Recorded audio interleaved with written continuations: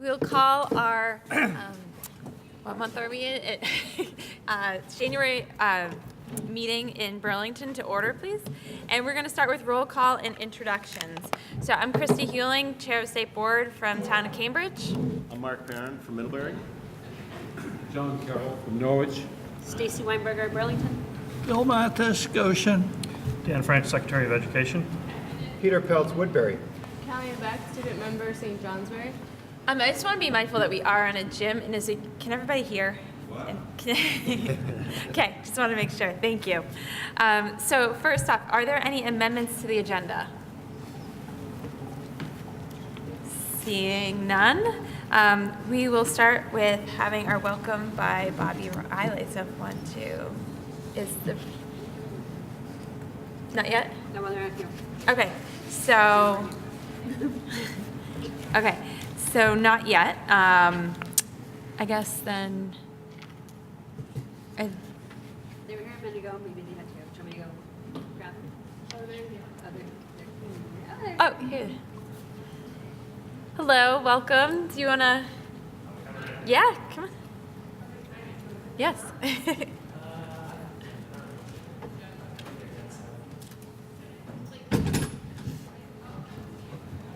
Hello. Hello, how are you? Good, how are you doing? Good. I'm Bobby Riley. I'm the principal here at the Integrated Arts Academy. That's Judy Klima. She's setting up the technology over there.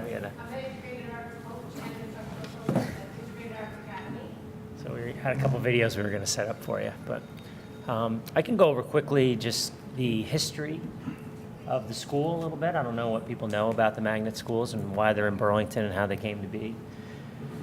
About 10 years ago, we're actually in our 10th year currently, and we were developed because of the need for socioeconomic parity in Burlington School District. The Old North End, which is a relatively high poverty district in the city, we found that, excuse me, my voice is a little scratchy this morning. I think I'm coming down with something. We found that there was a huge disparity between the two Old North End schools and the rest of the Burlington School District. So free and reduced lunch was hovering around anywhere from 95 to 99% in any given year at both what was Barnes at that time and Wheeler. And so there were a lot of discussions about how to create more parity. And we talked about redistricting, we talked about busing. That met a lot of resistance because people wanted to hold on to those ideas of neighborhood schooling.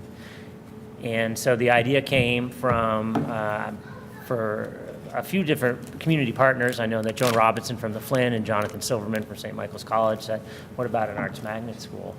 And as the name implies, the magnet is to attract people from other parts of the city to attend here. And in a nutshell and in short, that's been really successful in terms of the initial mission of the school to create that parity. It's been really successful. So right now we're at about, we do it a little different in terms of identifying the socioeconomic status. We don't look at income, we look at background, educational background. So if you have 2 or more years of college, we're assuming that that creates a little bit of a different home environment in terms of the access to language and maybe increased income opportunities. So there we're 50%. 50% of our families have at least 2 years of college or more. And we're about 60% free and reduced lunch with that. And what has happened is we're still serving the Old North End, which is great. We had about 200 students 10 years ago, and now we have about 300 students. So we're still serving the 200 students in the Old North End, but then we've increased by that 33%, and we're about 300 students now, and those students primarily are coming from other parts of the city, more affluent parts of the city, New North End, Hill Section, and the south end of town. So it's really been successful, and I think that the art speaks to people in that. Who doesn't think that their 5-year-old is artistic, right? My kid likes to sing, they like to dance, they like the color, they like to draw, they have imaginative play, right? And so I think it really speaks to people. It's very identifiable and tangible in terms of what you want for your child, what you see as their strengths as young children. And so I think that's been successful. We are the only school in the district that has a wait list. It's been as high as 96 students. I think we're hovering right now at about 40 or 50 students because people drop off. We have the highest class size in the Burlington School District, averaging just a little over 22 students per class. And so in all measures, it's a success. And if we look at things like test scores, those have gone up. Although we make it really clear that we don't put a lot of stake in the testing because of what it measures. The way our kids are learning is not the way they're being tested. And so we see a disparity there in terms of how they share their knowledge and express their learning and their ideas. But we do see improvements there. We definitely see tons of improvements in local progress monitoring, which is probably a more accurate measure too of a child's everyday skills. And then what we're finding too is students move on to middle and high school, that they're more engaged with their community. They're getting a lot of more social and community-based awards and being recognized for that service to their school communities. And certainly more of our students now, while we're not a performing arts school, students are more engaged in extracurricular activities related to the arts in the middle and high school, more so than they were a decade, 15 years ago. And so what I think we've done especially well at our school, and you'll see some of that when we see some of the videos as well, is I think the two most important things as a school community, of course the arts, that's our mission, and then pairing that with the social emotional learning of our students. We really make that a priority. We think that, and me personally, and this is what I share with my staff all the time, I think that when we talk about the achievement gap and why that exists and where it resides, I think it has so much to do with mental health and the social emotional well-being of students. And so we work really hard on lifting students up in that regard and helping them adapt and create skills in that area, in that realm. And we also look very closely at the social emotional well-being of the teachers. There's that old adage about, if the plane's going down and the oxygen mask comes down, put your mask on first before you help those around you, right? And so we really think that's important that our staff has that opportunity to have that social emotional connection for themselves, because it's tremendously hard work. Because of the mental health issues and the social emotional issues, they need to be able to adapt to that and understand it and be able to focus on it, because if they don't have that, then that directly impacts children. So it's so important, and we talk about that a ton. I think I was just reading the study from the National Association of Elementary School Principals a decade ago. Social emotional learning wasn't even in the top 10 things that are most important to elementary school administrators. Now it's in the top 3. So we can see that transition. That's just probably a comment on our society currently. But it's super important to have that focus, and I think we need to make it one of our top priorities in schools. And so we pair that very closely with our artistic experiences here. So, Judy, is there anything you wanted to add? Or? I missed the whole beginning of the run trying to. No, let's go. You can repeat. No, but I might add, as you take a few look at some of the 2 videos that we just want to point out. One of them is just a PSA about our school, and the other one is more of a thorough sort of explanation made by our teachers around what is arts integration. So we're going to play those both for you. And I'm going to turn the lights up so you can actually see the screen. Would you like to play a game? Do you know how we learn? Can you say it by name? Here at our elementary school, we stand with mighty teachers and principal whose flame is the bottled lightning we name. Is the bottled lightning. We name art. Art. Give us your painting, your drawing, your kindergartners and 5th graders. Kindergartners and 5th graders, yearning to learn free. Give us your music and dance, drama and play, and we can learn math, science, and history that way. Give us this chance to use our imaginations, and we'll work together to learn. Because when we're grown-ups, we'll need to earn a life, not just a living. That's what you say. So why on earth would we do it any other way? Integrated Arts Academy, art is education. And I think that video is pretty representative of our that you do every day, maybe like writing, and taking our demographics.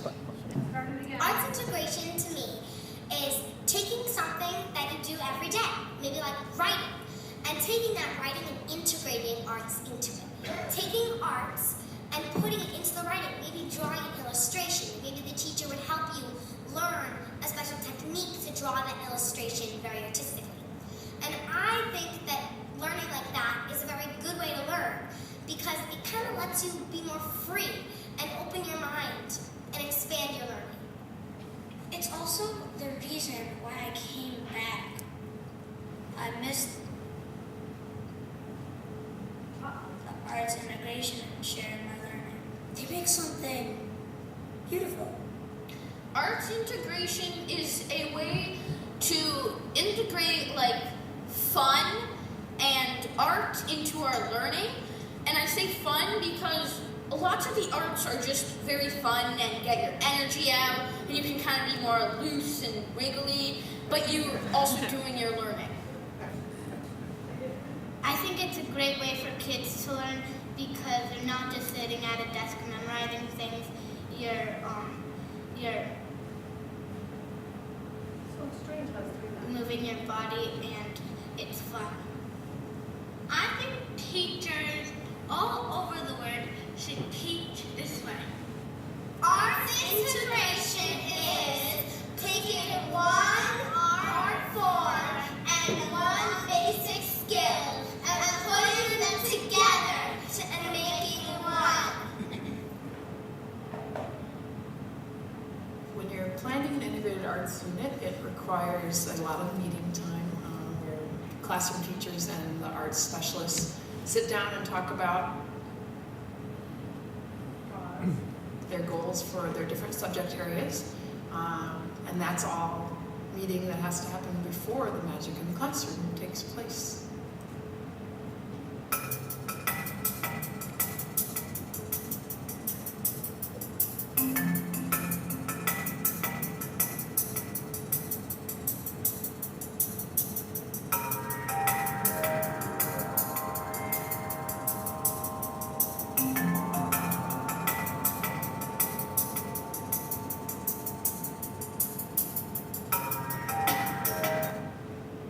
I think what's happening is there's one in the gym.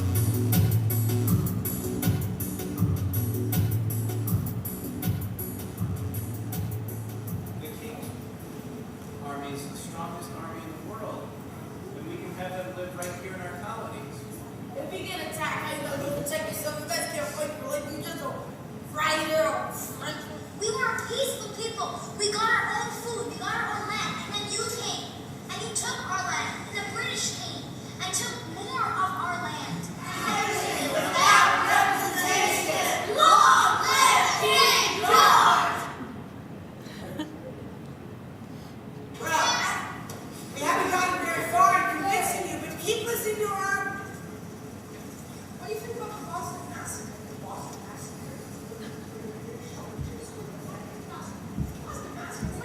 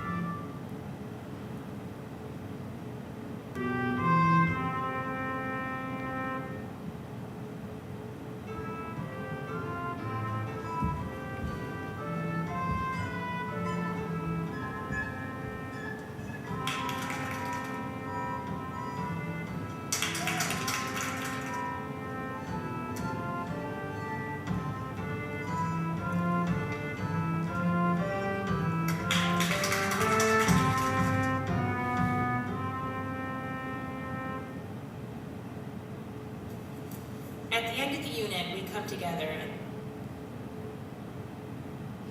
discuss how we're going to assess our students, both the core subject and then the art field. It can look anything like as a checklist, a rubric, a written assessment, an informal critique. It could be a public performance. But we come together and look at specifically where their skills have grown in both of the two subject areas. They make something beautiful.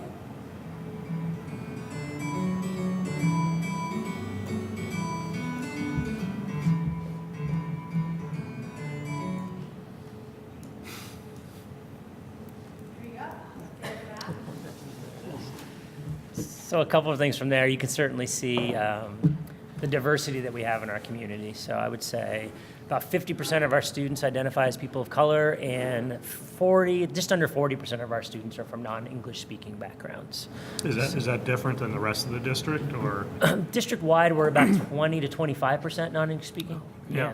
But yeah, and then I'm not sure the demographic. It's certainly lower than 50% in terms of people of color across the district. Yeah. I think it's about 45%. Is it 45? Yeah, I think so. Yeah. And then you could see too how a lot of what the students were speaking about in that was engagement. So I think one of the best data points we have in terms of that level of engagement is office discipline referrals, that when students are disengaged, that's most often when behaviors become an issue and those behavioral needs arise. And during arts experiences or arts integration blocks, it's like 3% of our behavioral referrals and office referrals. So I keep telling my teachers, let's do it all day long then, right? Let's just blow it out of the water, and that's what we do. But certainly, and it creates a level of engagement, and you could see it in the video too about how students were engaging and the skills that are embedded in that, in those opportunities. Collaborative work, curiosity, creativity, that risk-taking. It just develops really important skills, not only for schooling, for just good human beings. So that's where we see a lot of the arts engagement and connections to outside skills and the skills that are developed just for humanity, being good people. That's true. Yeah. And one of the other things that's true about our school that's different, I think, from most schools is we have a lot of really strong partnerships with outside organizations, specifically in Burlington City Arts, the Flynn Center, Lake Champlain Chamber Music Festival, Young Tradition Vermont, but even wider, it's the Vermont Arts Council, it's just sort of like a coming together of a lot of organizations that clearly have a mission of learning through the arts and using the arts as a way to enhance your human life and why it's so important. And so we're lucky in that way and fortunate that a lot of the programs that we do have here at school are sponsored and in part by the very strong partnerships that we have. We have a strings program in grades 3 through 5 through the Lake Champlain Chamber Music Festival. I think we're the only school in the state that has an elementary age strings program in school. They have 2 30-minute lessons a week. We have a drama teacher at the elementary school level, and that's something that we've been working hard at. It's the first year we actually have one, but we continue to push for things that really support our mission. We also have a dance program and an integrated arts program with music in addition to our music program down in our K-1-2 classrooms, because we know that by the time they get to 2nd, 3rd, 4th, and 5th grade, they do a lot of integration in the core art forms, and they needed to build some skills before they get there. So we have a variety of programs that aren't usual. How did you build political and financial support for this program to go, and how long did it take to get it going?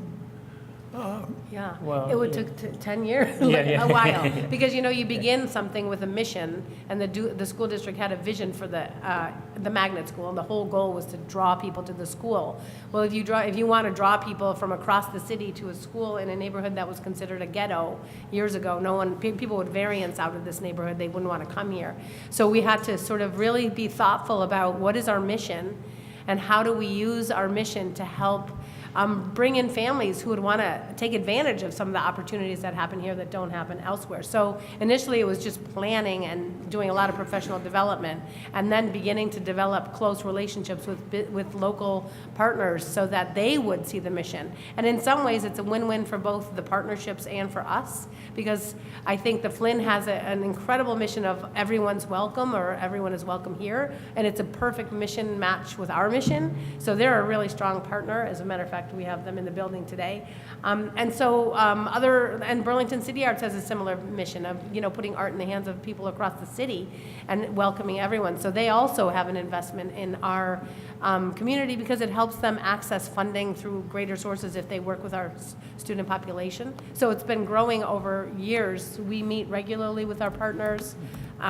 They're a strong part of what we do. We use them when we plan professional development and other opportunities for our teachers. So it's been building over years, and it's taken years. Okay, Peter? So I have two questions. One is, at 300, you're at capacity. And the second question is, could you describe, you're a community-based school, and I'd like to know just what that means in terms of how you interact. I remember I was here, and you have a room that you let people use and at no charge and stuff like that. Can you sort of flesh that out a little bit? The first question, we're just about at capacity. I think currently we just have room in third and fourth grade right now, and just a few spots in each. And in terms of the community partnerships, I think that speaks to your second question. We want to see how schools contribute to the vibrancy of a community. It's so vital. Right? I think when you go to pass budgets, people who don't have children will think, well, how does the school impact me? And quite honestly, schools lay vacant on evenings and weekends, right? And so we have ways to bring people in and engage people with the school in some way. We do that oftentimes through arts organizations that are using the school after hours. 5 days a week, the Nepali dance groups here, we have a couple different dance troupes that use the school, drumming group that uses the school. But whenever we can open it up to the larger community, the better. That gives opportunity to say, here's what we're doing as a school, here's how you can connect to this organization, even if you don't directly have children involved. Can I add to that? Sure, which is, we also do something where we have weekly all-school meetings on Mondays and on Fridays. And on Friday at our weekly meeting, all-school meeting, once a month we bring in an engaging performance. And that's open to anybody in the community, and oftentimes community members will come. We have up to 50 parents on Monday mornings here staying with our all-school meeting and on Friday afternoons, which brings in and opens the community up to sort of come in and see, be exposed and see some really intimate performances here in the gym with others. And so we provide a lot of opportunities for our community, not just our school community, but the extended families and friends to come to the building as well. So there's lots. Pardon? You still have the dental clinic? Yeah, we still have a dental clinic. We have a healthcare center. We have, like Bobby said, there's meetings that happen here for lots of different organizations outside of the arts organizations. We do something called an arts takeout night, and in that night we invite community and family in, and we have local organizations and even businesses that don't normally partner with us because it's a huge turnout, and parents and family and kids come to the community. Thank you. Thank you. Any other? Well, I think Bobby spoke to it a little bit, but I think the commitment on the part of the leadership to provide staff development and staff time. I think as we've heard from schools about with mergers, what does this mean and how do we do it, and proficiencies and graduation requirements. Can you speak a little bit to what did it take? Because arts integration, it's not something you can create passing in the hallway, do you want to do this today? What did you have to do to kind of bring, and also because the idea changed over time. You had teachers who had been at the school for a long time before it was a magnet school. So can you just talk about the staff development? Yeah, well, I think initially we worked, again, the issue of partnerships can't be overstated. So we worked with partnerships originally, the Flynn Center and St. Michael's College, to provide graduate courses.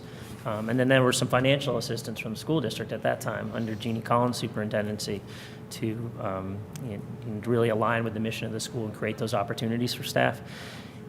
And now that needs to go ongoing because we have had turnover.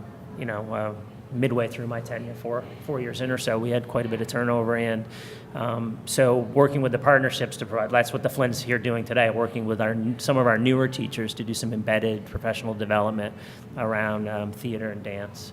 And so we just have to, and then Judy's position is vital in that regard as well. So in terms of what the district provides for financial support at this juncture is Judy's position. To provide that continued instructional coaching model for the arts integration piece. And then this year they picked up the tab for our drama teacher as well, but that's typically over the last 6 years been grant funded, so we've been writing grants for that position. But so having those experiences, we also have a model here. We have arts integration blocks where teachers and specialists, the art specialists, co-plan and teach units together.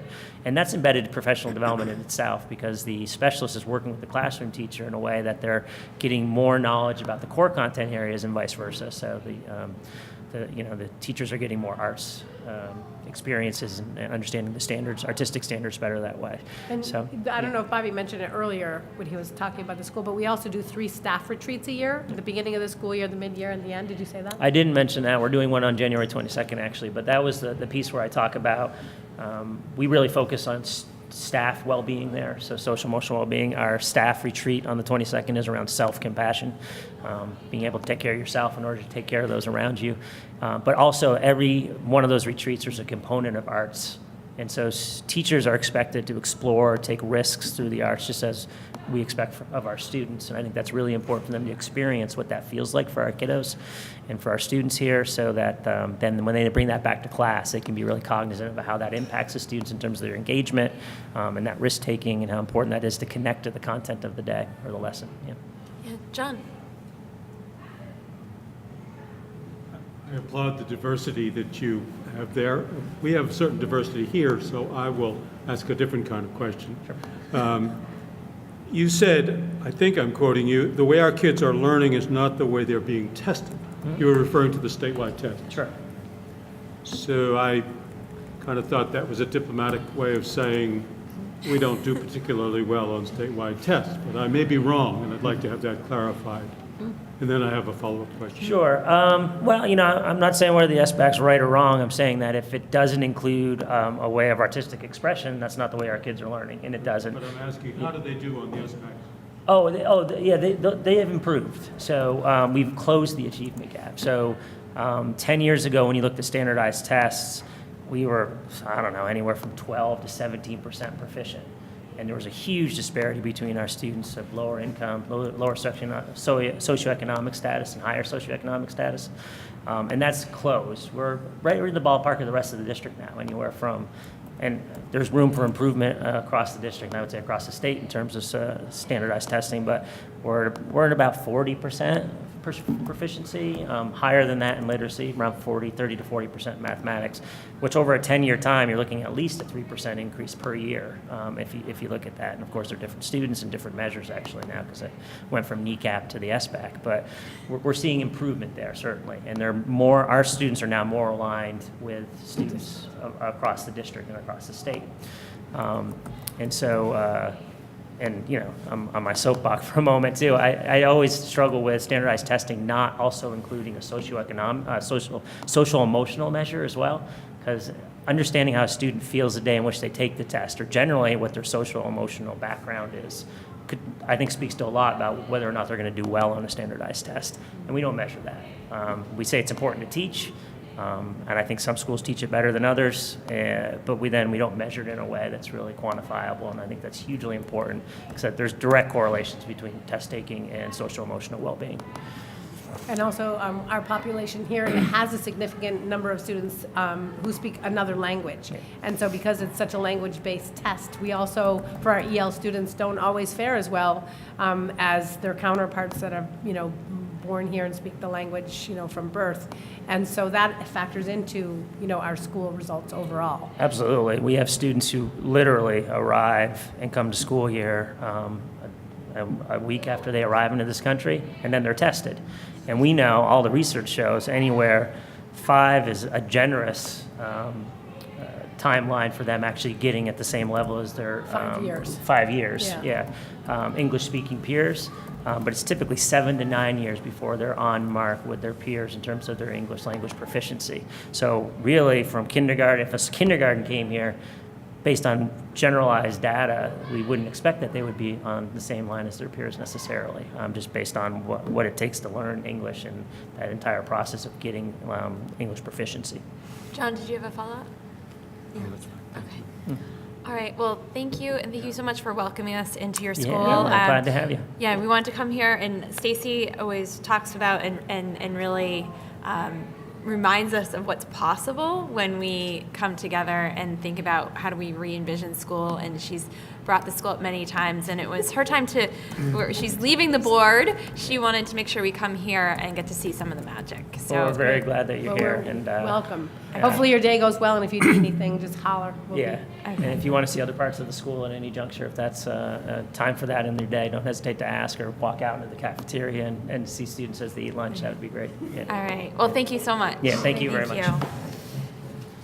All right. So, moving ahead, we have we're going to start our work with the Education Quality Standards Review. And so, if we could take that out, that is item C in your packet. Just grab this. This came about at our last meeting. We talked about some of the directions that we want to go, and one of them was making sure we're reviewing the quality that we have, that we've set aside for what we believe students should have in the state of Vermont, and where that's held is the education quality standards. And in that review, I know the agency is going to be prepared next month to give us more data.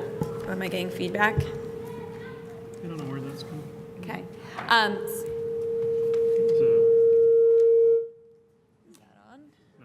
Okay. Is there a little, hold on, little technical difficulties? It's not on. I think it's they're tweaking with the speaker.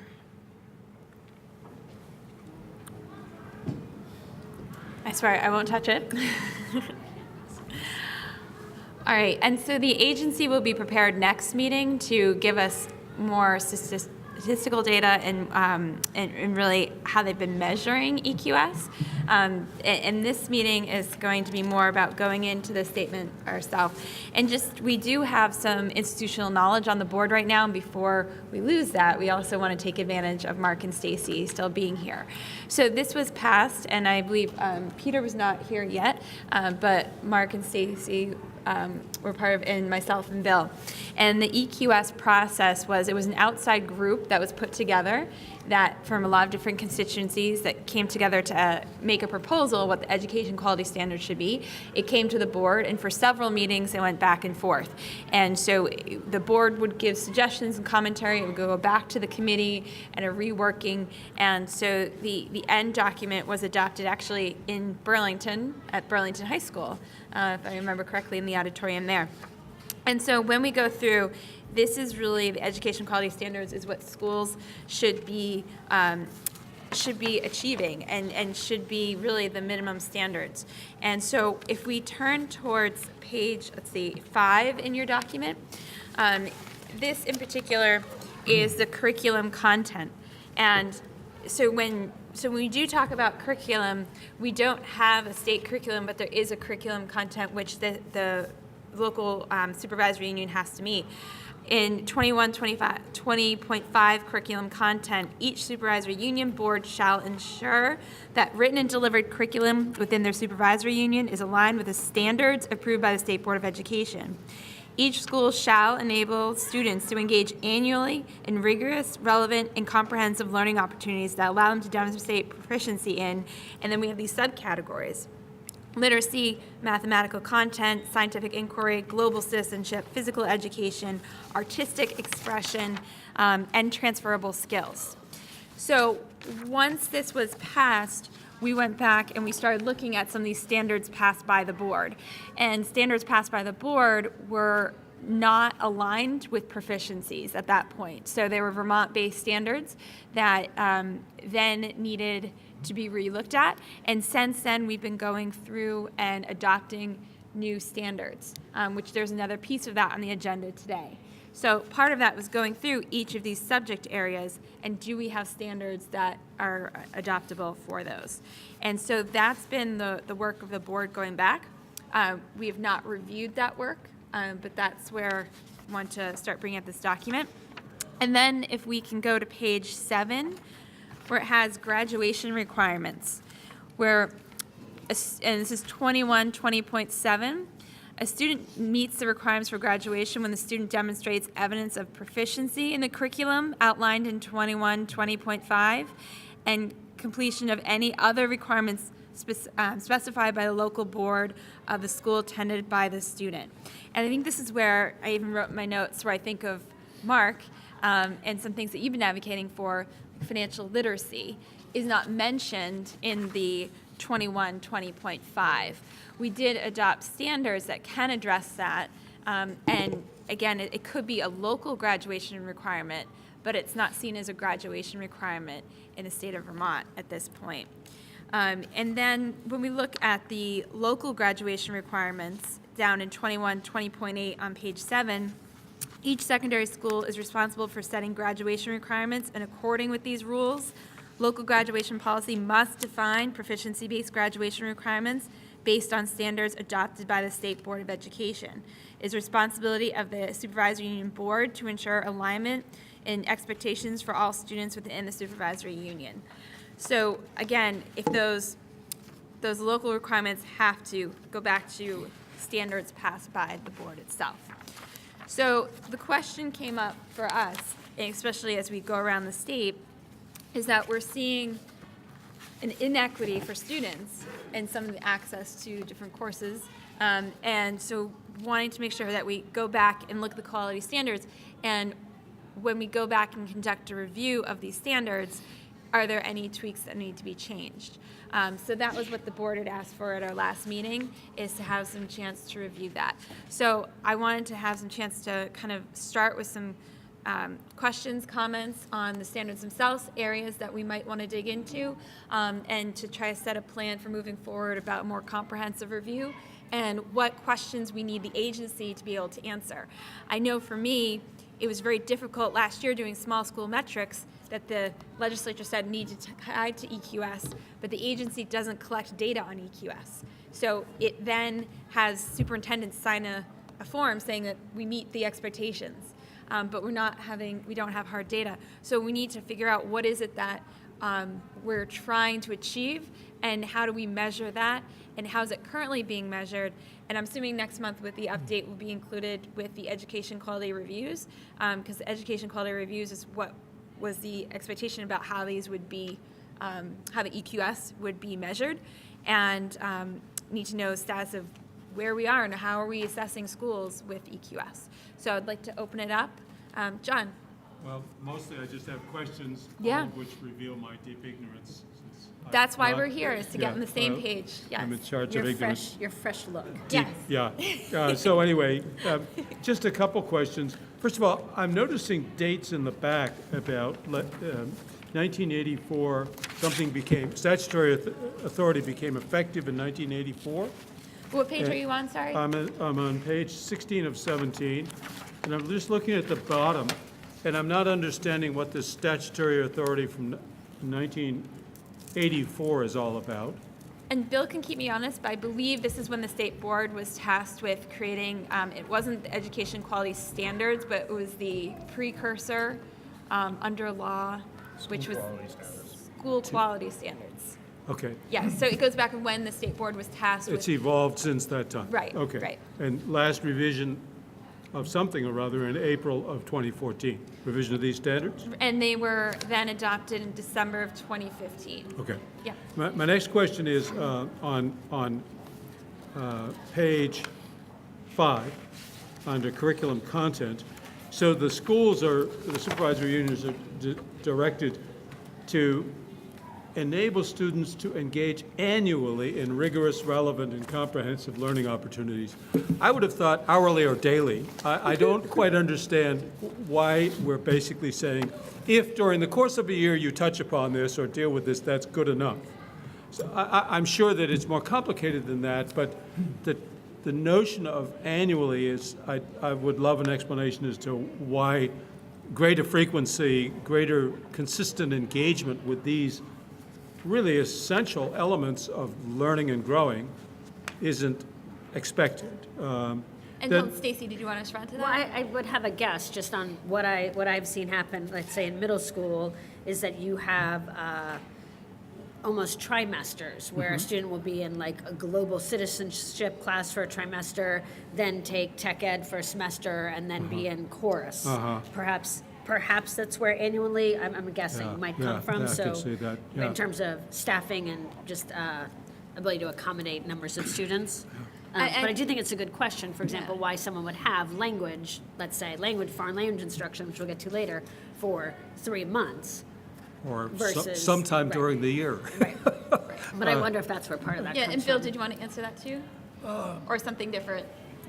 Actually, answering the question is answered on page 17 of your book here, which, and the state law says the school at least annually reports student performance, blah, blah, blah. And my question is not, is it done every hour, but what is the status of the annual reports and where are we with that? I just don't know. Dan, No, I think it's, I think what I try to do at the next meeting is to present to you where we are with terms of how we envision capturing data on this. But I'm reading the statute as well, and I would suggest my initial reaction is perhaps the annual is supposed to be coincidental with the board's requirement to report, but perhaps the statute was never revisited relative to the new, new approach to quality versus school quality. So it's a good question. John, Just yeah. a few more, just an observation about each secondary school board is responsible for setting graduation requirements. This sort of in the line of Dan's recent work with the blueprint. Why do we need every individual district determining what graduation requirements are? That, I know that that's not a central issue to this standard, but it's something that I wish the board could take up and say, are every locality so unique that they should have the authority to determine graduation requirements uniquely? And Bill's looking in the green book to point you in the direction. Well, and I understand the state has bought into this, and I'm not faulting this board, but I'm raising the question as a matter of policy. This board, if it so wished, could go to the General Assembly and say, you know what, we need to change this. And we propose that you do so. So, in other words, all I'm saying is, if we're to be policy mavens for the state about education, then part of our work is to see the way policy needs to be modified in order to improve the effectiveness of our educational system. But I think that would take then is for us to do a really deep understanding about what the standards, what the curriculum content expectations are that's written down. Are schools meeting that, and is it happening in an equitable way? And if it's not, then I think we need to think about what is the solution to that. So I think, again, that getting that data about, are all students getting opportunities? And I think diving into what does that mean annually in different areas in different schools. And if we see that inequity, that's where we need to think about a policy. Well, that's one way to approach it, is sort of diagnostically, if you will. The other way to approach it is conceptually and just say, isn't this an artifact from another time? Why do you need 140 different graduation requirements? I was just going to invite Peter to comment as well. Just in terms of providing my perspective on the context of this change. I wasn't, directly working with the state board, but when I heard 2014, it just reminded me of, perhaps to refresh people's memories a little bit, of how we ended up with this. Around 2007 or so, there was a transformation retreat in Vermont, and I know Jeff Francis was there. I was there. I believe Peter participated as well. It was held at the Grafton Inn, about 30 some odd participants, and I don't think we were really sure about what we meant by transformation, but one of the outcomes of that initial meeting was the formation of a transformation policy committee, which then created a report. And in that report, I think you find the strands of pretty much every policy initiative in the state that we're wrestling with today. One of the indirect offshoots of that was the governor's appointment of the secretary as opposed to the commissioner of education. But there were major policy outlines including governance reform. One of the centerpieces, if I remember correctly, of that document was the move away from school quality standards to the articulation of education quality standards. And this is the regulation that we're looking at today. The school quality standards I would say and could be characterized as being inputs, a delineation of inputs. Education quality standards are more focused on outputs. So the question is, when we had the delineation of inputs, we established, in the case of graduation requirements or standards, basic state-level graduation standards that had to be achieved in order to hand out the Vermont diploma at graduation. And then local graduation standards were always perceived as being addition to that. So the base graduation requirements as articulated in the school quality standards were established, like you're saying, sort of across the board. And then locals always had the authority to add to that. So if they wanted to add financial literacy, they could certainly do that, but the baseline requirements were articulated in regulation as inputs, school quality regulations. And just to add to that, what changed with this document beforehand, it would be that you need 4 years of English, you need 3 years of science, 3 years of social studies. Right. But with Act 77, it changed the language and said you could no longer do graduation based on Carnegie units. So with that legislation, that's what sparked the revision of going back and looking at this and as it's now as a proficiency and in what areas. So it doesn't prescribe how many years that people are being told that they need to pass a class. So I think, when talking with Krista, I think, just my perspective is time to look at this to see how it's doing. Yeah. Certainly, I think part of Act 46, we've heard different approaches to doing this. I was visiting Cabot yesterday, became more familiar with their project-based learning approach. So there's lots of different approaches to meeting the quality standards per se, and they're certainly less prescriptive than the school quality standards were. But I think it's an open question to how well it's working, and is there room for improvement and so forth. I think part of the base information, other than this narrative, that you need to kind of move forward is to hear like how we're envisioning capturing the data, and that's next month's presentation. And there's certainly some interface with federal law on that, but I think it's a good time for this entity to take on and revisit this question of how we define quality and is it working, and to hear from the field and how it's going. And so that's where, and just so when you lay out and you look at the dates in here, our first graduating class is next year. Not this year, but the following year. If you're graduating the state of Vermont, it's supposed to be based on proficiencies. So, and Mark's smiling over there. And so that transition, and how is that transition going?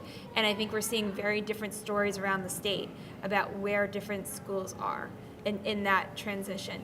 Especially I can speak to being in a high school right now. We have certain students earning credits and certain students earning proficiencies that are in the same class. Because when you have a mixed class, so if I teach a class that has sophomores, juniors, and seniors, my sophomores and juniors need to collect proficiencies, and my senior needs to get a credit.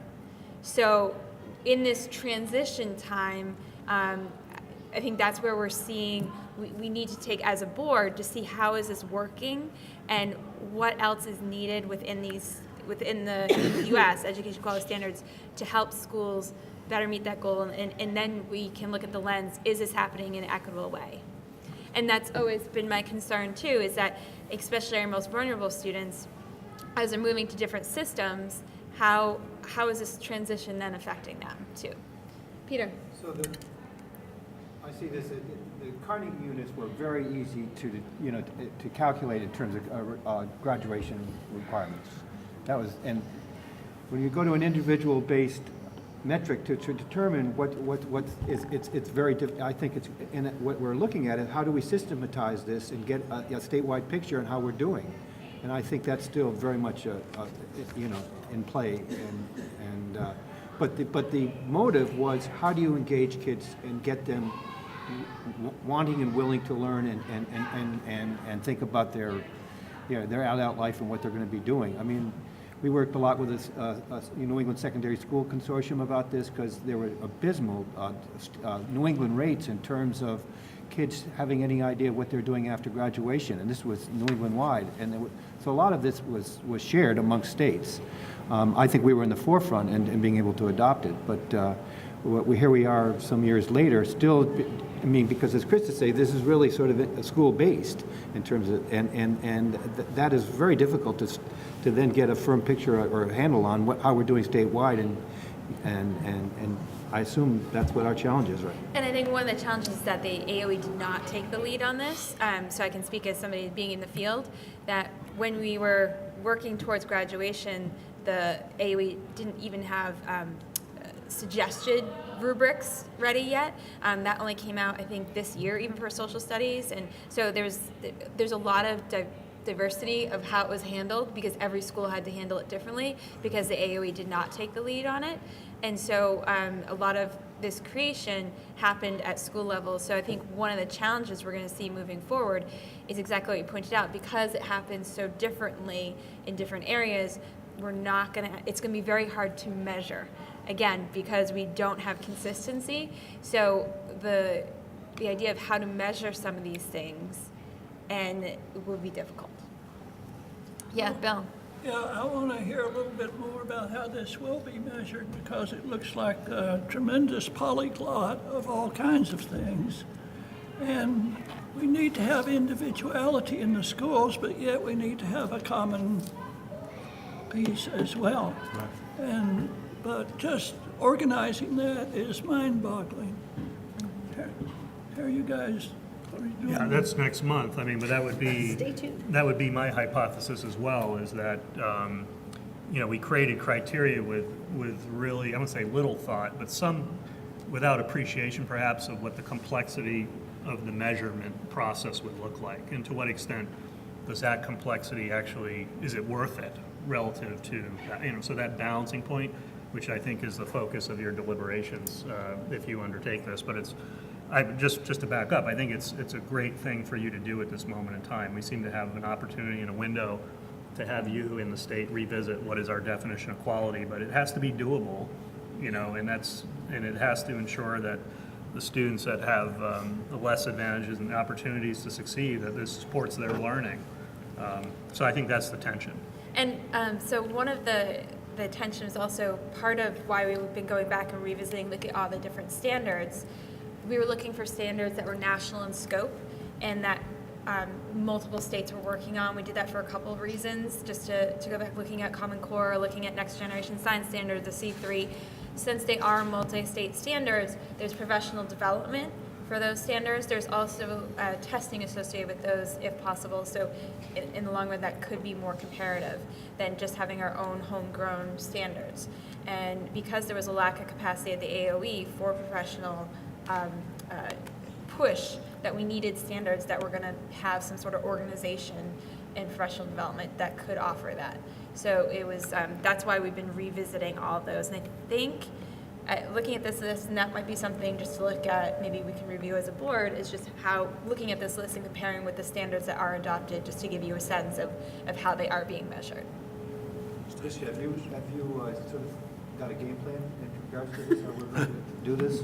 I'd like to think I have one, but I just want to get a feel for where people are at. I don't know, I feel like I need to know where people are and where the interests, and that's what this was about, and that's why I asked Dan, and he's like, well, I think I need another meeting before we can start talking about there's how one we- more, my hope is, I think Yeah. there's one other chunk of knowledge you need to sort of engage in this, and that is to understand where the measurement piece is today. And then I think you start to, my hope would be to start to surface questions, and then we can strategize how to design a process for you to, if it's something you want to do. Yeah, Stacy. I'm sure everyone knows this, but I think there's a piece of me that's also like, oh my gosh, don't touch this. Like, we're finally at the place where we might be able to start to measure, because we might start to get some data, and I just would like to add that word of caution. While I'm sure we could all find flaws in this in ways that we wished it was written differently or could have been done differently, we have a hard time moving or having people believe that we are setting good policy when we're constantly adapting or constantly changing it, even if we're trying to fine tune it. I'm not saying we should never touch it, but I guess I would just add a plug for, like, if you're saying within your school you are still straddling two systems, Yep. I think we also just need to see something play out a little bit before we start with massive retooling. Right, and I think that's just as a cautionary, we've not even graduated a class using this system. And when we talk about initiative fatigue, it's when you say you're going to do something and it lasts a half a year. And that's when, I think that's what we're running into a little bit right now. Like, really, our proficiency is going to stick? What's next? And so, and that's where we're seeing it roll out very differently around the state. And so some systems have taken it full on, have gotten rid of report cards in the traditional sense, have gotten rid of grades. A report card would look very differently than what maybe you got as a report card when you were growing up. And so some systems, I think it was Northfield that came and talked to us last April about their system and how, if you remember, they got rid of their whole report card. They have one report card for K through 12, and it's where you are on that continuum. It's very different. So I think that's where it's the inconsistency right now. John? Just back to the question of, so this was 4 years ago, but it was, and we're still thinking about how would we go about measuring this. I guess I want to make a pitch for something that's just gospel belief in the private sector where continuous improvement is driven all the time. That you don't do it unless you can measure it. Because if you can't measure it, how the hell will you know you're succeeding? You can't rely on anecdotes. You know, customer calls up, says I had a good experience, another one calls up, says I had a bad experience. That tells you nothing. Data tells you stuff. And so the question gets to be, when we create new policy, which is what this amounts to, I would advocate that we, in parallel and simultaneously, have a system of measurement that will tell us whether we're succeeding or not and to what extent. And that was with the Education Quality Review. Yeah. And so that was what was created as a parallel to this. We actually used to have a committee with the Education Quality Review Committee that worked with that. Right. And so I'd say that rollout hasn't really come to fruition. Right. So we had a system in place, and that was what was measuring it, and then it would be put off for certain years, and so we're not seeing that. So I think we need to look at, well, how is it currently being measured? Is it a problem with the way things are written, or is it the way things are being measured? And that's, I think that's where our conversation, not being too preemptive of what it is. One other question I did ask the secretary is when he comes to us next month, is there are places in here where schools can get waivers, for if you can't achieve this, you can then get a waiver from the secretary. And my question was, well, how many waivers have been given out? And there was no answer for that right now.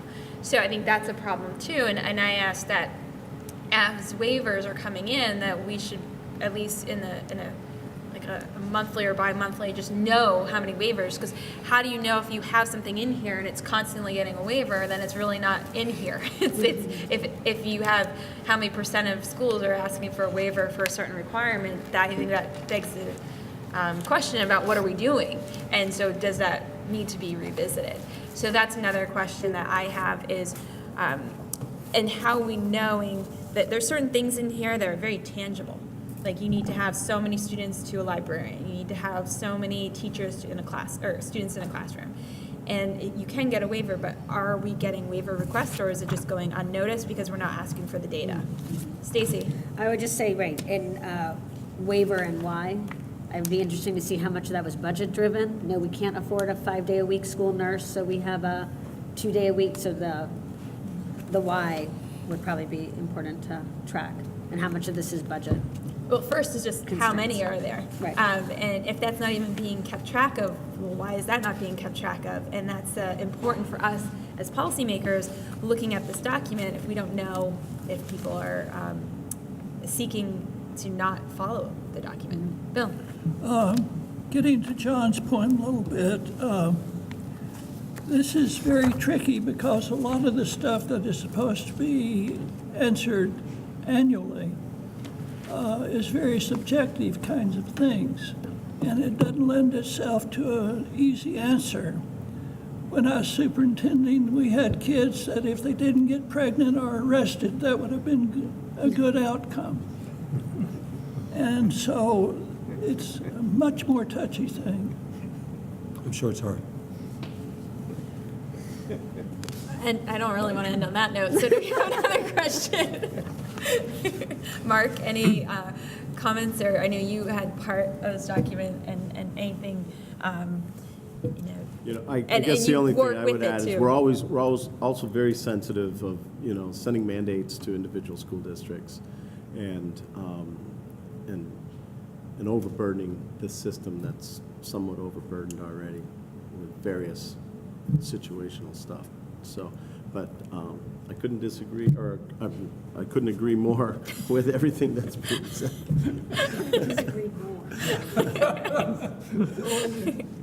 I guess, and Mark, could you just give us your perspective as a board member in how this document plays into budget making and making decisions at the local level? Because I think that's an important perspective that I want to make sure that we have that sense. Right, and so, once again, I think it goes to, the burden is on the supervisory union or school district to create curriculum, and so you're somewhat at the mercy of how functioning your supervisory union works, and the leadership of that supervisory union, and the more districts there are within a supervisory union, the more conflict you can have at the supervisory level in terms of different school districts having a common goal or vision in terms of where you want your students to be.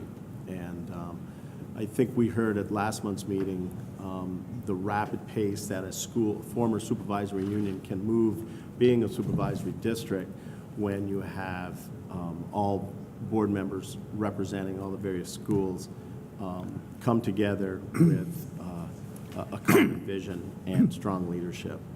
And so I think, that's, and I think this is an example as well in the Burlington School District. If Burlington School District 10 years ago or 12 years ago, when the idea of a magnet school came about, that it wouldn't have happened if you were dealing with separate school districts. So I think our challenge as a board is to realize, I mean, it was our challenge all along with Act 46 anyways, to realize that we have different places around the state that have different challenges facing them, and to come up with one document that satisfies all needs is extremely challenging. But that's our task, and I'm pretty frustrated to know that we don't have some of the data points that we hoped we'd have by now. So, in terms of tweaking something that we haven't even gotten the data points on. Exactly. Is, I mean, I feel like, I'm John Carlson, well, don't waste our time, That's a good impression. Maybe not quite. But, I don't know, we'll see. Okay. And I think that's where, wanting to make sure, that's what I was saying with John earlier, that we have some data to see how this is rolling out, and really making sure that we're asking the right questions so we can get that data and have a greater picture of what quality looks like. And I think what spurred that on for me is the Act 46 meetings that we had around the state and hearing such different experiences for our students. And I think if we can keep pushing those questions, we might get to a better policy. Bill, did you have another question? Just one thing. Yeah. Off the Act 46 hearings, we saw a lot of differences between schools, and there's some subjective stuff that can only be answered, I think, by being in the place or having structured interviews or something. It isn't all empirical, and it's going to take a lot of capacity to do that. And that's a question for Dan, is where do we get the capacity to do this? And there was, and I'm forgetting the year right now, but there was a grant from the state. So the state gave a bunch of money to the AOE to work on the education quality reviews. And so that way we're capturing not just the hard data, but some of Bill was talking about the idea of what makes a school is not just a stat. It's it's the idea about community and feeling. And so how do you measure that? And so that was the idea about getting the grant from the state and moving in that direction. Any other thoughts? And Callahan, any thoughts from a student perspective at all? Okay, so I see a lot of reasons to kind of give this more time and find more data, but then I also find reasons to look at it more, because just looking at the curriculum content, I just don't see a distinct category of just really preparing students for life after high school, or like just post-secondary education life. Like, obviously I love financial literacy. Like I just don't really see that in here, and just like in transferable skills, there's economics, but I feel like it needs to be its own distinct category. Just really making sure that schools are preparing their kids outside of just reading and writing, just on how to have a successful life outside of the classroom. Well, I think what you heard even this morning, that social emotional piece. Yeah. The idea of well-being. So, I mean, that's where, I mean, it doesn't mean we can't have those conversations about what's missing from this document. And then even asking the question, well, if we identify what's missing, how are schools addressing those issues? Yeah. Are those in local standards, or are they just missing? And so that, I think, is a really good thing. I mean, it's hard because then when you start making a list of, well, what life skills do you want your students to have? And I know that happens, I'm not sure about your school, but my school, we do that through advisory. And we actually have students tell us what they want for life skills, and we teach mini lessons about those life skills. So things like even changing a tire. But I'm not sure if we need it in this document that everybody should know how to change a tire to graduate. Like getting that specific, but how do you acknowledge some of those life skills that we do want students to have? And I do think the big one missing is the financial literacy. And I think the one that will be, we should have a conversation about is the legislature is already looking at ethnic studies. And it's a bill that would look at diversity, and maybe that's a missing piece in the curriculum content, because right now, like you said, that's non-existing from this. So that may be coming up, and we can talk about that when we talk about the legislature. Anything else? Yeah, Bill. One little thing. I don't think we should forget about democracy when we're looking at school evaluations and what the community is. With the change in the boards with Act 46, there's a lot of questions among some people that we aren't having the kind of local involvement that we should. And when we look at the special education thing in the advisory committee there's a question if that's going to be there. So if we don't involve the people, we're going to lose the whole game. Okay. And so I guess this moving forward, we're going to be looking at this document next month. Dan and the agency is going to be prepared to tell us how this is measured currently and where are we in that process. Any other questions that needing a little bit of time to dig into for a month? Any other questions about this document related to data that you want the agency to think about while they're preparing their presentation? That would just be helpful. Mark? Well, I know that one of the things we talked about a few years ago when we were starting to do this was, just getting data from all the schools was a challenge. And with larger school districts, we can report, we can see that data, whereas before that, a lot of that data is hidden. So I'm hoping we'll address that as well. Yeah, I was going to give you a summary when I hear, or I was talking with Krista about what this presentation would be. It would be an update on the education quality review process, where we are with that. In particular, as I said, there's an interface with federal law and Every Student Succeed Act. And then also with that, it's kind of hard to talk about that without also talking about our initiative for the state longitudinal data system, which is a first of its kind sort of approach. And just to give you an update on all that, and what I think after that you'll have a composite view of what this is. And to Stacy's point, I'm not necessarily advocating for you to tweak this per se, but I think it would be useful to have the state board start to ask questions about it and highlight it through your the public role that you have to shine a light a little bit on what's going on and get an update. Will you have that at for our next That's meeting? what I was thinking about for the sort of part two of this sort of introductory background information for you to deliberate on the quality conversation. And we will get an update under item F with the small school grants, because that does come into play with the ESSA and dashboard and the delay in the data. And again, so that ESSA came in the middle of the education quality reviews. If you remember, like that was when they were coalescing what education quality reviews would look like, and that's where it took a little bit of a change, and it worked in what was needed under ESSA, and then what was sort of the Vermont requirement. That was a yearly dashboard, and then the once every 3-year visit. So that's why we have the two sort of how to address the new federal requirements along with the Vermont, so what we want from our students, not just a test score, but that qualitative piece. All right, with that, We are actually right on time, which is amazing. So we have time for public to be heard. And do we have any public that would wish to be heard today? So if we invite, you can come on up, please. Good morning.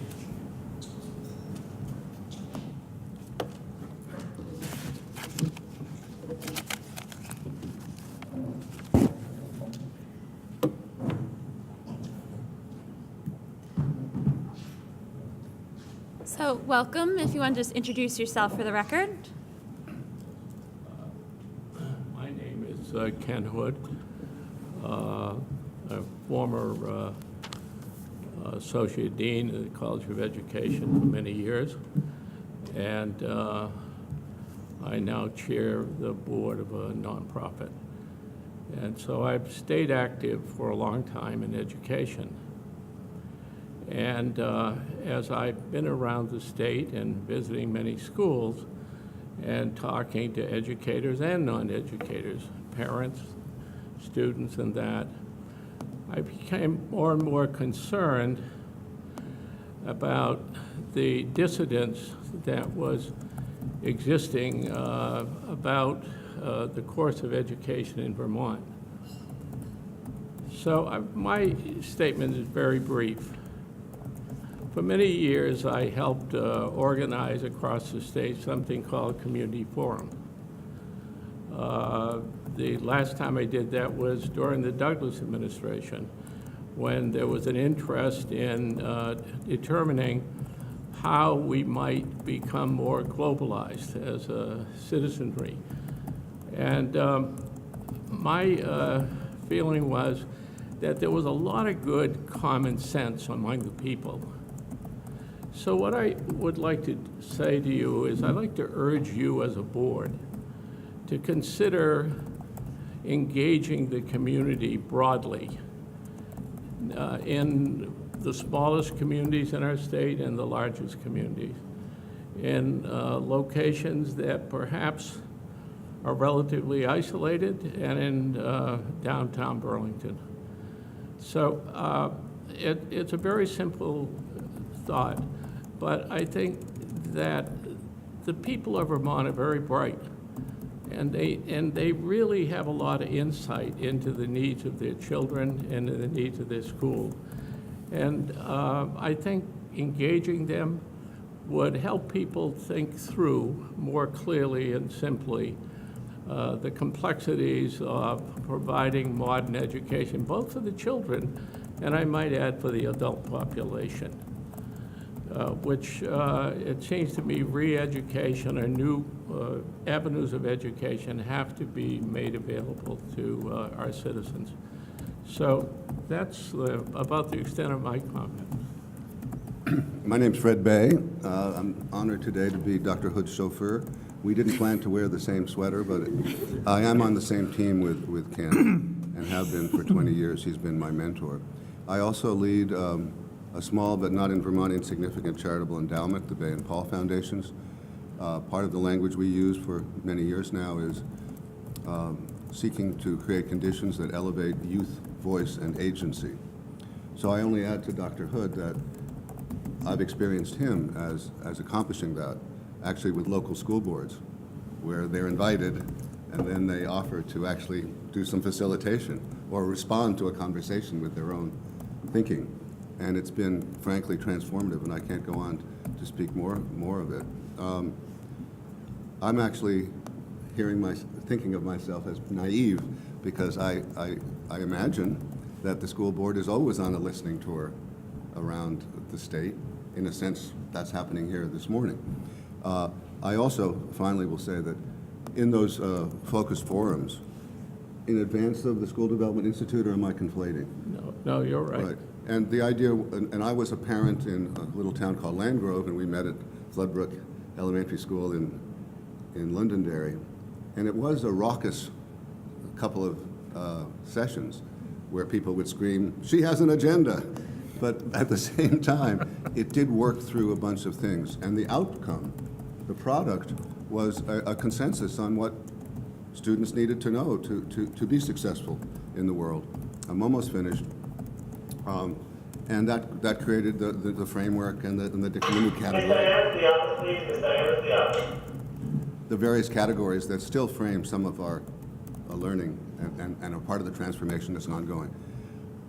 I said I'd stop. The only thing that I'm feeling, and I've had the privilege of speaking with Bill Mathis repeatedly over the last few years, not enough, Bill, but a bit to really get me thinking that there is more needed, there is more engagement. And the thing I can't stop speaking without mentioning is just to return to youth voice. I work closely with Helen Beatty. Some of you know her. She's had good relations with not only the Agency of Education, but Health Human Services as well. And she's a pragmatic idealist and a great visionary. But when you see the work that she does in, we don't want to say empowering because we don't want to be the one conveying power, but elevating that youth voice and agency, it can be transformative. And then I leave you with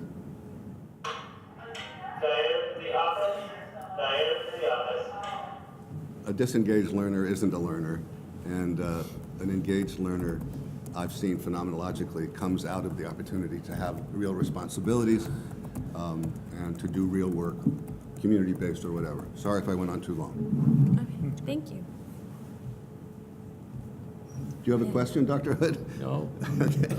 All right, thank you so much. Thank I think you. we've Thank you. other people that want to have public comment also. Oh, there are other people that wanted Yes, public okay. comment too. I just wanted to fully disclose that Dan French was also superintendent of my son-in-law, Peter McCostas. Uh-oh. He's a good man.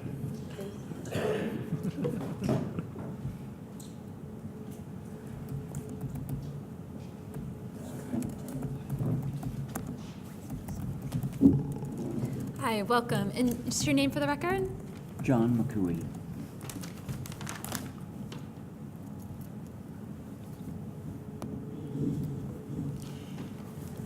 Members of the Vermont State Board of Education, Secretary French, staff of the Vermont Agency of Education, thank you for giving me the opportunity to address you briefly today. My name is John McCooey, and I speak on behalf of the Mill School, a proposed therapeutic independent school in Essex, Vermont that is ready to begin accepting students.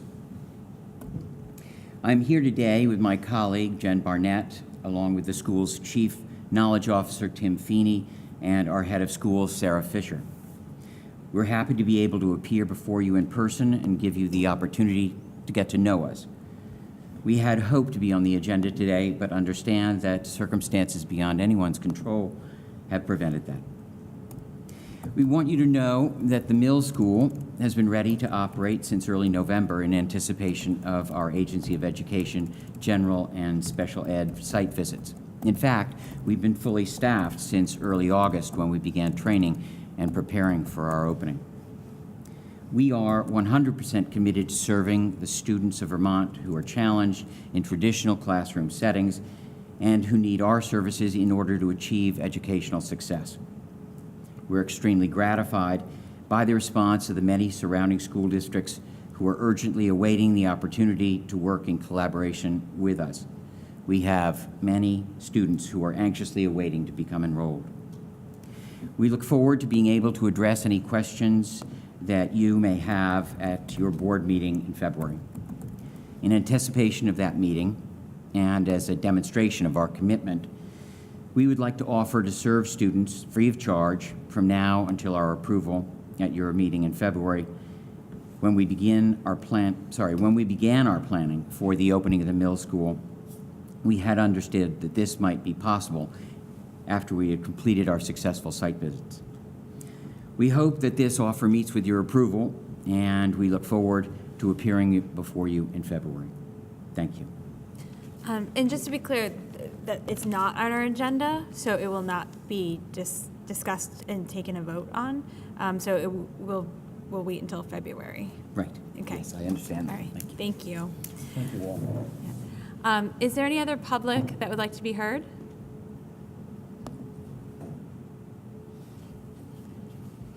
All right. So we will take just a 10-minute break. And so we are at 10:30, so if we can come back at 10:40. All right. Thank you.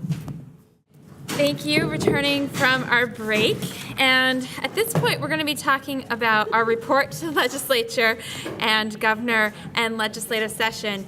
And we have in everybody's seat, there should be, and before I keep going, are people in the audience, can you hear? I know that. I think they're going to lunch, I think, yeah. Okay, so I did get, if we could speak louder in the audience, people are having a little hard time. If people need to move up, we can do that too. We can move this table further up. If people need to get closer, that's fine too. You know, we can gather around. It's not a problem. So I just want to thank John, first of all, for doing this draft. This is on everybody's desk, item E. And he really took what we had talked about at our last meeting and put it into writing. And so to look this over, it really just captures what was said at our last meeting. That, again, putting together that this was a State Board of Work in 2018. It was really engaged in initiatives. However, the vast majority of board's time and attention was devoted to implementation of directives of the General Assembly. And I think it was really, just to see it on paper too, was like, yeah, that's what we did last year, was react to what the legislature had asked us to do. The first one was the small school grants. And the small school grants really was interesting. I think it ties back to our earlier discussion today, because it's supposed to be tied to EQS. And as we can see, there's no data that is collected through EQS, so it made that process very difficult. So how do we measure what's in EQS without the system? And so we spent a lot of time working on that, and actually going to come up at our next, be coming right back up again, next item on the agenda, talking about that. The second was school district consolidation. Again, the work directed by under Act 46. And so John put both of those in, and then I think underneath is a very concise statement that both of these directives provoked complex and contentious disagreements over public policy. Each directive, especially the latter, demanded an extraordinary amount of board's time and attention. In each instance, the board completed its work on a timely basis and filed its final report to the General Assembly on the date stipulated by statute. And it really was interesting when you go back and look that June 30th deadline for small school grants, and then the June 1st when we get this large report and then have to react by November 30th, it really puts into context that the tight timelines were all around for last year. John? Yeah, thank you. I just wanted to have it noted that I wrote this in the context not only of what the board had indicated it wanted to see, but also in the context of a lot of hostility toward the board, even a governor who has expressed skepticism as to whether or not the board should continue to exist, or at least it has, quote, too much power, I think was his term. And even those in the legislature who are sort of wondering, well, what the heck are they up to? And I wanted to quote back to them the language of statute that they wrote and that the governor or a previous governor signed, so that it's very clear that we were directed to do what it is we did. And this language is their language, not ours. And I think I just wanted to be very clear that if you don't like what we did, check the mirror. I mean, that's, well, I think that was point well taken, because we weren't doing anything we weren't asked to do. And I think it was important that you put in there that this was complex and contentious. And we did the work, and we did it on time when it was asked for it to be done. And I wanted to say, and we didn't load this wheelbarrow, but I did. You refrained from doing that. Maybe we could have a little logo on the bottom or something. You could have the visual interpretation of this. We could do the interpretive dance. We are in the integrated arts. So we could do a viral video for that. Okay, any questions on the front or comments? Okay. All right, and then on the back, it's really going back to what we had already talked about, looking ahead in 2019 and beyond, looking ahead over the next several years, the board sees the challenges and opportunities facing education in Vermont in 3 divisions: equity, excellence, and efficiency. And this is something that we sent last year. And this idea of in just defining what we mean by that. So before we move on, any comments or questions on that section? John? I have to confess that I'm just repeating much of the language in the second page that we used last year, partly as an experiment to see how many people say, hey, you told us that last year. My guess is not many people are going to notice. And to be honest, the committees, and I'll talk about them in just a minute, are a very different makeup. So people might not have read this before last year. Whole bunch So of it's people. actual, so we'll get to that. And so, and further on, going on the explanation that these may appear to be in competition, but in fact they complement one another. And again, this is the same thing we had talked about last year. So, again, I think this is the same language from last year after like moving through all of these. And the very last 2 paragraphs, at the same time, the board continues to be concerned about the new initiative overload. In our travels around the state, meeting with teachers, school boards, administrators, we hear repeatedly that new initiatives from Montpelier threaten to overwhelm schools' ability to do vital day-to-day work of educating Vermont's children. So again, this is the last thing we ended with last year, was going forward that the legislative and executive branch of the state government tread lightly. We urge that new initiatives or mandates, however well-intentioned, take into account the significant educational expectation and financial burden already placed on Vermont schools and communities. And I think this was what we've been talking about, that all of these acts that we're talking about, even if we're looking at EQS, which we may think, oh, it's time to review, hasn't been fully implemented yet. So that's where I think there's sometimes a disconnect in when you write something in paper and when it actually happens in the school system. And so it may seem like, oh, we did Act 77 4 years ago. It's fine. They should move on, next one. But they're still implementing those pieces. So it's being mindful that our boards have been taxed with dealing with 46. Our systems have been taxed dealing with new personalized learning plans, the idea of proficiency-based graduation. There's so much that has been going on moving forward. We've added pre-K to the mix, the idea about sort of this hybrid system in pre-K, and so we now have that. We've added new career pathway, all sorts of things, and just being mindful that when we're moving forward, how we do so in a way that allows capacity to happen. I mean, I'm just fearful that a lot of our boards right now are at their full capacity moving forward, meeting the mandates of 46. Any comments or questions on this one? Bill? Yeah, a couple of things. The first thing is tongue-in-cheek. This new initiative overload, and don't we have the adoption of some new standards on the agenda today? Yes, we do. We do, and again, I think that, and we can have that conversation, and I think we should have that conversation, but it's also continuation without doing something. It's actually leaving people with old standards, and if you're asking them to be proficiency-based, and you have standards, they're actually not set up to be proficiency-based. I'm just pointing out the irony here. Oh, yeah, no, and I think that's where it's like the lag between what was passed and what the field needs to get there. I don't see that as a new initiative, but also as we need to fulfill the promise to the field that we told them it should be proficiency-based. They need standards that are proficiency-based. Without it, there is nothing. So I'm not sure if that's a new initiative, but it is the idea of a new. Nevertheless, it's a new load on the district. Right. The second thing is, and we'll probably be talking about this before the day is out, is this would mean that we would have to organize ourselves and take a much more active role vis-a-vis the legislature and also the public. Otherwise, I don't think we can accomplish that.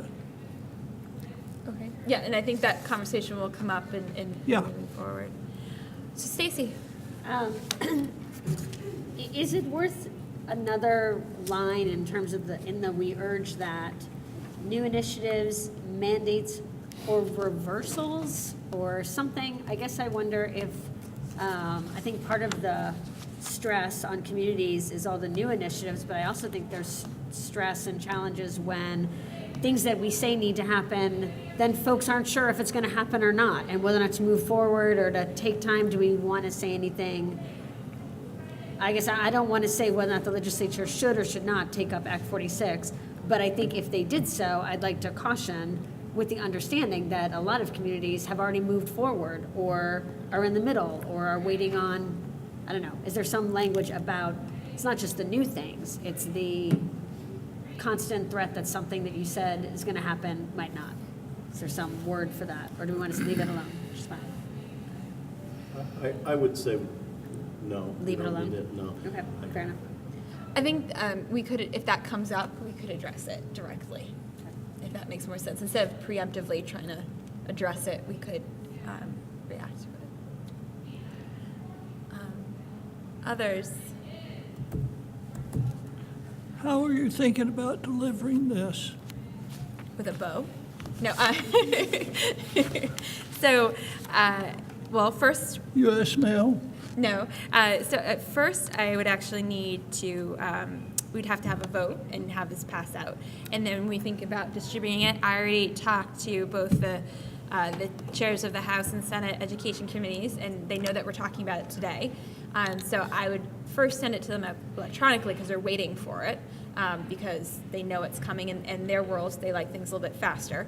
And we will be then sending it to all the committee members through the chairs, because the chairs anxiously want to get this.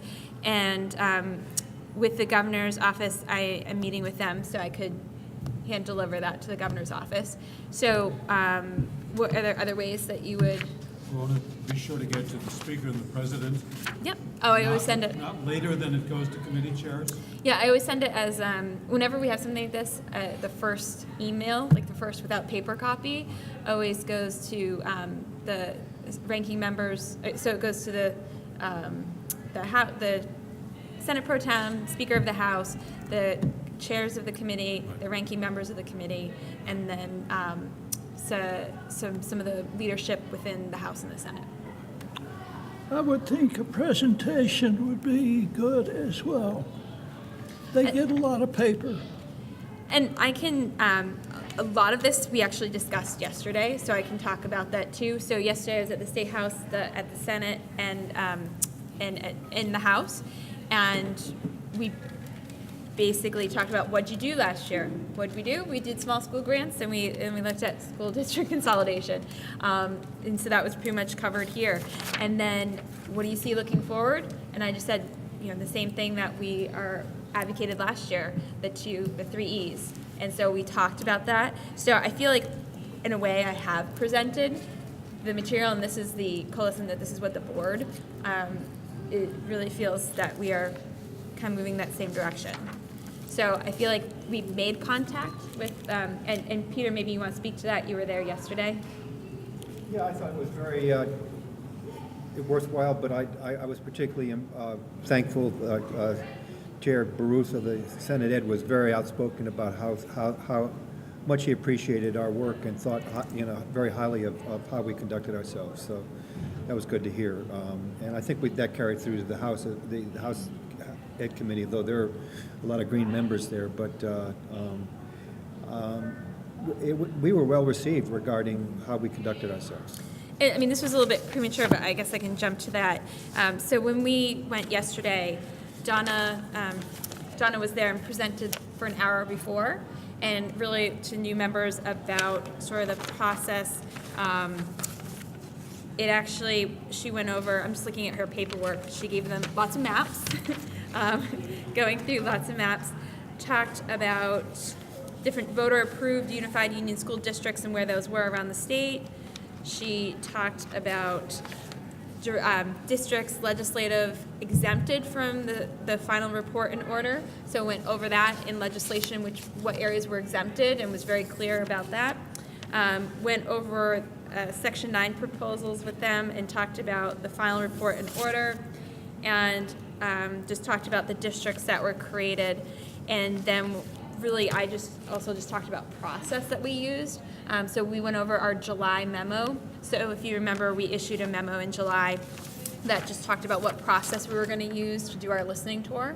So we went over just that memo that we wrote, just so they could, the Senate wanted a sense of what did we do, like how did we do it, and going through and what our schedule was like. That's what their questions they wanted us to answer. Krista, can I also say, Yeah. I think a common question was, show us the money. How are we saving money on 46? And Donna was very forthright, said, well, we really can't. We don't have the data. So that's a common theme, and I think there is concern. I think Baruth spoke to it probably pretty well by saying, you know, when we were looking at a 6.5 increase last year and went down to 1.5, he said that a lot of that was attributed to the consolidation. And he said this year will be critical. If that follows, then we know that's a good trend. But until we see this year's numbers, he's not fully convinced that it was due to 46. And that actually came up in the House too. Yeah. This idea about, well, how do we know if we did a good thing? And what does that data look like? And not having an answer for that. And how do you know you're saving money? Is it because you're spending less? Are you reimbursing more? And how do you judge one area to another? And so all those questions came up, and I think there's a lot of aha moments in the House, especially. And Donna was very good saying, rather than saving money, a lot of had backfilled programs that have been cut in recent years, music, art, whatever, you know, that were needed. And language, and they brought them back in and are doing very well in terms of performance outcomes. So, you know, all in all, I mean, it was a pretty good picture. And I think one of the things I touched on too is the fact that you could look at one district to see if there was more opportunities for students. That was something that was measurable, but it's not something from district to district, from SU to SU. How do you compare? So that would be the easiest way to say, well, we had music or we didn't have music, and now we do. That's an easier way, but it is very localized. It's not statewide data. So, but with that in mind, do we have a motion to adopt the report put forward? So moved by Mark. So we have by Mark. And is there a second? Seconded by Bill. Are we ready to vote on this one? All those in favor, please say aye. Aye. Those opposed, say no. The ayes have it, and we will communicate this with leadership. Thank you. And so moving forward and looking at governor and legislative session and just thinking about how are we going to prepare for the session, one thing, and I wish our other members were here, there's a lot of interest in what's happening through the whole board. And my question for you is, when we're talking about legislative updates, do we want this as a committee of the whole? And when we have meetings, just warn it as a state board meeting and have meetings throughout the legislative session, but have on the phone? What's the preference of people? And so when it comes to legislative meetings, we typically had a committee, but we now have more people that want to serve on the committee, and that would make a quorum. And so we need to make sure it's either a committee or we have a committee of the whole, and just having another warned meeting, that would be a phone meeting, maybe once every 2 weeks. That's what we typically did in the legislative committee. So just wanted to get the sense of how people feel about that. Mark? So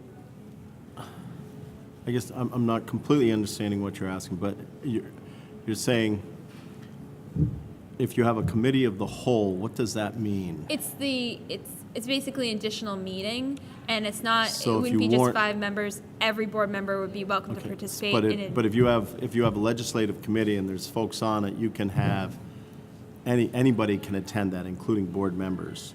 But you just can't have a quorum. You can't have a quorum. I believe, Emily, maybe if you want to. You still have to warn them. You have to warn it. We have You have to warn it. them. But my fear is if you have a committee of the whole and we don't get a quorum of the whole, then you can't have the committee meeting, or you can't have that meeting. Well, and I guess the interest I've gotten from, I have 5 people that want to be active members, which is a quorum. Of the board. And so do we want So to, as chair, you have to tell someone they can't be on the committee. and as what a I'm member. asking is that what we I see want? what you're Or do we want to have it just as a separate warned meeting and just, and that's what I'm just trying to get a sense of what people would like. Yeah. I'll volunteer not to be on it if that'll simplify things. Are you serious? I'm just Okay. thinking, I mean, I thought the quorum of the board was 6, not 5. Majority five. of 9. Of 9, right? Yeah, So not 11, right? Right. yeah. Right, because of voting members.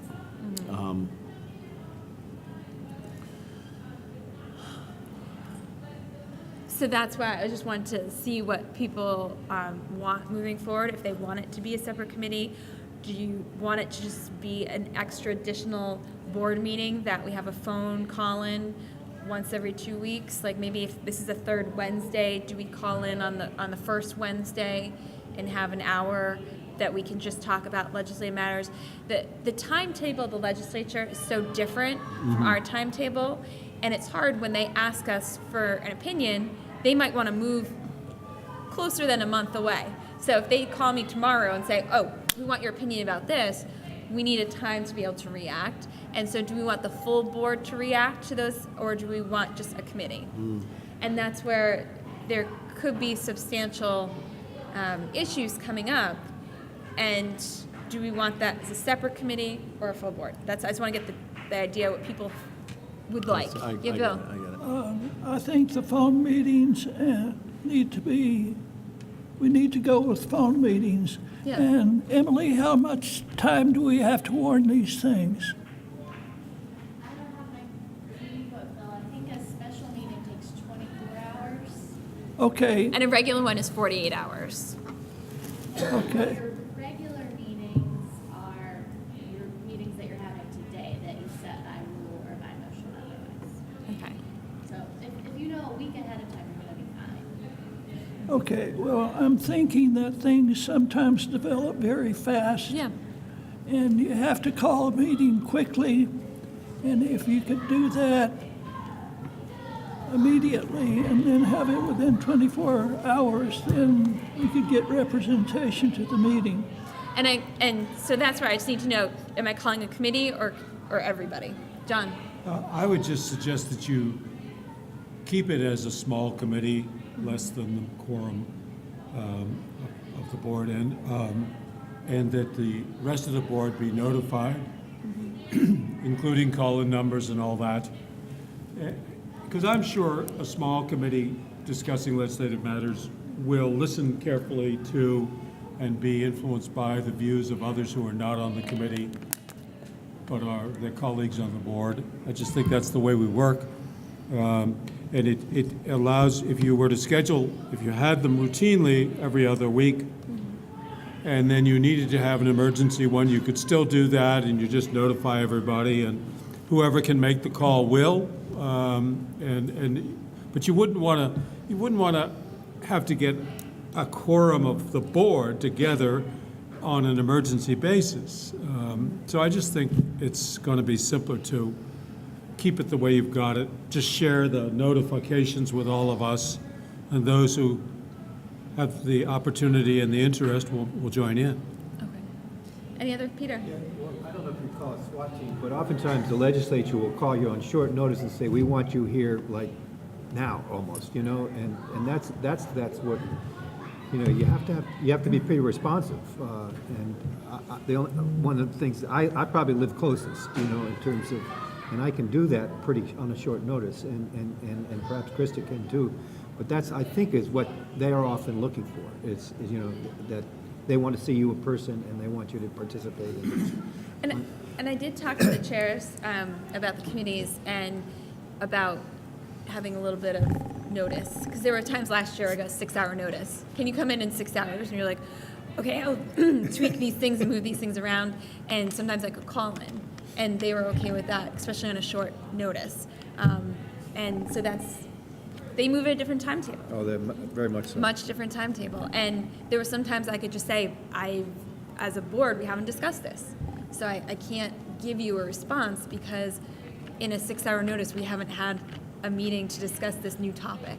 So I know that's not satisfied, it doesn't really give you much, but at the same time, that doesn't honor what the board does. And the board is an opinion of all of us coming together with a collective wisdom. John? Well, within another week or so, you're going to know what's on the wall in every committee.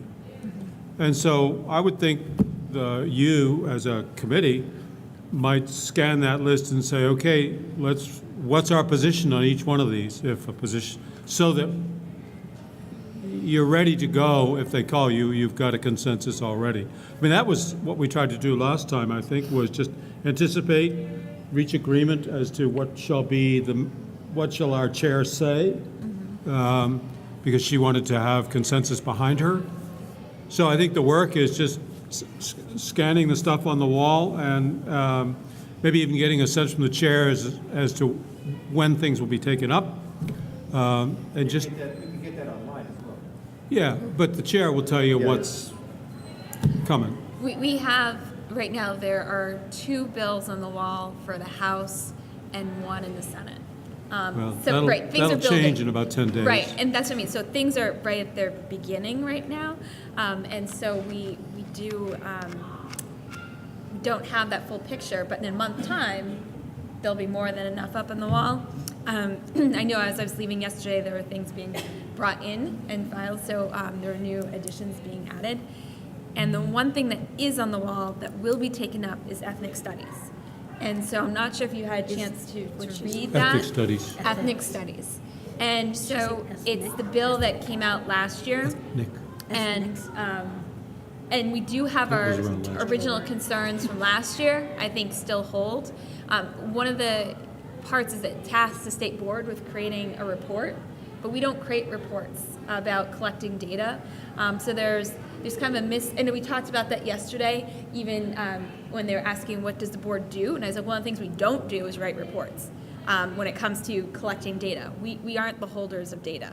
We don't go around and ask the schools for the data. So when you direct us to write a report, that's actually you're directing the agency. That's a better placement of that. So just tweaking things that don't follow the current system. Like for me, that was the first thing in the bill, was just going through and looking at what is trying to be achieved. But if it's the state board doing something, we don't write reports. If it's something about the curriculum, we do have a piece in EQS, but we don't write state curriculum. So there's different pieces of what we're able to do. And I know the sponsor was open to hearing some of that to make sure that they have a sense of, if you're going to write a bill, what is the system that you're working in? So that could be just making sure that if it tasks us with doing something with curriculum, we don't do that. Yeah. Well, I wonder if that isn't a missed opportunity to leverage some staff. I mean, another way to do this is to say, yeah, we're happy to do that. Would you amend the appropriations bill to reflect that? Yeah. And that's, they actually brought that up. They brought that up, and it wasn't us that brought it up. It was House that we need as staff. And it was actually in the Senate. Bruce also brought up when he was thanking us for doing all the work we did with no additional funds.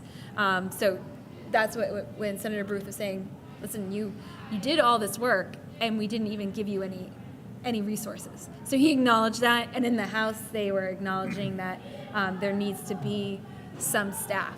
And so what that staff looks like if they're going to charge us with doing reports. But it's a little redundant if the agency is the one collecting the data, then are we going to have a staff person go get the data? So that's where it's just directing it in the appropriate way. But Krista, are you going to mention that how we're going to possibly budget next year for us as a line item issue? So that is, we haven't figured that out yet. Yeah. Oh, okay. I mean, that's, yeah, we don't have a complete understanding. Just thinking about how the state board is budgeted, so it still hasn't been decided. Right now, we are yeah. Oh, sorry. So any other thoughts with the legislative session moving forward? And what would you want for updates when it comes to, I know, Peter, you follow constantly online and seeing what's coming up. Do people want to get updates from Peter if he sees anything interesting to send along? Or what are the sort of the needs and wants of people on the board to make sure you feel like you're staying informed? You can also read a lot from, if you get legislative reports from your members. I got one from one of my members, and there is an active group forming to deal with 46 as a group within the House. Well, this might be a topic for the topic of, in the chair's report, where I think we're going to speak about communications. I mean, we But could talk about that now if you want. Then I would just pose to the group the question, should we be taking any positions on matters that relate to Act 46, its suspension, its extension, its whatever's coming down the pike? There's going to be a ton of stuff. I have some uneasiness about us commenting or having a board position about any of that, since much of that was created in response, if not reaction, to the actions of this board, and is being adjudicated in the courts. So I guess the question I'm putting to you is, if it's an Act 46 related bill, would it not be possible to say, on advice of counsel, we are unable to offer a position on that? A lot of times I think that would be the case. What would be the exceptions? That's what I'm trying. I never tried to imagine all the creativity of the legislature, so I'm not sure. But No, but it might be useful to have some criteria for deciding when yes, when no. Yeah. I think Stacey advice of Hillens. counsel is an important phrase here. Yeah. If we get a request, we ought to run it by counsel to see whether we should be talking about it. And that's what I did yesterday. So I worked with counsel before going, and what we could talk about and what we could not. Stacey? Well, I was just going to play devil's advocate to John. I think you're right. Probably the legal and the safe thing is under advice of counsel, but I feel like we're the only body who got to see the process from soup to nuts, and I think we saw some incredible presentations and transformations in communities where people said, here's what we're going to be able to do differently. Here's testimony or feedback we got from students. And to say, we're not going to say anything about it, I think maybe shortchanges some of the knowledge we have from communities about 46. So I certainly would not go against advice of counsel, but I just think we should temper our desire to stay out of the fray with maybe selling the act short by not sharing some of what we saw that was positive. I think that falls under our excellence and equity. That doesn't necessarily have to be under the banner of 46. So what are we seeing when it comes to excellence, and what are we seeing when it comes to equity? That's a good and point. it could be with efficiency also. I think all of those it does fall under this umbrella of why was it achieved, but really focusing on the achievements themselves. Could be where, if that would satisfy your kind of the idea of communicating what we learned, but in a different context. Not even judging right or wrong, but right. I like that idea. Focusing on what the outcome was more so than the process. What maybe yeah. happened. Got it, sir. Yeah. Bill? I was just going to agree with Stacy. There is some knowledge that nobody else has that we've gone through, and there are a number of things that could be tweaked, and it'd be a shame not to do so. I just don't think that tweaking right now, that's our role. As it's, we have, it's a system playing out, right? So it's now in the court system, and the courts are going to decide if there's tweaking or not. And I think we need to wait for that reaction to what's coming from the court and not be preemptive. I had somebody yesterday call me up and left a message, and I said, well, I just can't respond on this because it was a 46 question, but it was information that person wanted in terms of what has transpired. I haven't gotten back to him, but my temptation is to say, you should go on the website and just find out what you can, and I don't think that's out of line, but.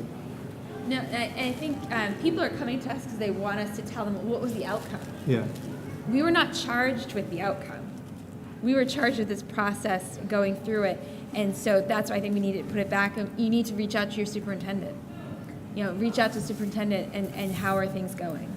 I don't think we are the authority on how things are playing out. That's, I think, overstepping our role. John? May I play devil to my devilish Devil's colleague. Advocate. Please. The information that you're describing, while I think we were all quite impressed by it, our relaying it is secondhand information. That information is available to the legislature from primary sources, i.e. from the very same people we got it from. And for us to summarize it and advocate or take a position that this shows, you fill in the blanks, puts us in the position of advocacy about Act 46. And I think at this point, under these circumstances, that's unwise to be doing because we're sort of taking a side on Act 46. And the question of the merits of Act 46 really are even being adjudicated in these cases, or at least being raised. So I would say that unless we bring unique first-person knowledge or primary source knowledge, it might suffice to say we heard testimony from school districts that had merged, and you might find their testimony interesting.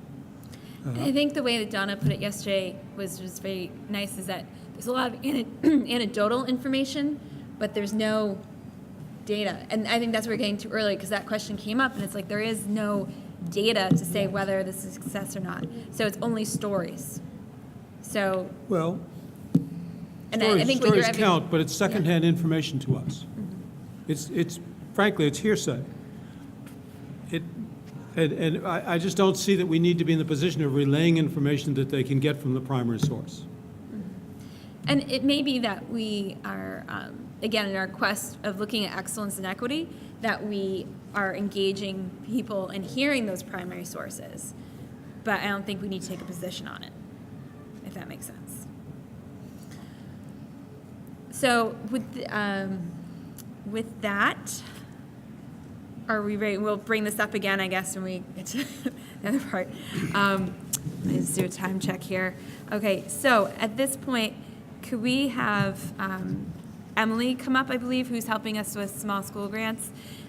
Speaking of what we did last year, coming back, and what we did is we took data that we believed would be available, and now we're finding it's not. So if we go to item F, and if you want to just introduce yourself for the record with your new title.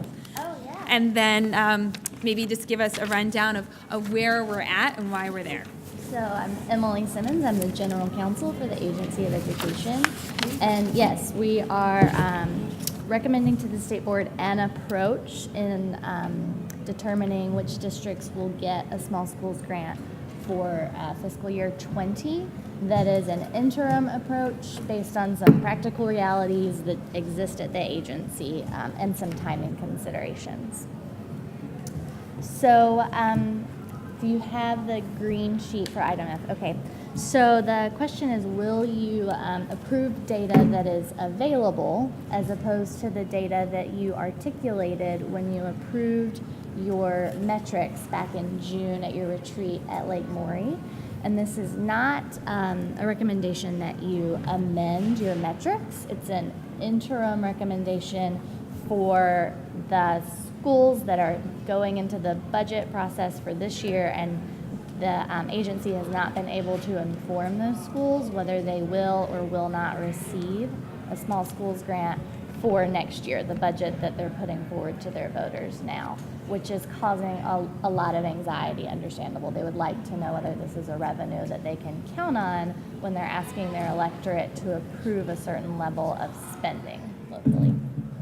And if people want to move up, because I understand the acoustics is a little harder. Emily, can you put one of the mics Yeah, in if front you of want chairs to move on up, that's fine. What do you want me to do, I just want Stacey? can you point one of the mics like towards you? This. I don't know if that. I think this is not that. Oh, this is not that. This doesn't help any? Oh, I see. It does help I think a these little help. bit. Okay. It does help, yeah. So if people, honestly, if you can't hear it, to just move up and, feel free. We all know each other here. Come on and remember. Hey, Lola. How about if we pull the whole table up? Thanks. Do you wanna pull the whole table a little closer? Connor, will we mess it up if we move the whole table? These tables.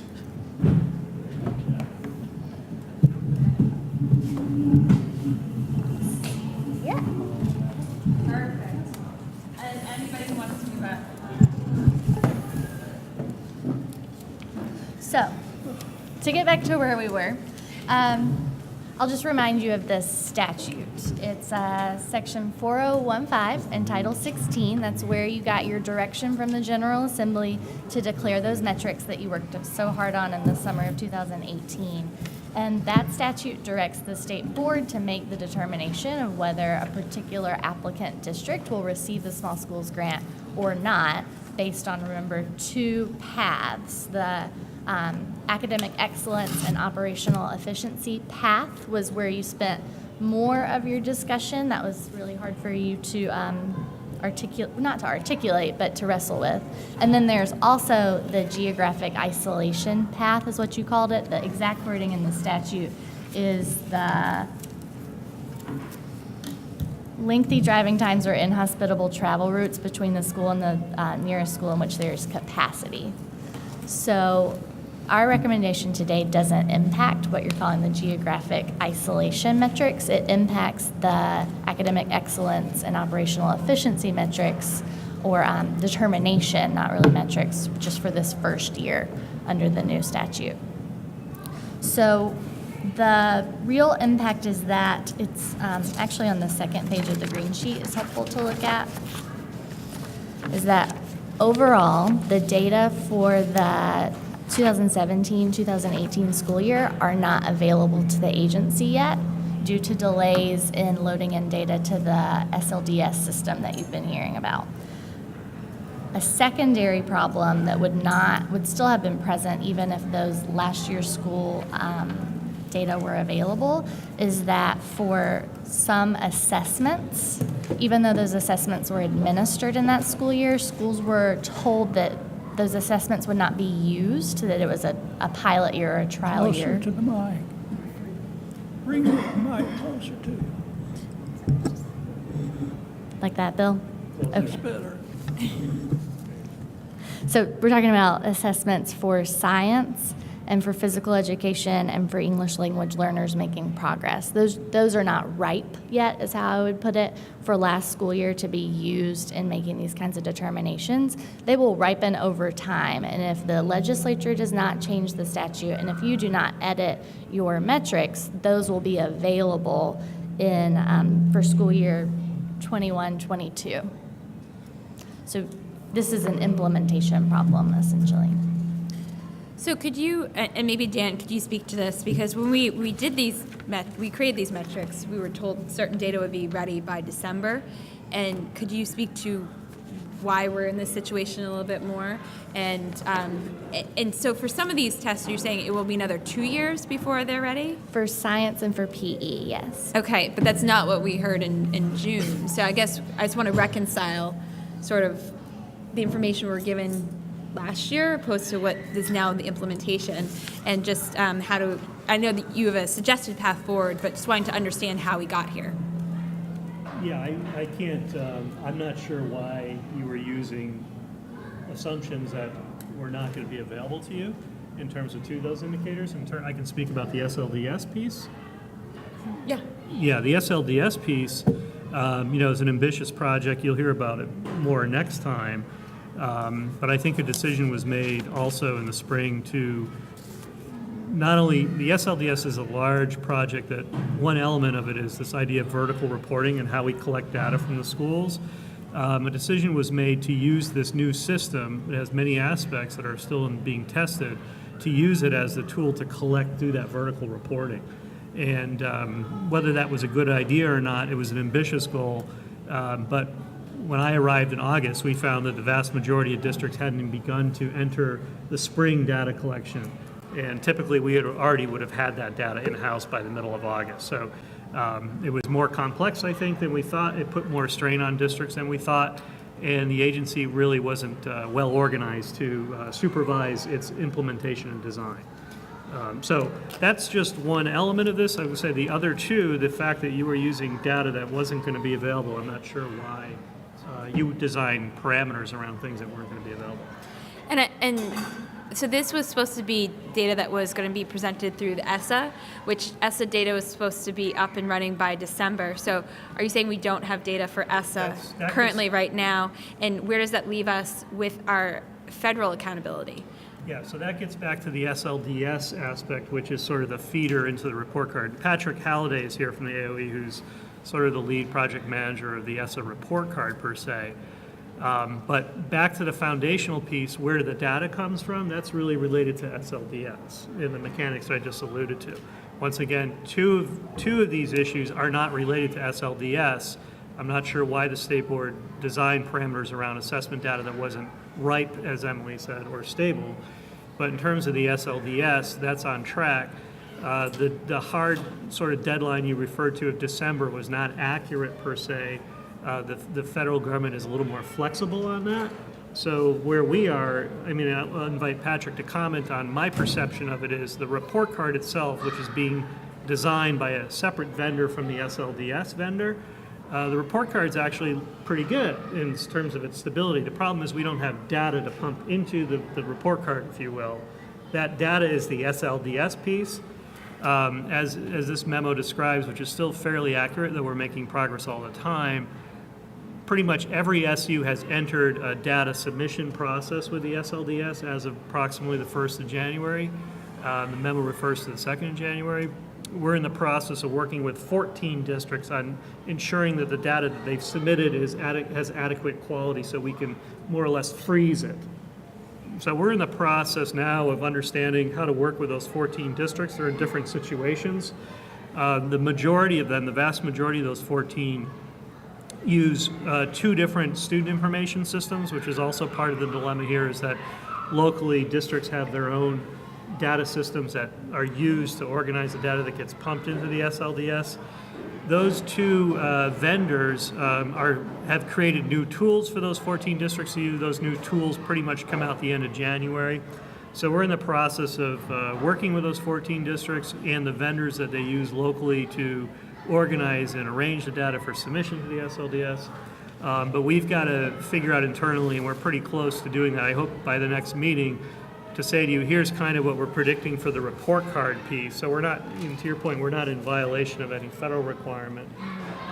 But we're sort of backlogged on this issue of getting the data from last spring into the system on SLDS. But we've got to, and we're working on sort of a timeline implementation of, at some point, we have to sort of freeze data in this collection process so that we can begin the final testing and development of moving that data into the report card, which in itself will be a 2-month process. So right now, we So put out it's a 2-month process to even move the data to the report I don't card. say move it, but to start that process of testing the algorithms and so forth to do the calculations. We can't really start to do that until the data has been frozen at a certain quality state. So we are, the guidance we've put out to the field is that we're going to have the report card out sometime this spring. John. Yeah, thanks for all that, Dan. I didn't follow most of it. Yeah, I know. Not because of a hearing problem, Yeah. but something I up think there. I think it's a great question in that it's part of this conversation, but it's also something we'll get into next time in greater detail. It's inside baseball to me. I guess Yeah. I just sort of want to ask a simple question. Is what you're proposing going to still reflect the 4 dimensions that the board had identified as the constellation of metrics that would determine small school grants? Yes? It will, for the first 2 of the 4 dimensions, there will be less discrete data points going into it. It'll essentially be English language arts and math So rather than a fuller complement of subjects. that's all we're missing is some of the... And John, others. it'll be for last school year, not the current school year, and for 1 year, not 3 years. So that is a Understood. big Okay. difference. So, and it's interesting to note that it has comparatively little effect. I think it's, what'd you say? It's one becomes ineligible that was not before. Yeah, the modeling of it, this is where we were talking about, from a practical standpoint, as Emily alluded to, we're really dealing with an implementation point. We're trying to maintain your parameters. Yeah. We're feeding not as much data into those parameters, but observation, the net effect is the same. but we need to move forward on behalf of districts now. Actually, we're a little behind on that. I wish we'd be able to do that earlier in the deliberations, but that's why I'm recommending that we take this action now. Just, once again, not to revisit or modify your assumptions, but to, from a practical standpoint, provide some assurance to districts, here's how the grant awards will be playing out. And we never realistically had historic data anyway, did we? I mean, we weren't yeah, we weren't going to be able to do the 3-year average or rolling average or anything else. I mean, I think it's sort of a case of dance with the one who brung you, and this works. Bill? And then we have Peter over here too. And Steve. We're supposed to, or you're supposed to, compare the performance on all metrics according to this thing. It's undated. But what's the progress on that? Have you done the comparison of all the variables with each other? Are you talking about your conversation with me last night, Bill? We've not done that, no. Do you have a timeline? Could you repeat your question, Bill? Okay. We had a big to-do when we were putting this thing together as to how it would work and what would be the consequences of it and what would need to be tweaked. And one of the things that we had asked for is to compare the different variables, the test scores with the socioeconomic indicator and so forth. And that is to get at the question of whether we have a regressive system or whether it works against kids, and because it's taking money away from the poorest kids, potentially. So I think, Bill, correct me, are you talking about how we have the 4 columns? And so that's all intact, correct? So we have the 4 columns that are all intact, and those all still remain. It's just what goes into those boxes. We were looking for a bigger picture with more input. So there's 3 less inputs going into those columns to create the score. Essentially, yes. Okay, so you're not changing anything else. That's not my question. Yeah, to Bill's question, I think if I could try to respond, Bill wants some analysis as to what extent the model is a valid model. In correlation analysis. Yep. I think we're at a point, all hands on deck just to get the system up and running. So no, we're not prepared to do that analysis. Okay. It's taking all of our capacity to work with these 14 districts and then to move into testing what would be our normal algorithmic process before handing it over to this new SLDS. So we have a lot of internal testing that we can't really start until we get the data frozen. Yeah. Okay, we're making progress on doing that, but we don't have capacity right now to do analysis on things that don't exist. And part of the beauty, I think, to Bill's point, is we'll be able to do that analysis once we get that place where the data is frozen. So I'm hopeful to be able to answer your question later this spring. It's sort of floating out there in the fog. Yeah, we are making progress, but it's a very, very complex, it's the first time we've ever had to do this. So Peter. So I guess this is basically a software issue primarily? No, I would say it's the human factor aspect of it cannot be underestimated. And you'll hear me talk about complexity. But not all districts can handle the level of complexity that's involved with doing this. Yes. I think we underestimated that. Yes. Also, we had to do some fundamental reorganization at the agency to better supervise the project. Okay. So I think around September we started to put these pieces in place. But it's been a tremendous amount of work on the field and at the agency to sort of deliver on this project. Thank you. Which is long overdue, by the way. Well, many years. Yeah. Stacy. Can you remind us how this is a year-to-year determination? It's an annual determination. Right. So you could be yes 1 year, no 1 year. So is there any implications or changes that based on changing the data for this catchment period, or it's still the same? So you wouldn't, by approving this recommendation, change the content of the metrics that you are requiring and that the legislature asked you to approve, but the other part of the statute changing is the legislature told you to approve metrics and to make annual determinations. So this is not the last time you'll have this conversation either. Mark and then John? Well, Mark and then John. Year to year. Go ahead. Yeah. I'll go after you. Okay. What do you want to say? Okay. You know, I remember when we worked on this, and it was excruciating to come up, and we put a lot of weight, I believe, into the data that was going into creating this metrics. And the fact that we don't have the data, when I read this the other day, I was thinking to myself, why are we penalizing 3 schools, period, at this stage of the game? And is there a way for us to delay this process or to give waivers to these 3 schools? I mean, I know there's 4 schools, but one has a geographic waiver, Canaan, if you go based on this chart. I don't know. It's not a waiver, they're eligible for under the geographic. Right, well, I mean the other 3 that are not geographically. And so so I'm still, in my mind, I'm kind of like, God, this just doesn't seem fair to be enforcing this at this stage of the game, and what are our options at this stage of the game? I know it's not in the green sheet, Yeah. I actually had a question and if about it's even that. something the board wants to pursue. But Well, and so can I just ask, we got this sheet where you did a workup and who told us we'd be eligible and who's not. And just going through this, and this is a public document, correct? Yes. Okay, so when we look at this, Bakersfield, they merged. So was it only because they merged with 2 districts that they don't get to keep their small school grant? They don't have a large enough size to meet those requirements. So even though they merged with Berkshire, they do not get to keep their small school grant as other schools do. Correct. Okay. And then the other school, Canaan, again, we heard about geographic. Holland is closing, correct? Correct. So they are still on. Well, they've given their school board authority to close their school. But they have not closed it yet.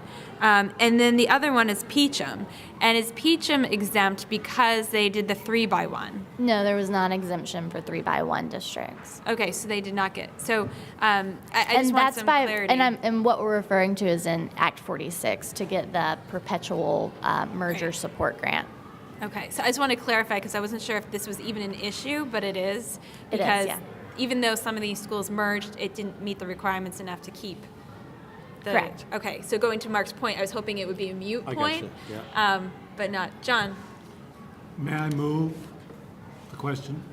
what would you like to move? I would move, Madam Chair, that the State Board of Education vote to make FY 2020 small schools grants determinations in the category of academic excellence and operational efficiency dependent on the data presented to the board at its June meeting.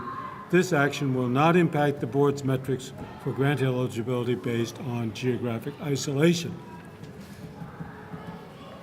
Is there a second? Peter?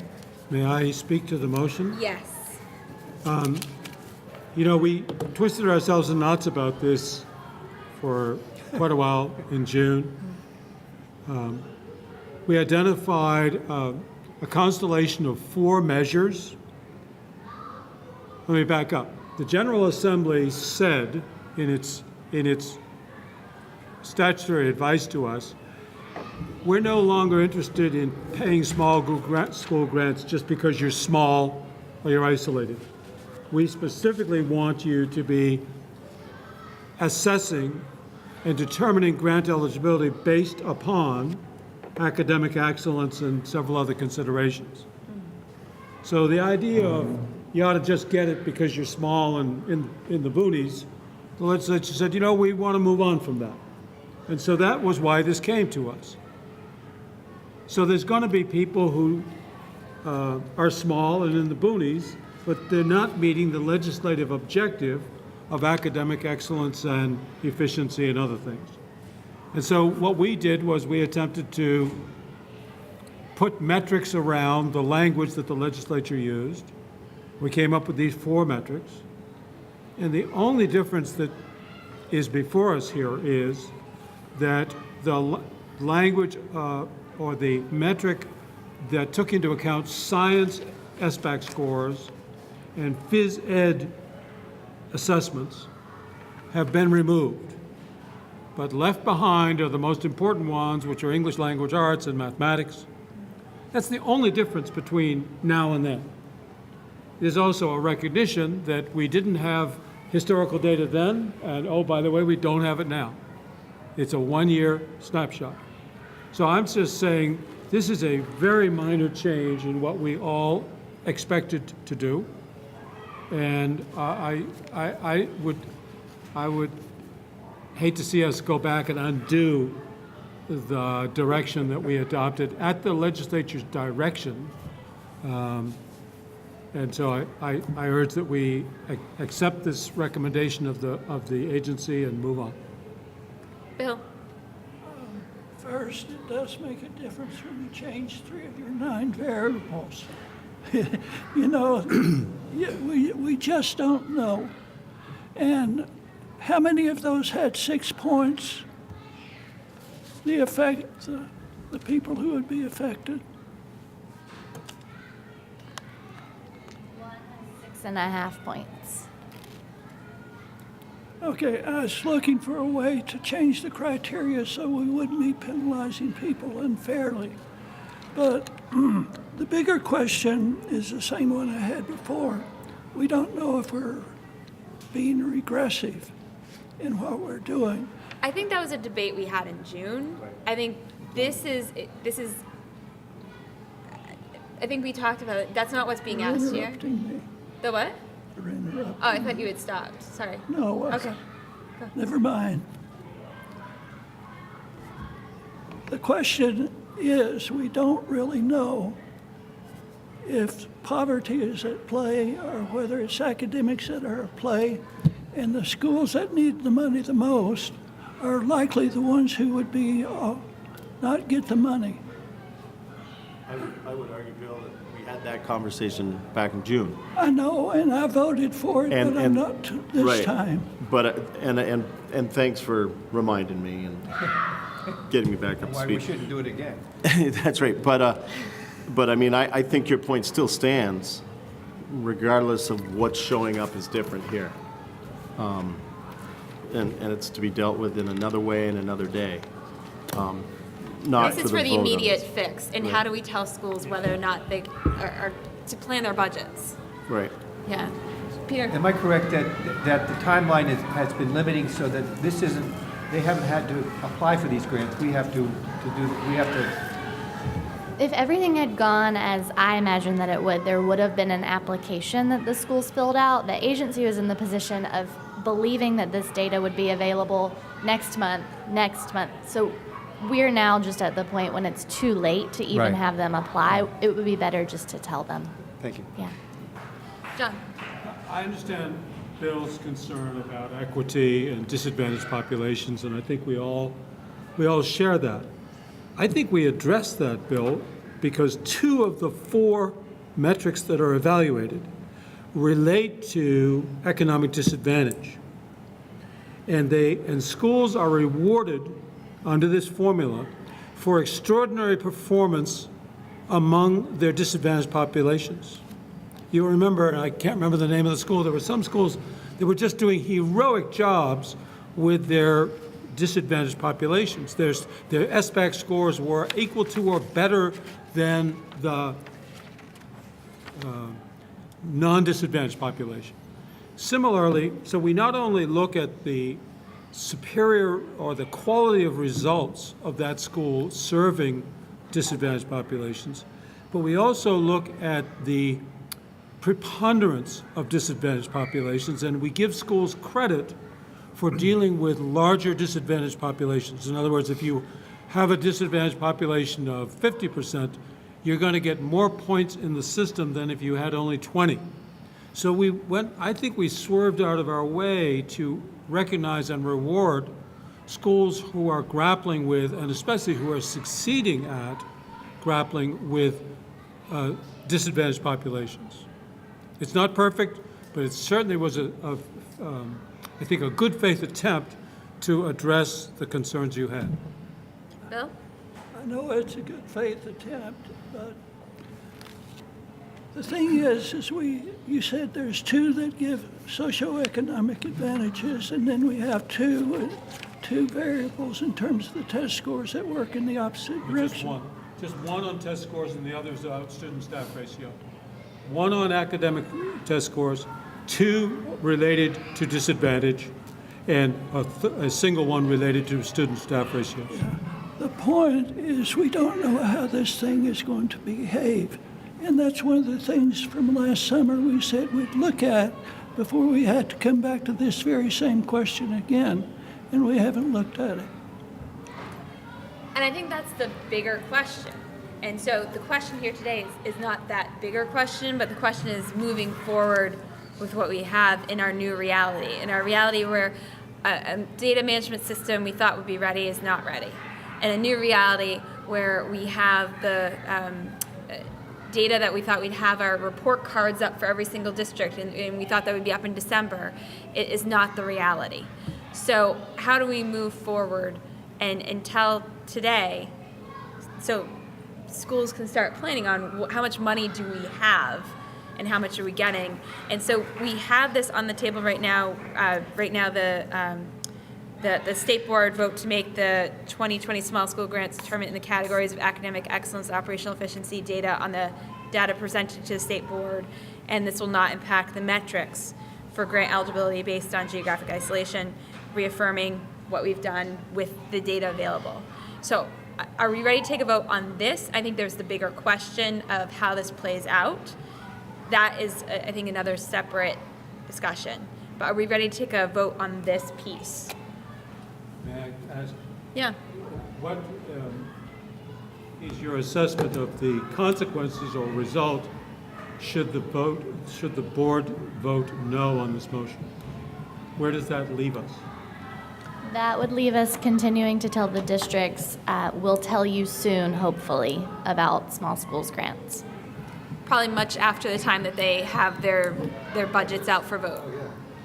Well, budgets are probably being printed this week or next. Yeah, I was going to say I've got a meeting after this meeting to approve our budget on our school district, and they need to know. So the answer is that if we say no, then we are still stuck with the earlier data, but it's not going to be available until... We're not sure at this point. So are we ready to take a vote? All those in favor of accepting the motion, please say aye. Aye. Those opposed, say no. The ayes have it, and so we will accept the motion.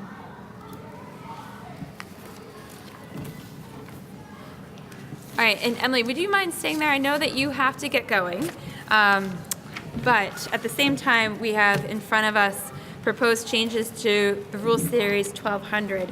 I was hoping you could just walk us through, because even though these are rules about the state board, but what would that process be, and really what considerations should be made when the board is thinking about making these changes to its own rules? Right, so I understand that there are a couple of board members who have been having a conversation about revising Rule Series 1200, but I don't think the full board has discussed it until today. So these are rules of the state board, just like the rules around EQS that you looked at earlier. So to make any changes to the text of these rules, you'd have to go through the formal rulemaking process, which begins with a meeting of ICAR, goes through the public comment period, goes back to ICAR for final approval, and takes 6 to 8 months that you've heard about in other contexts. So if there is interest at the board level of going through the formal rulemaking process to make any changes or just to delete Rule Series 1200, which you could also do, that's at the pleasure of the board. You'd need to work with the Agency of Education's legal staff to draft changes and to initiate the formal rulemaking process. Just realizing that Krista told me earlier this was on the agenda, I wanted you to know that there are, I'd say the majority of the content in this rule series actually impacts the legal division at the Agency of Education. If you'll, you have the rules here. Yep. If you'll look, for instance, at section 1230, Rules of Practice, although these are outdated and they refer to the Department of Education and the Commissioner of Education, these rules, such as formal proceedings, commencement of formal proceedings, are what the legal staff rely on when we get appeals of various types. The best example is the Secretary of Education has to hear residency appeals from local school board decisions, and just to govern that formal proceeding, we rely on the detail in these rules because it's really all we have to go on. So if you're thinking of changing that, we'd love to be consulted since it impacts our practice. It's interesting that that is in our rules. Is there a more appropriate place for that? Well, I would just, back to the construct of, you know, the Board of Education supervising the work of the agency and that no longer being the case. Right. You know, it's an interesting paradigm. Right. So that's, It's made more interesting that I don't know that this dynamic has been examined, but this agency of education is an agency with rulemaking authority, we but could probably has get no our own rules. right. All of the rules that we follow at the agency are State Board of Education rules. Very telling point. Just a minor. The Agency of Education, I think, is the only major agency in the state that does not, in practice, make its own rules. Agency of Human Services makes its own rules. Transportation Department makes its own rules. Us making rules is an artifact of history, and we talked about this last meeting. I hope we'll get serious about rereading Act 78 or whatever it was.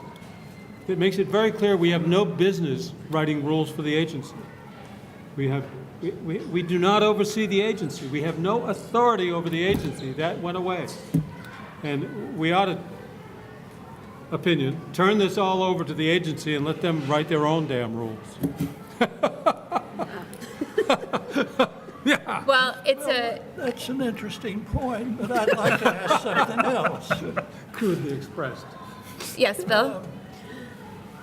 How many hearings do we actually do as a board? How much are we affected by this change? I'm not sure. I haven't. I learned about the issue at the coffee break, so I haven't done an analysis of what needs to happen. I'm just asking that if you're going to make changes to the section that you work with the agency. So with knowing that Bill and Oliver were the driving force, could we have Bill and Oliver work with the agency and maybe tease out? I don't think the agency needs to make rules about how the board functions at the same Agreed. time. 1,200 we can have. Right, so this is where we need to figure out what needs to be where. And does there need to be a dissection of certain things like hearings for the secretary in this rule series that also governs how we run as a board? That may seem, this is where I think it's a bigger issue than just changing 1,200. Yeah, and I would just, would encourage you to keep an eye on, back to the capacity issue, there are other things that are going to emerge as priorities for this board. Not to say this is unimportant work, but obviously this is a big thing that you're going to have to unpack at some point. But we're going to talk about 173 after lunch. That's going to be a major piece of work for this board around rules. So I don't know if you're even going to have the capacity to do both of these things at the same time, let alone our legal staff, which is deeply, as augmented, deeply involved with the 173 rulemaking process. So I would suggest one major rulemaking process at a time, and then perhaps at some point in the future contemplating whether to what extent the board has rules at all would be a separate conversation. And this might be into the bigger context of the agency versus the board, and where's that division? So at this point, are we comfortable with putting 1,200 to the side, even though there are some worthy things in there, and we need to talk about how we function as a board? Maybe it's not through rulemaking at this time, so that's where, unless we want Bill and Oliver to work with Emily and maybe parse this out a little bit more and then bring it back to us next meeting. Yeah, let's do that. So we could do that. So if Emily, if Bill and Oliver could.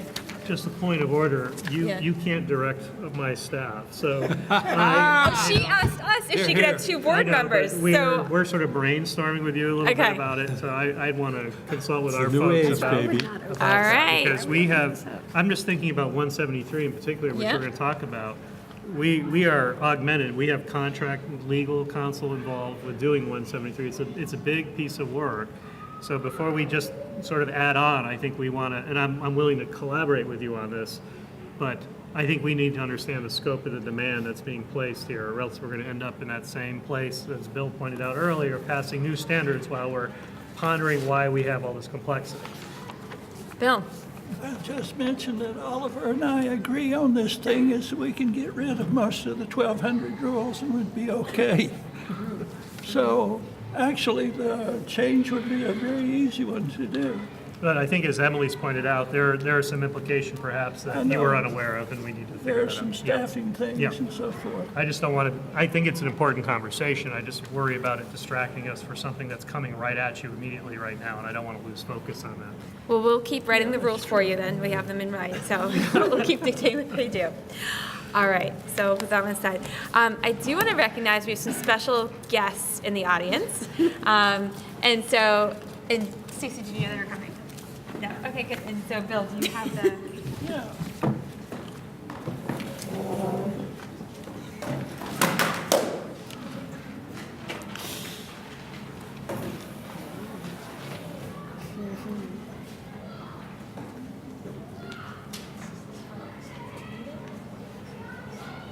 So the older one, what's her name? All right, so I'm going to use my And teacher Ada. voice here. And so this was just a little token of appreciation. We're doing our farewell tour. Last meeting we were in Middlebury and making sure we honor the 6 years of service of Mark. And this year, or this meeting, we're Stacey in Burlington, so we can honor the service that she has given to the state board. And we asked her family to come in, and as we go through appreciation. And before I read this, I just want to say, Stacey, I remember meeting you actually in an event in Burlington right after you got nominated, and it was quickly like, you're on the board, we're on the board. And it was just, it was so nice to make that connection and just the personal touch that you've brought to this board. I can't thank you enough. And for me personally, you've just been a mentor, not only as a board member, as a policymaker, but even as a parent. And really, some of my best parenting advice has come from you.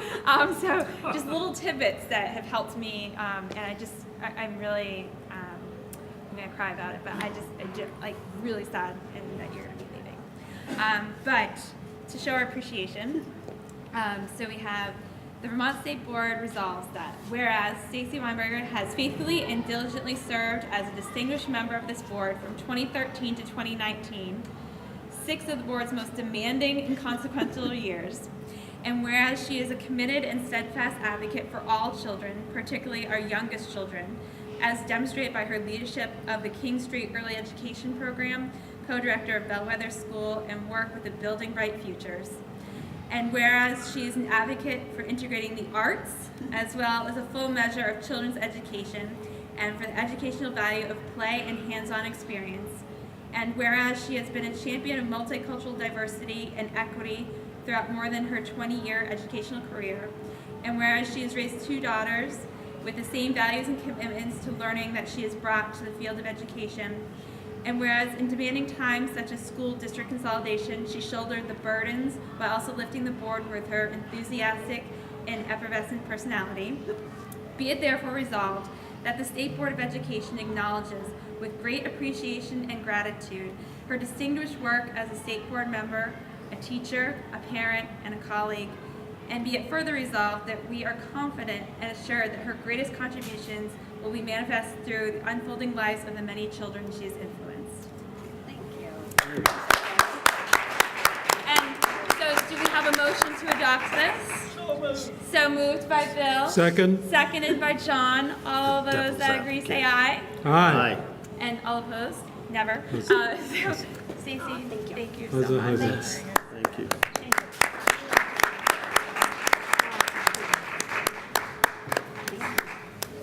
So, Oh, you two are sweet. Nice as that.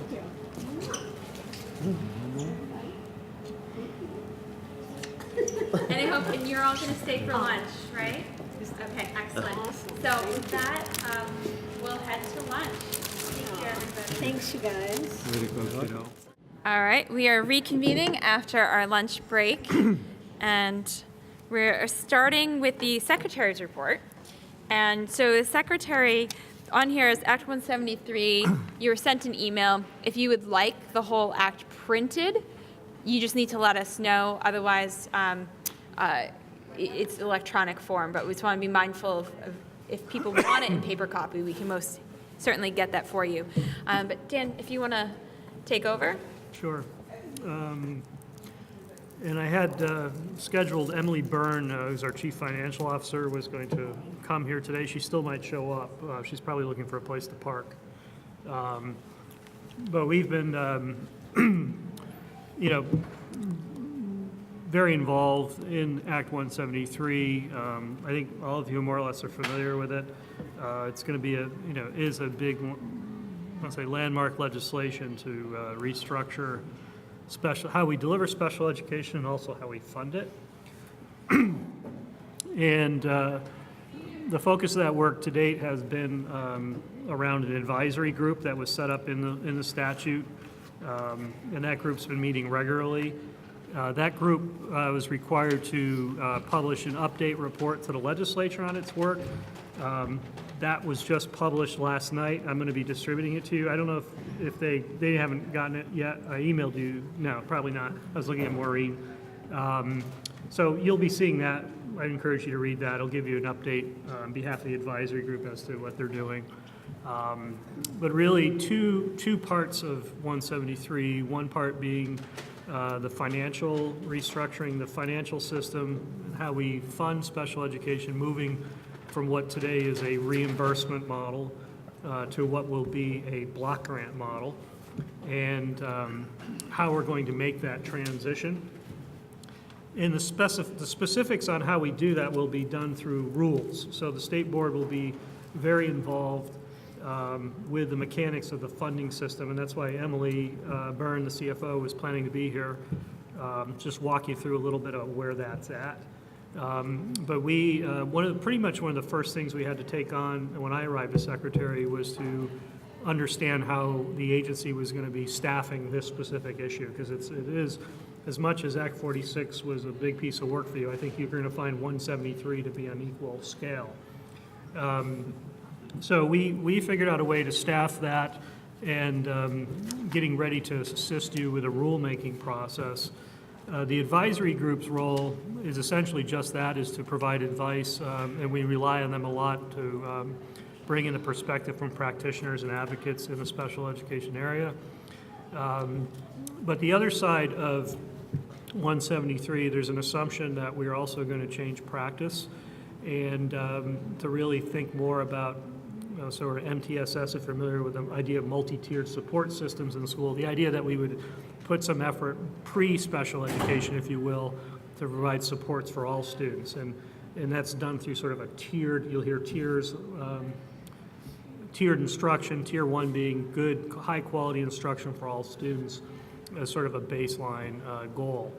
So there's a lot that needs to happen on the professional development side with 173 as well, so we're gearing up to do that and soliciting input from the field on how we can best support them in their work to implement the change in practice that's going to be necessary to support the change in funding. So, I'll leave it at that. Emily was going to give you a slightly more technical overview of the funding piece. I'm happy to answer some of those questions. But just wanted to let you know that the advisory group's been meeting regularly. They are issuing a report as required by statute as of last night. I think it was due on the 15th, so it came out last night. I encourage you to read that. And just to start to warm you up, we wanted to start to warm you up and refresh your memory about 173. That was part of today's presentation in terms of the slide deck. And also to acknowledge that we'll probably have some new board members, and we'll be spending quite a bit of time on this, but we want to make sure everyone has the base information on their belts so you're able to engage in the rulemaking process. Bill? Yeah, I have my usual string of questions, but the first thing is we're looking at that November deadline to adopt rules. And the advisory committee came out with their 6-page report, which didn't have any specifics in it. And I was just thinking that we needed more information, more nuts and bolts, more stronger recommendations from them, but if we're going to do anything with it. Yeah, and I think you're going to get that from the agency legal staff that have been working on doing that. So we're ready to issue a draft, basically, template for you as you begin your deliberations on the rules. That really, the way the statute was set up, it really wasn't an expectation of the advisory group to draft rules. They're to provide input into the rules, but we're at that point now where we kind of need a prototype or a draft rules for you and for the advisory group. So that will be coming fairly quickly. Okay. The So what's- census block. Yeah, go, Do you Bill. want to follow up? Can you get the, I can't hear you. That's because I can't That's talk. great, that's great, thank you. Did you want to follow up on that point? So just, I think Bill's bringing up the idea of this deadline that's coming and knowing how long rulemaking takes. When would we expect to see this for our next meeting for draft rules? Or what's the timeline at the agency right now? Yeah, I'm not quite sure. It might not be the next meeting. It could be, but it'll be shortly thereafter, if not the next meeting. So we've been, like I said, we've been gearing up to do this since September. Part of it's getting the advisory group and the support they need to do their work. But it's another sort of awkward construct where the advisory group's role is not to draft rules for you. I mean, that's the agency's role, but we need their feedback as well. So we've been sort of on listening to that and shaping those deliberations, supporting them. But at some point, we need to produce a prototype. But it's complex. It's essentially a complete rewrite of the special ed rules in that the current reimbursement model is embedded in the rules. So it's not like we're just wordsmithing the current rules. It's like we have to write new rules that support the block grant methodology that's set up in statute. Next question has to do with, will you have enough money? Of course, it's all dependent upon the appropriation, but if you're going to fund all of these services on the block grant has to be enough to get it done. Right, and that's, part of the modeling, and we'll talk about is the idea of maintenance of effort. That as much as we're shifting from a reimbursement model to a block grant model, the federal government insists that we be able to demonstrate that we're maintaining our fiscal support for these students. So that's part of the model going to the block grant that we have to be able to monitor as we go forward. Does the private schools, do they have the same rules for extraordinary costs? It seems like there are caps that are going to be put on to the public schools. And it appears that the privates can bill for any above average excess cost. Yeah, currently, the model is going to be a block grant model. We're endeavoring to work on that set of rules first. The way that my understanding, the statutory language around this is Emily Byrne, our CFO. I'm talking about 173. The rules there are going to be rules necessary for the independent schools. It hasn't been figured out yet how that's going to work. Our approach is going to be to draft the first set of rules that describe the larger system, the public school first, and then work on a solution for the independent school. But the independent school rules need to be established as part of this rulemaking, so there are going to be new rules for them. My big urging is that you have the same rules and the same obligations for publics and privates. That will be your deliberation as part of the rulemaking process. Yeah, that could be a real equity issue. Hey, and thank you, Emily. Thank you for joining us. And if you want to say your name for the record. Sure, Emily Byrne, I'm the Chief Financial Officer for the agency. You might want to pull a mic. It actually amplifies a little bit, yeah. Sorry. That's great. I had just did a quick introduction to where we're at, and I think it's probably just more useful. They're asking questions, so why don't you just jump in with questions and help me answer those, and we can, if there's something in addition to embellish, Emily's not shy to do that. So No, I think the one question that came up is we're just looking at the timeline within the law itself and thinking how do we accomplish that, and just sort of how do we do that with. in terms of the rules, is there a timeline when we think about starting the rule process with the board? Yes. So part of the challenge is actually kind of like backing into when the rules need to be in place because of the way that the budgets work and when we need to let schools know how much money they'll get under the new grant system, right? We have to kind of back. That's our sort of end point. When does the legislation require that we give the schools the information on their grants, which is November or December of 2019, so this fall, right, this winter. So backing up into that, our plan, the agency's plan is to present proposed rules to the board on March 1st. That is, March 1st gets us to October 15th to file with the Secretary of State. So that's our window. I can give you the sort of detail through a PowerPoint together.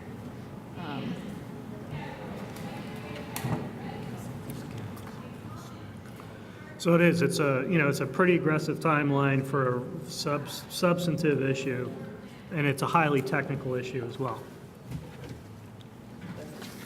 It's on the 4th page. It's just kind of, the first slide is a high-level overview of what the timeline.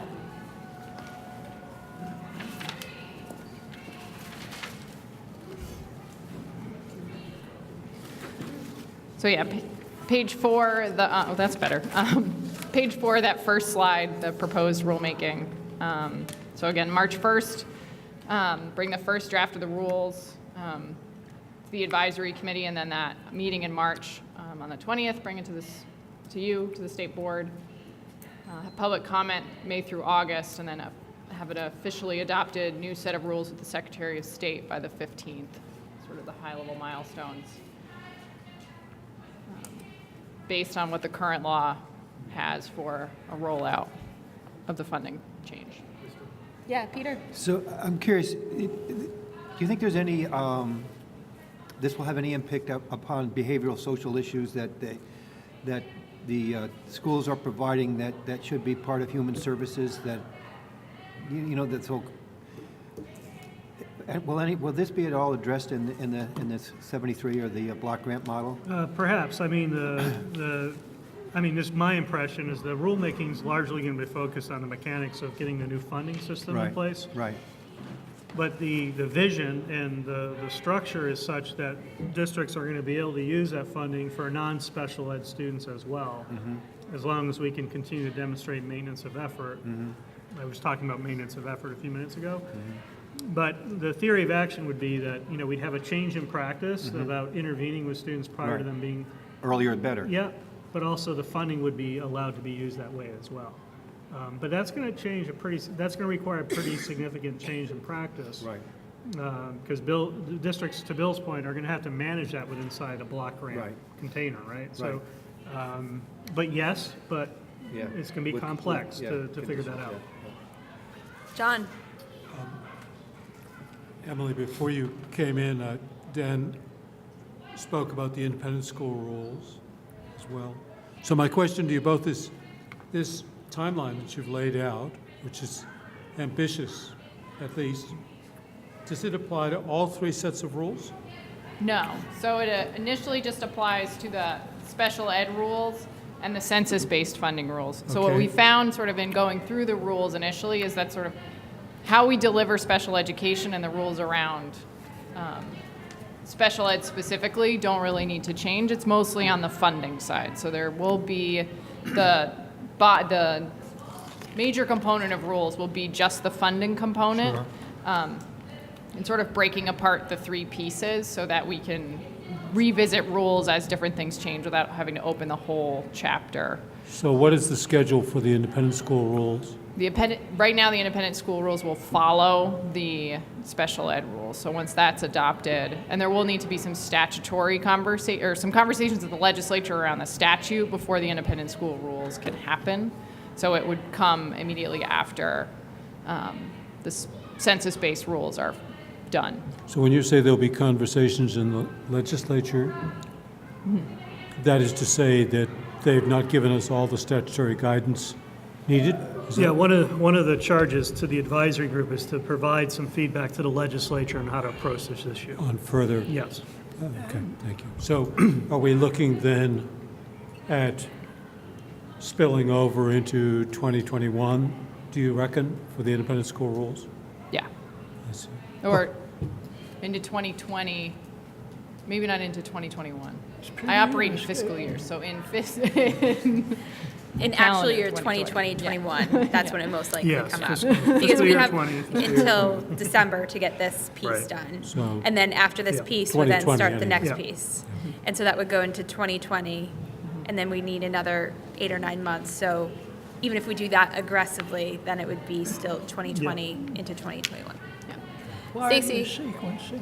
I'm wondering if the rules, I'm sorry if I should know this and I don't. The rules don't specify anything about the delivery model, right? It's more about, it's the funding mechanism, but not about how special ed happens. Are we assuming that that's a necessary, I don't know, I guess I'm curious how much support schools or communities will get in terms of making that shift. I remember when UVM several years ago came and presented to us about special education, for those of us who were here, and just that really real big shift between paras and kind of one-on-one and pull-out supports to the idea of a special educator assigned to a grade level team and really integrating it. And I'm recognizing that would be a huge shift for a school to make, even if people want to do that in terms of time and communication and all this. So I guess I'm just curious of how much of that is embodied in this process, or is that really a secondary step once we get the finances? Yeah, I don't see that as necessarily being part and parcel of the rulemaking process. That's part of this larger, I mean, it's part of a larger need to articulate what supports are going to be necessary in the professional development component and the resources necessarily to help districts make the shift in practice to live within the block grant system. Will that kind of TA or that sort of support be available? I just imagine it's hard to get everything queued up in order. In a way, it's hard to make the financial shift without those other components in place. Right.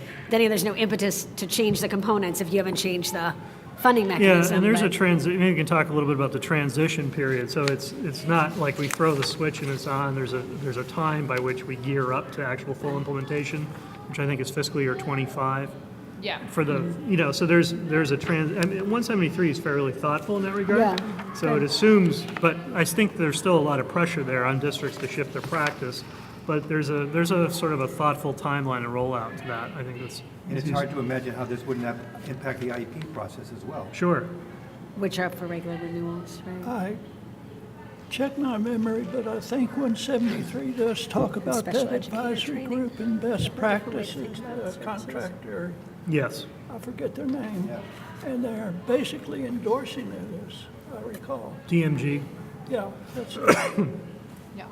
So the law does ask that provide some funding and ask the agency to provide supports to school districts. So we've contracted for a couple independent entities to kind of go out so that schools can utilize those services to go out and learn different practices.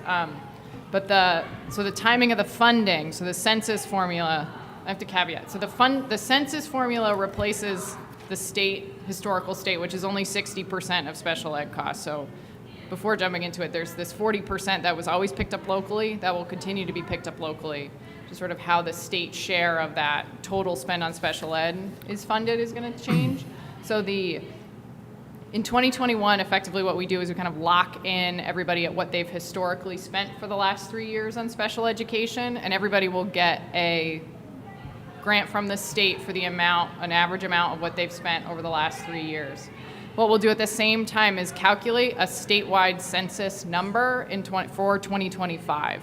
So the 2025 number will get locked in, and then everybody on a per SU basis is 2021 grant will get locked in. And we'll have some here, and 2025 number will kind of be in the middle.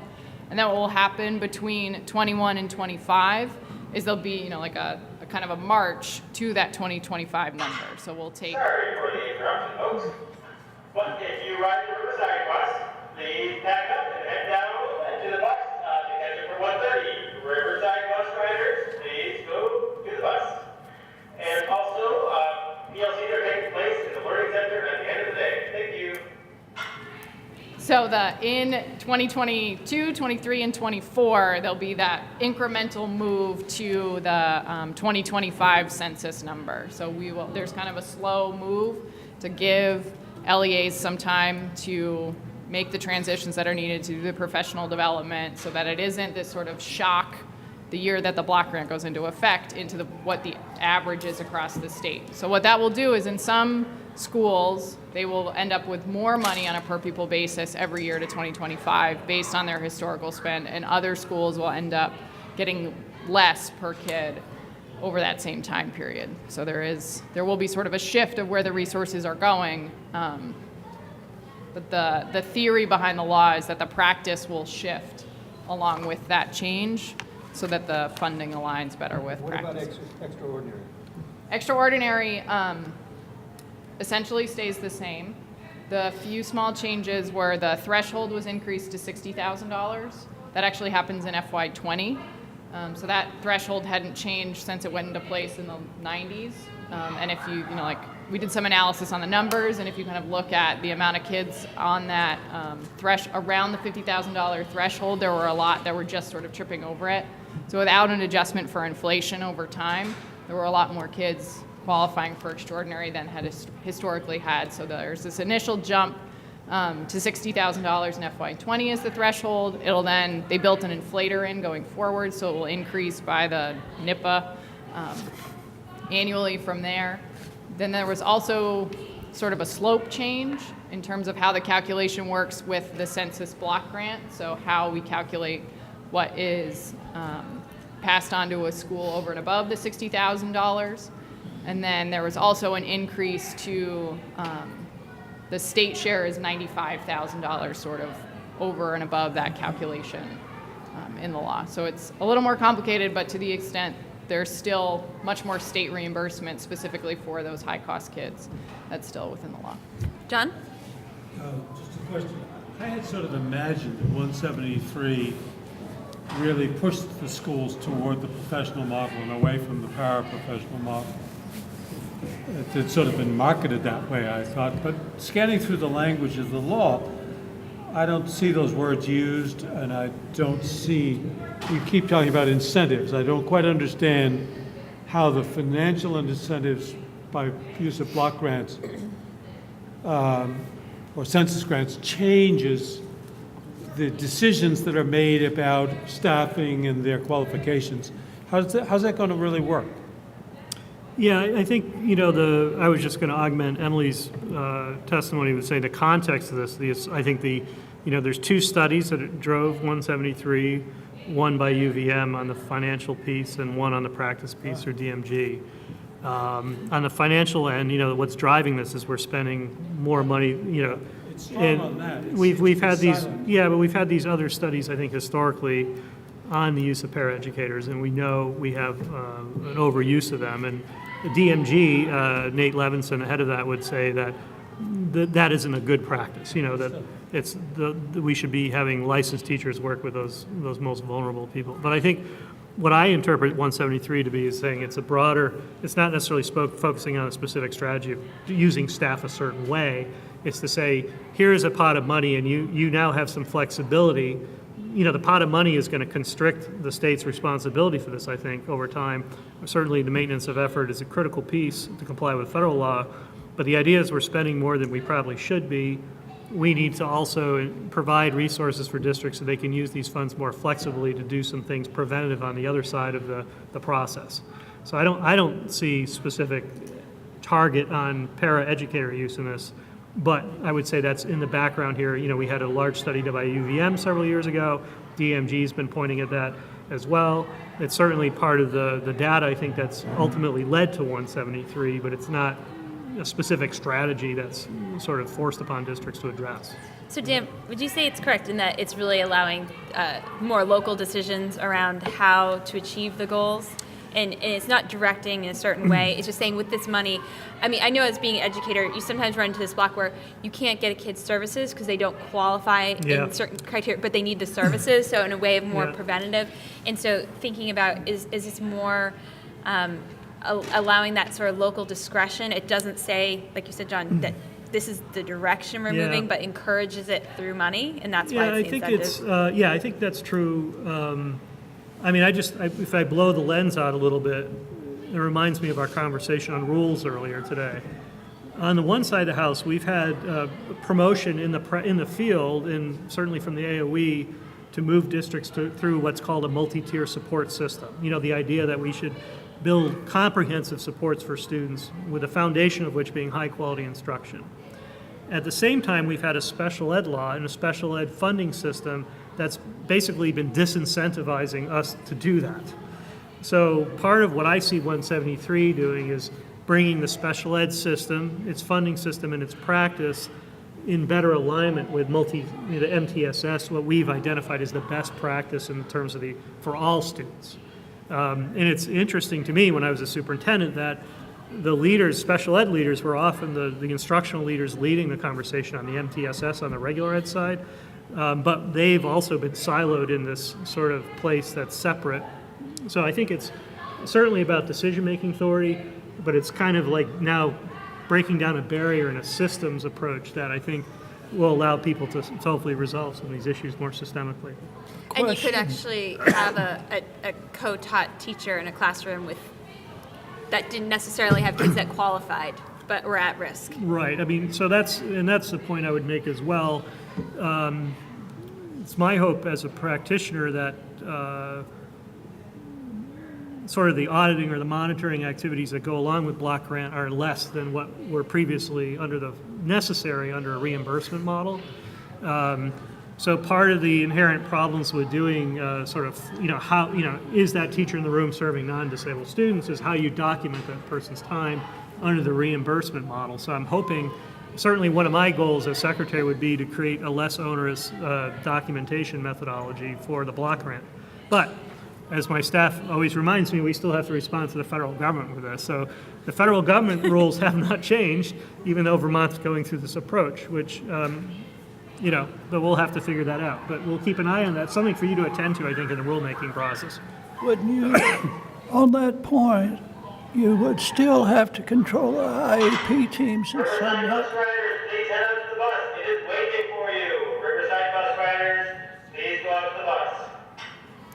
Unless you have directions to the IEP teams as to how to write their IEPs, they could put a partridge in a pear tree into the IEP and you'd have to do it, and regardless of costs. I think that's where, the training process comes in place, is really how to educate the LEA, the person that represents the district at that table of building the IEP, on how to make sure the students' needs are being met as required, by federal and state law, but also make efficient and effective use of district resources under the block grant model. John? A comparison would be to healthcare, and I think it's sort of like we're moving from fee-for-service to capitation, which is a block grant for taking care of a whole bunch of people. And that's pretty much what's happening here. When you move to capitation, then and block grants, I think you're creating incentives for people to do things at least possible cost. Because you're not going to get rewarded for what you spend, you're going to get rewarded for what you've done. And so I guess, I don't have a dog in this fight, but it doesn't seem to me that, one of the reasons the schools went to paraprofessionals is that they cost less, and they're more readily available. And it's hard to see that the moving from fee-for-service to block grant changes the economics in a way that schools will be incentivized to bring in trained special educators instead of paraprofessionals. One would hope, but there's nothing in here that makes that happen. No, the starting point, and this is where I would say take issue with your analogy, which I think is a very useful one. But we don't start in education from the premise of a profit. The practice I was alluding to at MTSS is a conversation about educators trying to be more effective for all students. And that's the starting place of this argument. I think where we ended up was to acknowledge that the special ed funding system was an obstacle to that. And it was actually creating barriers to us to serving all kids more broadly. And the fact that, we have an anomaly in terms of our costs. It clearly was not efficient. And talking with DMG, they would also say it wasn't very effective. So, that's part of the acknowledgement, I think, as the starting point, once again, inside the field of education to say, what we've been doing in special education has not been working very well in terms of students not meeting goals, and we can do better. So the desire to do better, running into a barrier of a funding system and a provisioning system that really locks in what we could do. Mm-hmm. So it's not like we're counting on market incentives to drive our belief system for what's best for kids. It's our belief systems for kids that's driving a change in the funding system. And John, just to speak to that, as I was saying earlier, there are some students that they need a service, but because they don't qualify by one point, then they can't get access. This would allow that access to happen earlier. So it's really trying to be preventative. Yeah, Stacy. I was just going to say, I think that the point that occurs to me is the classroom I had where I eventually had 5 different students who all needed a visual schedule, and how we were like, we just don't have the person power. We can't constantly be pulling each child over to go through with him his visual schedule or her visual schedule, and then realized we could just put in the classroom a visual schedule, which is actually good for all children. But we didn't realize that just like it took an outside person saying, you know what, if it's good for these kids, this is something that's good for all kids, and they can use it in different ways. But it does take a little of that technical assistance or some other thing to just take you, because you're in a system of like, what does this kid need? What does your IP say? What does your IP say? What does your IEP say? And I think there's a shift to make.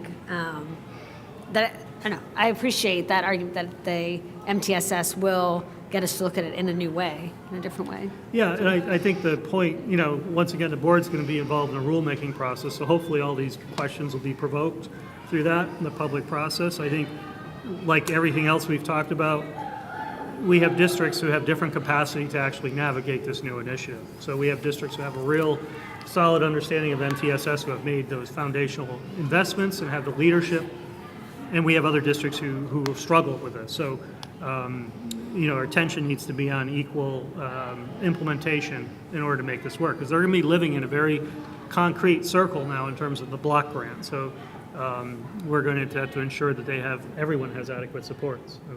So I guess a question for you and for Emily, what does the board need to do to be prepared to help meet these aggressive timelines? And so what, I'm just thinking being good partners, if you're presenting to us March 20th, that's the first time we're going to see this. I mean, is there anything for our February meeting that we should accomplish to make sure that we're ready? And I guess this is working together through this. Yeah, it reminds me of the conversation of listening to your narrative recently on your update on Act 46. On July 1, you were handed the Secretary's plan, right? Right. So unfortunately, there's not going to be June 1st, excuse me. There's not going to be a lot of warm up to it other than what we're doing now, just helping you set context for it. But unfortunately, I think, once because we need to get some input from the advisory group first. You can see on March 1st, that's more or less when they're going to see them for the first time. We'll probably go through a bit of a refinement, and then we'll start the process with you. So that's going to be the beginning. The beginning is the beginning, and away we go. That is the legislative timeline we're referring to. Yeah, right. Yeah.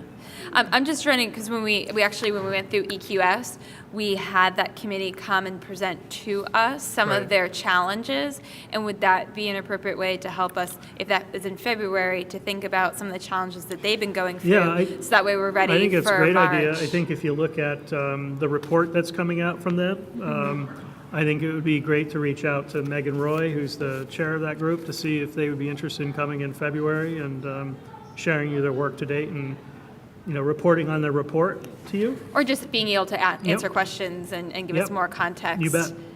Okay. Bill? Speaking of the advisory committee, we have the existing advisory committee for special ed as per federal law. Then it appears that it's subsumed under the advisory group in Act 173. And then they disappear in 2024. Which one? The advisory group? 173, yeah. They disappear. And so that leaves me wondering how we meet the federal requirement for having an advisory group. Yeah, I would assume if the federal requirement still exists, then we will have a state-level advisory group on special education, whether 173 advisory group exists or not. Okay. I mean, we have to, right? So, yeah. Okay, and I guess there is a whole other committee besides this that deals with special ed that's supposed to advise the state board. And have they been tackling this? Like one existing board, we had been contacted, I believe in May, from a different board that they had a new leadership and they had reached out to us in the whole 6 years that I'd been here. Yeah, so I'm still finding these groups as I go along. Right. I didn't know if they're... Page 35. Yeah, I'm not sure. Okay. So is that for, just with the board itself, we have the February meeting, and so we could ask the advisory committee to come in and we could look at the reports that way we're ready for March. Anything else that the board would like to see in February to be ready to be presented a draft at our March meeting? And if you would like a paper copy of 173, just let me know and I can contact the agency and ask them to get that for you. It's just, I didn't want them to make photocopies for everybody and they weren't going to be used. I mean, that's a lot of photocopying. Okay. Anything else for the secretary's report that you wanted to add in here besides just the 173? That's the only item I listed on the agenda. Okay. All right. All right. So any last questions for Emily? Thank you for coming, and I know it's hard finding a parking Emily. spot, so thank you. Yeah, no problem. All right. So at this point, moving on to the consent agenda. And is there a motion to be made? John? Just a question. Yes. In the minutes, reference is made on page 6. Oh, hold on. Let's grab the minutes. Jay. Which minutes, John, was it? To wherein Bill Mathis asked Clara Shaughnessy if there's a listing of state board responsibilities in law, and I believe you asked for a copy. And I think that would be an interesting thing to see. Did you receive I've that? not gotten any. Okay, I just wanted to encourage that be followed up. So wait, that was on Page the 6, top. J1. Yep. I remember the conversation. Right. And I thought all of us might be interested in just seeing the universe of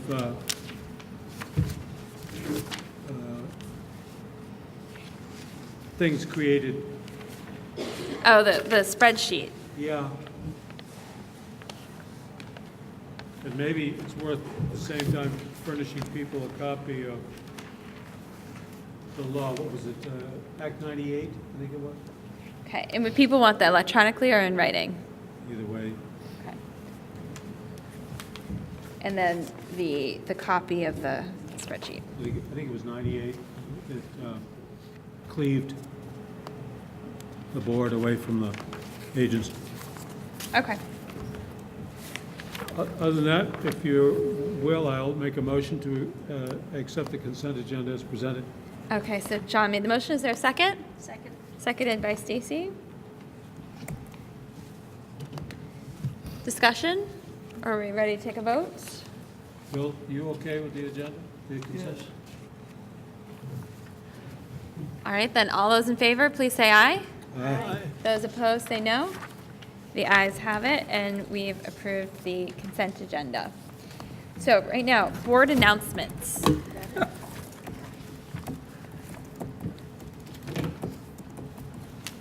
Any meetings that people went on behalf of the state board? Any conferences that you went to? I would just like to say and maybe explain that I won't be here at the February meeting. I'll be working in East Africa as I do every year at that time. I'm going to go with you. So We want you to be safe so too. it should make things go much more smoothly. We'll get out at noon. So we're having a 3-hour meeting, no.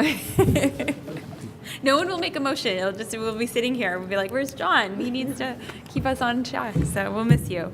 But travel safe. Any other? Okay, Callahan, student report. So I chose to do my student report on. Do you want to get the mic too?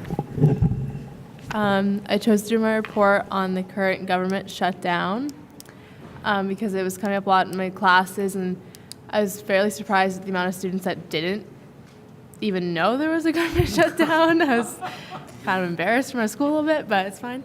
So basically, the government has reached the longest streak in American history as of January 12th, making it 22 days to surpass the 21-day record set in 1995, and it's still going.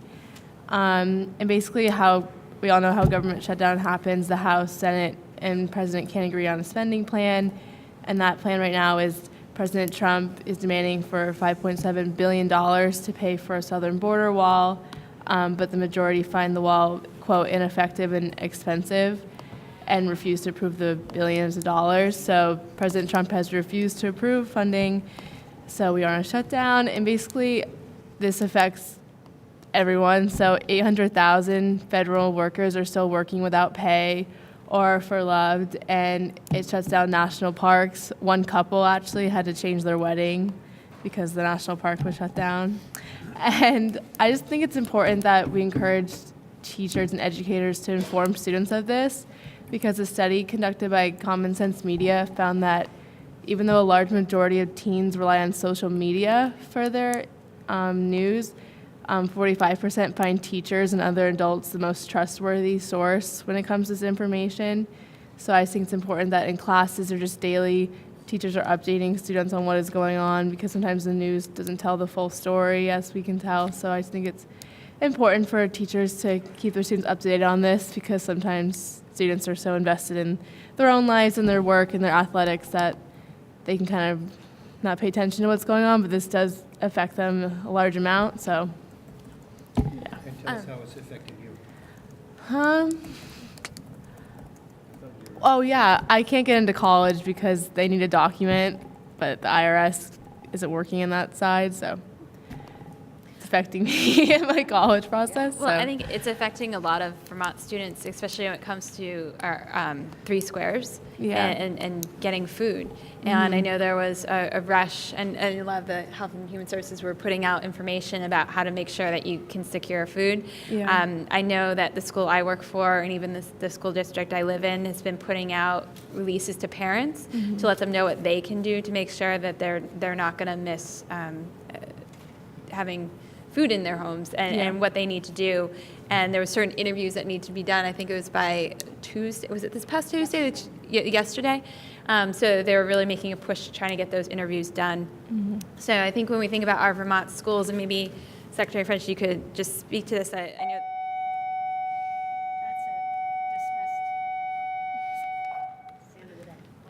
What is that? Early dismissal is Wednesdays.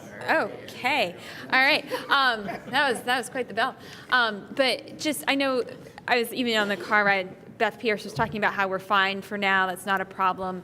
And I'm not sure what this would mean for a longer term, if there's anything that we need to think about. But I do know some of our students with their food insecure that this is becoming a...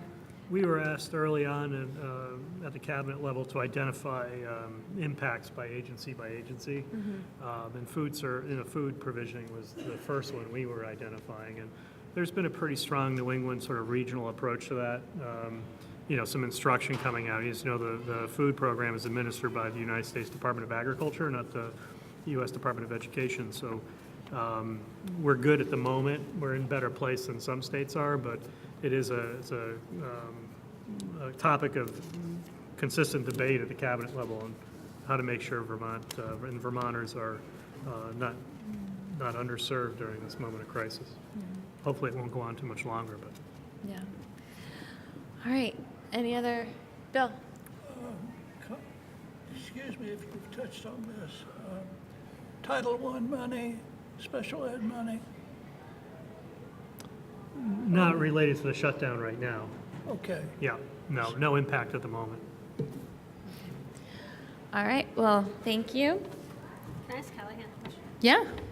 I really appreciate, I like that you shared that study from Common Sense Media. It's good to know that people are seeking out a variety of sources, and that trusted adults are still maybe some place that teens or young people might turn. But I'm curious, how you can imagine a teacher bringing up something that's clearly as controversial as, depending on how you see it, why is the government shut down? Can you imagine, what class or what teacher, how might that come up in a way that? Yeah, how so in you my could see- example, how I really learned about it is I take AP Economics. So, and we're talking about trade, and so obviously President Trump comes a lot, and then this came up. But it's also, at least teachers in my school are very careful when they talk about it. They don't really give a side. They just give, this is what's happening. That's kind of how I tried to tell it, this is what President wants, what everyone else wants. So I think teachers are very cautious of that, and they're very appropriate when they talk about it. And I think most classes it comes up just because students are actually, I feel like they're more involved lately in politics just because of all the controversy they hear about. So I think students and teachers are very respectful of other people, and they don't really give their opinion as much. They talk about That's it. good to hear. Just as something that I do talk about every single day, we talk about current events. So the way we start our class and sort of our warm-up is we watch an eye-opener, which is 90 seconds of what happened in the world the day before. And we use that as a point for students to ask questions or comments. And we also do the BBC 1 minute, so we get some world news. So that way it's, it can take 3 to 10 minutes, but it's a great way to start the class, because then once you start understanding the story, because for my students, they're like, oh, the government's going to shut down. Oh, it's shut down. What does that mean? And then it keeps going forward. So it's not just like, oh, here's this random news story. It's something that we follow every day. I think a lot of teachers, especially in social studies, use news as a hook too, and how to get kids interested in certain topics. So for me, I'm always grateful when we're talking about, is executive power overreach, and we're looking at historical examples, and something comes up and they're talking about it in the news. So it's using the news as a tool to hook students in. But I think it happens quite a bit. Do you want to shut that? Thank you. All right, so moving on. We are a little bit early, but Martha, are you okay coming up? Okay, thank you, because I know you had people coming to be here also. So if we can invite Martha to come up, and if we're moving on to item K. Sure, yeah, so anybody would like to come up, have them come on. And I apologize. This is like one of those nightmares you have when you're going to do a presentation that something's not working, but my computer worked this morning and it's not working right now. So I'm going to just follow off the slide deck that you have on item C, and if anybody wanted to pick up, I'm sorry, item K. Item K. Item K. The slides are over, printed out already. Right, so if you didn't hear that, there's all the item numbers are on the table, so if you'd like one of the slides, it's item K. So I'm Martha Dice, the Global Citizenship Specialist at the Agency of Education, which kind of pertaining to the EQS discussion this morning, in the little parentheses is civics, geography, history, culture, and economics, and then also world language. So that's why I'm here representing the agency. Do you want to introduce yourself? Sure. My name is Allison Litton. I am the past president of the Vermont Foreign Language Association, and I currently teach French at the Marion Cross School in Norwich. So I have 20 years of social studies experience, and I'm a licensed middle high school social studies teacher. So I reached out to the Vermont Foreign Language Association when I took this position, because I really value their expertise over mine in regards to foreign language. I do have a background. I moved to Mexico when I was 6, so it's something that I'm familiar with and I totally appreciate. But that's why I've asked some of the foreign language teachers if they would be here today. Okay. So back in February, I believe, the Foreign Language Association reached out to the board and asked if new standards could be adopted, because they've been running off of standards that go back to 2004. So I was able to present that question to you in June, at the June 8th meeting, and you gave me permission to research the adoption of new standards. So it's been a while because of all the work that you've had to do. Yeah. So thank you for getting me back on the agenda today. If you look at the second slide where it says recommendation, we recommend that the American Council on Teaching Foreign Language, which I will refer to as the ACTFL standards, be adopted to replace the framework of standards of learning opportunities and standards for non-native learners.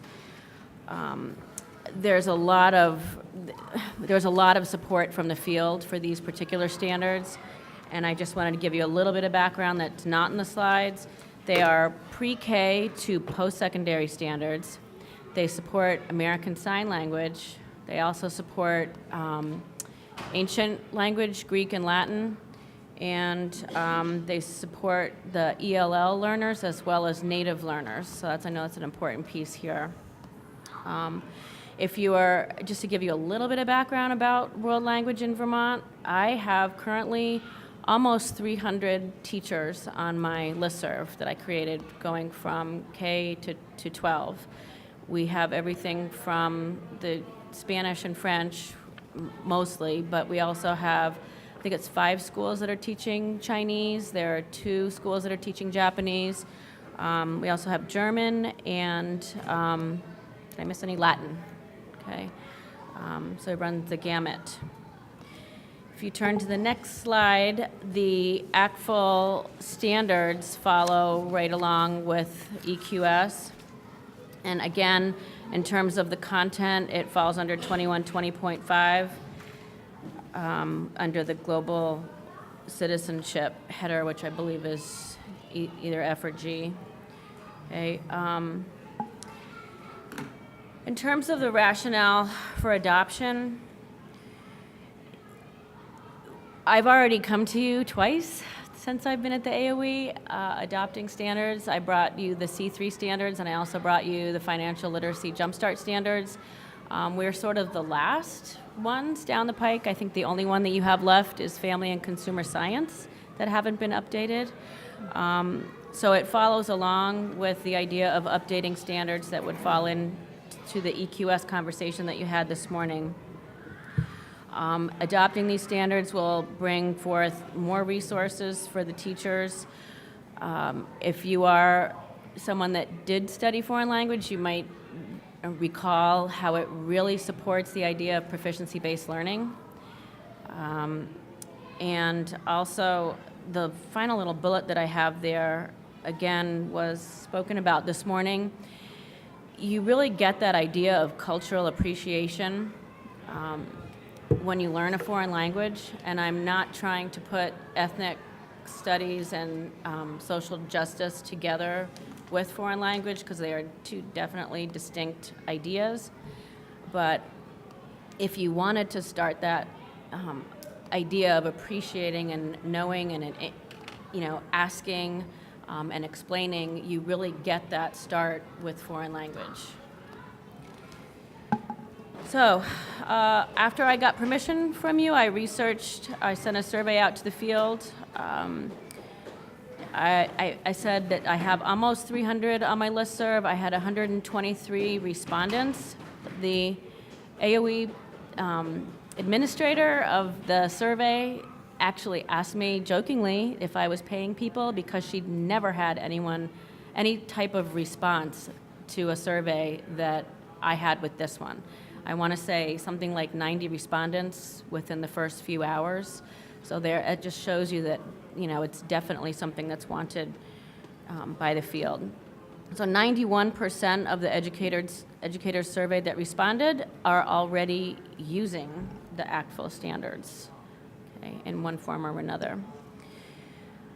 So when I asked them if the state board should adopt the standards, 72 responded yes, 4 responded no, and 72% responded yes, 4% responded no, and 24% responded unsure.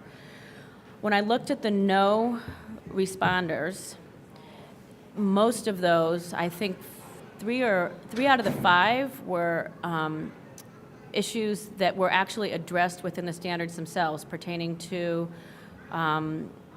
elementary grades, the concern for ancient cultures, and then there was one concern particularly based off of grading platforms, but that is a local concern, a local decision. So what I did was I looked at the 24% that were unsure, okay, and I broke them down. So the next slide, I took 5 characteristics of what you would consider to be, strong standards. And I looked at the 24% of the self-identified unsure respondents, and I looked at their answers.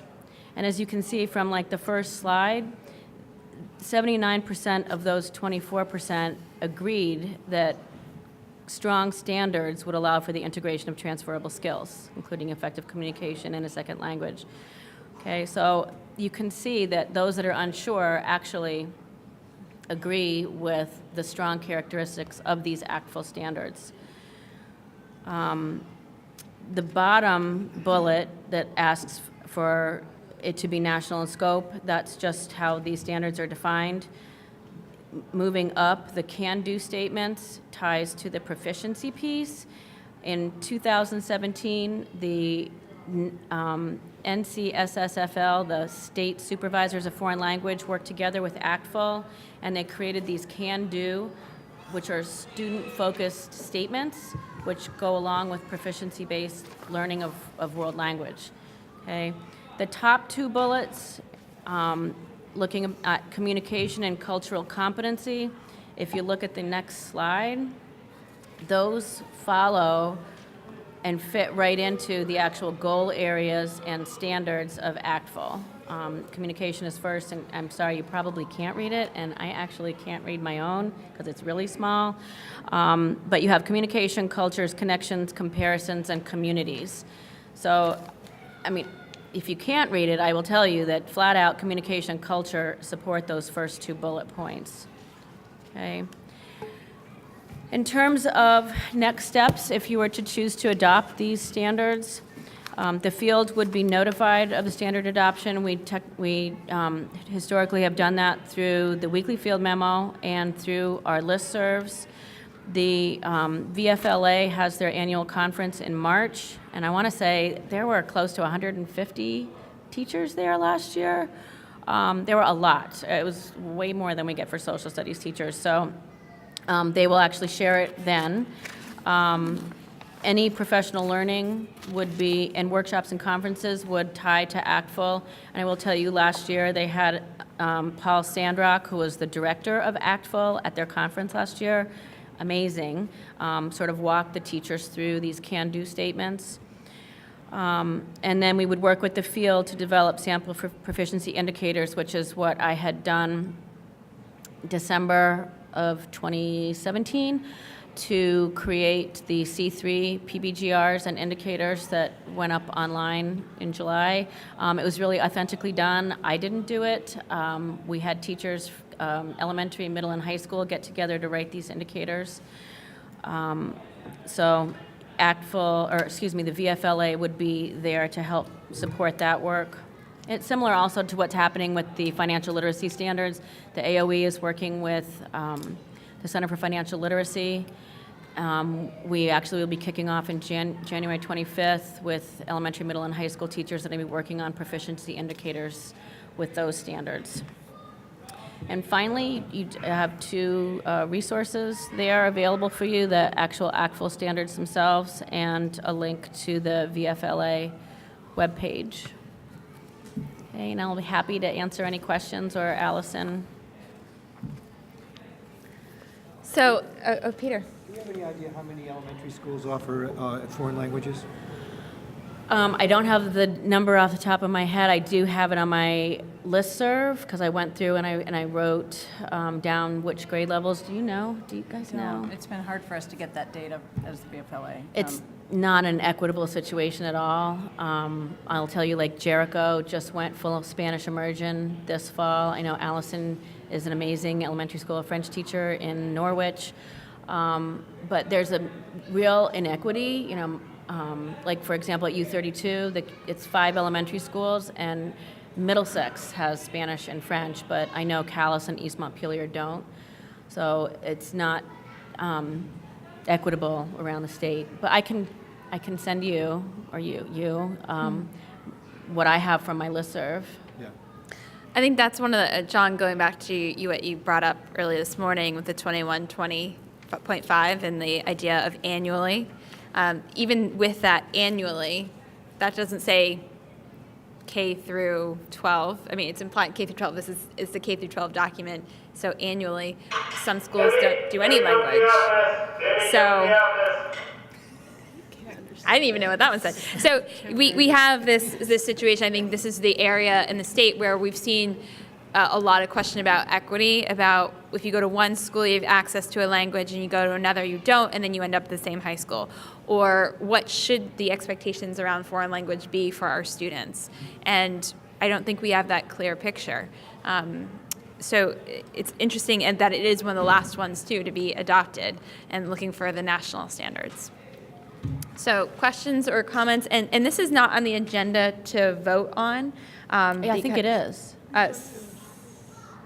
Oh, it is for discuss. Oh, I guess, right, so that's what I take that back, 'cause I wanted to just be discussed, but I didn't know how people would feel, but there's no expectation that we would have a motion today, because, you know, we typically look over things for a month and allow to ask questions and then bring it up our next meeting, but leaving it up for people to decide. Stacy? Can you speak more to how these standards might look for English language learners? I'm just thinking about like when you're already learning English, let's say and I know that's not applicable throughout the state, but especially given where we are today, I'm curious how those standards might be applied. Do you know? I mean, I think to a certain extent, it's not, the standards are,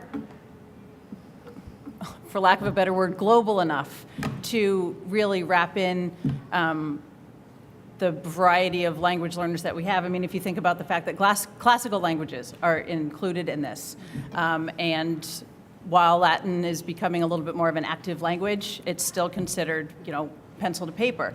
And so I think what would need to happen would be a really concrete exploration of the very specific standards, which we can't get into right now. But I think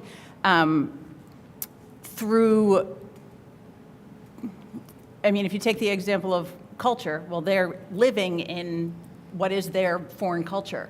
And so by default, it is integrated into their daily life, ergo their education. So I think that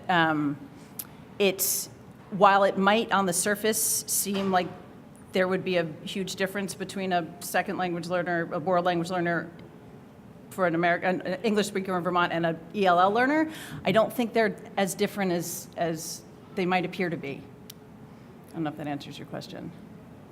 Okay, John and then Bill? Well, I wanted to ask, would you welcome a motion? Can you hold up for just, well, I said we could just, why don't you start with the motion, and then Bill can speak anyway. Yeah. I move that the State Board of Education adopt the ACTFL World Readiness Standards for Learning Languages. Is there a second? Seconded by Callahan, so we have John and Callahan. Our accepted practice in the past is to review it and then vote the next meeting. You can move to table. Okay, move to table. So Mark moves to table the motion? Yep. Is there a second to that tabling? As long as you're here to vote. I'll be here. Is there a second to the table motion? Second. Seconded by Peter. So all those in favor of tabling the motion, please say aye. Aye. Those opposed say no. Nay. Okay. Yes, so can we do a roll? So actually I have my little sheet here. Just hands is good enough. I didn't know we were getting so complicated. I guess, yeah, could we just do hands? Is that okay? All those in favor, please say aye and raise your hands. Are you going to vote twice? I know. So 1, 2, 3, Bill, no. And all those in favor or opposed of tabling the motion? Okay, so 3-2. All right, so the motion is tabled. Table. Okay. Set that up so I won't be here next vote. I'm fine, it's already been. So, Bill, what was your comment then, just so? My question was, you've done an excellent job in getting 91% of the people using these standards is exceptional. And, but then that leaves the question, what would we gain by accepting these standards that we don't already have? Well, I think before they answer that, it's because we need to make sure, again, going back to EQS, that each SU has to deliver curriculum that are aligned with state board standards. So right now we have this gray area where the curriculum isn't aligned to something that the state board, so if 91% are using it, it's actually not approved state board standard. So that's, I think, it's the remedy to a situation in the absence of not having standards that are set to be proficient. People have seeked out on their own proficiency-based standards. Could I hear what these people have to say about it? So I think it's an excellent question. I mean, the 5 Cs, which are outlined in the ACTFL standards, have been around as long as I've been teaching, which is almost 20 years. And I remember not really, to be honest, paying a lot of attention to them when I first started teaching. And with this revamping of the ACTFL and NACESFL standards, it has really become a unifying idea across the country.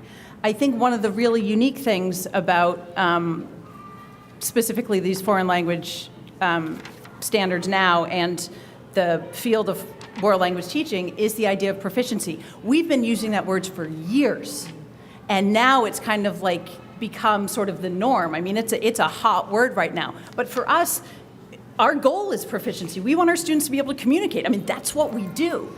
And so the kind of core of these standards are these can-do statements. It's very concrete. It's very real. If a student can do something, yes or no. I mean, it's really unbelievably thoughtful, I think, in how these are laid out.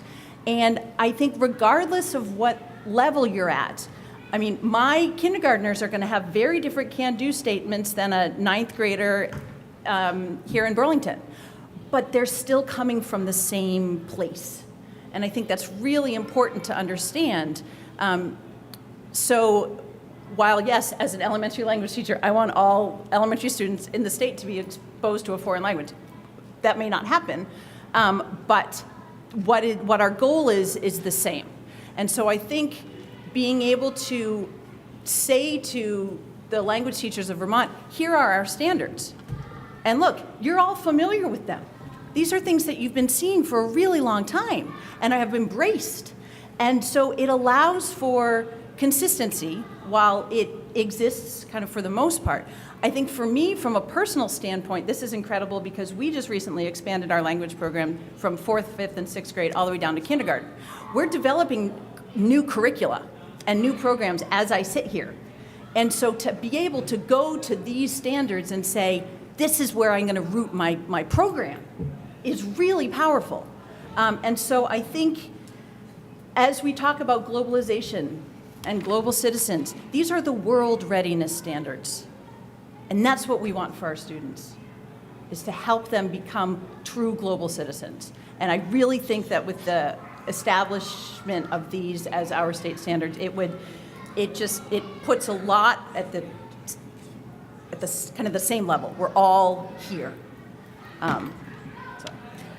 Do these standards provide proficiencies for people who are developing their proficiencies? I'm sorry, could you say that again? Do these standards go so far as to develop proficiencies that can be used universally? Well, we have proficiency levels. The standards the levels are divided into 3 sections. There's novice, intermediate, and advanced. And each one of those is divided into low, medium, and high. And so, for example, my goal for my students when they leave my school in 6th grade, we're still developing this because we're in the process of creating this curriculum, is I want them to be at least intermediate low. But for some schools where, 7th grade is the first year that students are exposed to a world language, they might be looking for novice high when they get to the high school. So the proficiency levels are quite clearly delineated and specified, connected to these can-do statements. Okay, thank you. And so don't mistake, our typical practice is to introduce something, let it sit for a month so people can answer questions and then bring it back. That's why having the vote was, I think it's people Sorry, waiting I get a for. little bit carried away. No, but I want to make sure. I know why I brought her here. Yeah, I know. But don't think that we're just saying no. We just usually I completely understand. Yeah, that's actually one of our norms, which is coming up next, is the idea of trying to wait and let people sort of absorb something like this. Well, so and I something appreciate based. your thoughtfulness. I mean, Yeah. this is not something that should be, just sign a piece of paper. And I truly appreciate your eagerness because obviously I share it. But I do recognize that this is something that's, it's a major thing. And so, but I really appreciate your consideration of this because it would mean a lot to the VFLA and how we can support our teachers in the field. Mark. Just curious how this affects like AP foreign language, at all, if at all. Can you be any more specific with your question? It was something I thought of a few minutes ago when you were talking. I was thinking, somebody's taken AP, whatever, French, Spanish, German. How does this affect that? So there's, I would say it's a Venn diagram between the ACTFL standards and AP. There's some overlap. They're not necessarily, you know, if a student gets a 5 on an AP, I don't think it necessarily says that they're at X proficiency level. There are some very specific tests. ACTFL has its own test called the APPLE, which will assess proficiency levels. That's what the P and the L stand for. And a lot of districts do use that to determine proficiency levels. So the AP is not necessarily created to determine proficiency. It takes into consideration a student's aptitude in a language. But there's a little bit of a, and I think AP exams are excellent to, you know, give students an understanding of sort of what they know, but there's a little bit of a difference in you know, being able to associate that with a proficiency level. Now, granted, I do need to say that I do teach at an elementary school, so AP is pretty far from my students' minds, but just understanding sort of what the outcome, the desired outcome is. It's not necessarily apples and oranges. It's more like, you know, Empire versus Macintosh. You know, you're kind of dealing in the same realm, but they're. I think that's true for all courses at AP and how they intertwine with the standards, because AP curriculum is a little bit different in its approach than a lot of the proficiency-based work that is done here. And I think what's kind of funky about foreign language in that regard is that because proficiency is at the core of what we do, there is, I'm kind of shooting, you know, off in the dark here, but I think there may be more of a connection between an AP language and ACTFL standards versus like AP, you know, calculus and proficiency in math. Just because for us, proficiency is communication, understanding this language, which is also what the AP measures. So. Gotcha. Thanks. Any other comments, questions? So we're ready for next month? Just to give a shout out for Marion Cross School and the articulate faculty members here. And that you have foreign language at the elementary level. Yes. I can tell you that when our youngest went through, by the time she was a freshman in high school, having gone French all the way there, she was fluent enough to live in France for a summer on her own. I mean, it's really a great program. Yeah. And early language. It's the way to go. Global Start with a little citizenship? push. Yes. Again, that's being able to live foreignly. All right. Well, thank you, and Thank you very much we'll for your be time. taking a vote on this next meeting. We had elementary school Spanish. All right. They learned So about 5 years of Spanish. next is the chair's report. And part of the chair's report, and I asked this to be put into the packet, was item L. And item L is this idea of board communications. And this came up when we had an executive session that we wanted to have it an open meeting, this idea that if we're going to talk about communications, that we should do that. And then became the search of trying to find our communication statement. And one thing we do need to talk about at board is reorganizing our website. It's very difficult to go back and find said document. And so honestly, Suzanne and I were going through, and Maureen was in the hunt too, going through looking at meeting minutes, and then there wasn't a meeting because we didn't have a quorum, we had to go to this other meeting. And so trying to find it was quite the task. And when we were going through, we found both the norms and the communication policy. I thought it might be a good time to review both. And that's why I had them put in. And first with the norms itself. And I was hoping to task 2 of board members that might be leaving to help think about, as we look through some of these norms, things like active listening, listening to be understood, not interrupting, be prepared, training for new committee members, assume best intentions, trust other board members' expertise, go digital, which we're still trying to work on, meet more, sharpen up agenda so it's more efficient. One thing I was really hoping is that we could maybe gain that institutional knowledge with Stacy and Mark, and to think about what do we need to do for training for new committee members, for committee members and what that could look like. I think that was something that we really need to be thinking of, mindful that we're having 2 new people come aboard. And I remember sitting with Stacy and going through all the acronyms when we first came on, and we just make a list and be like, what is this one? What does this mean? And going through, because it was, we always have this speak like EQS, and it's like, okay, if you just step in, well, what is EQS?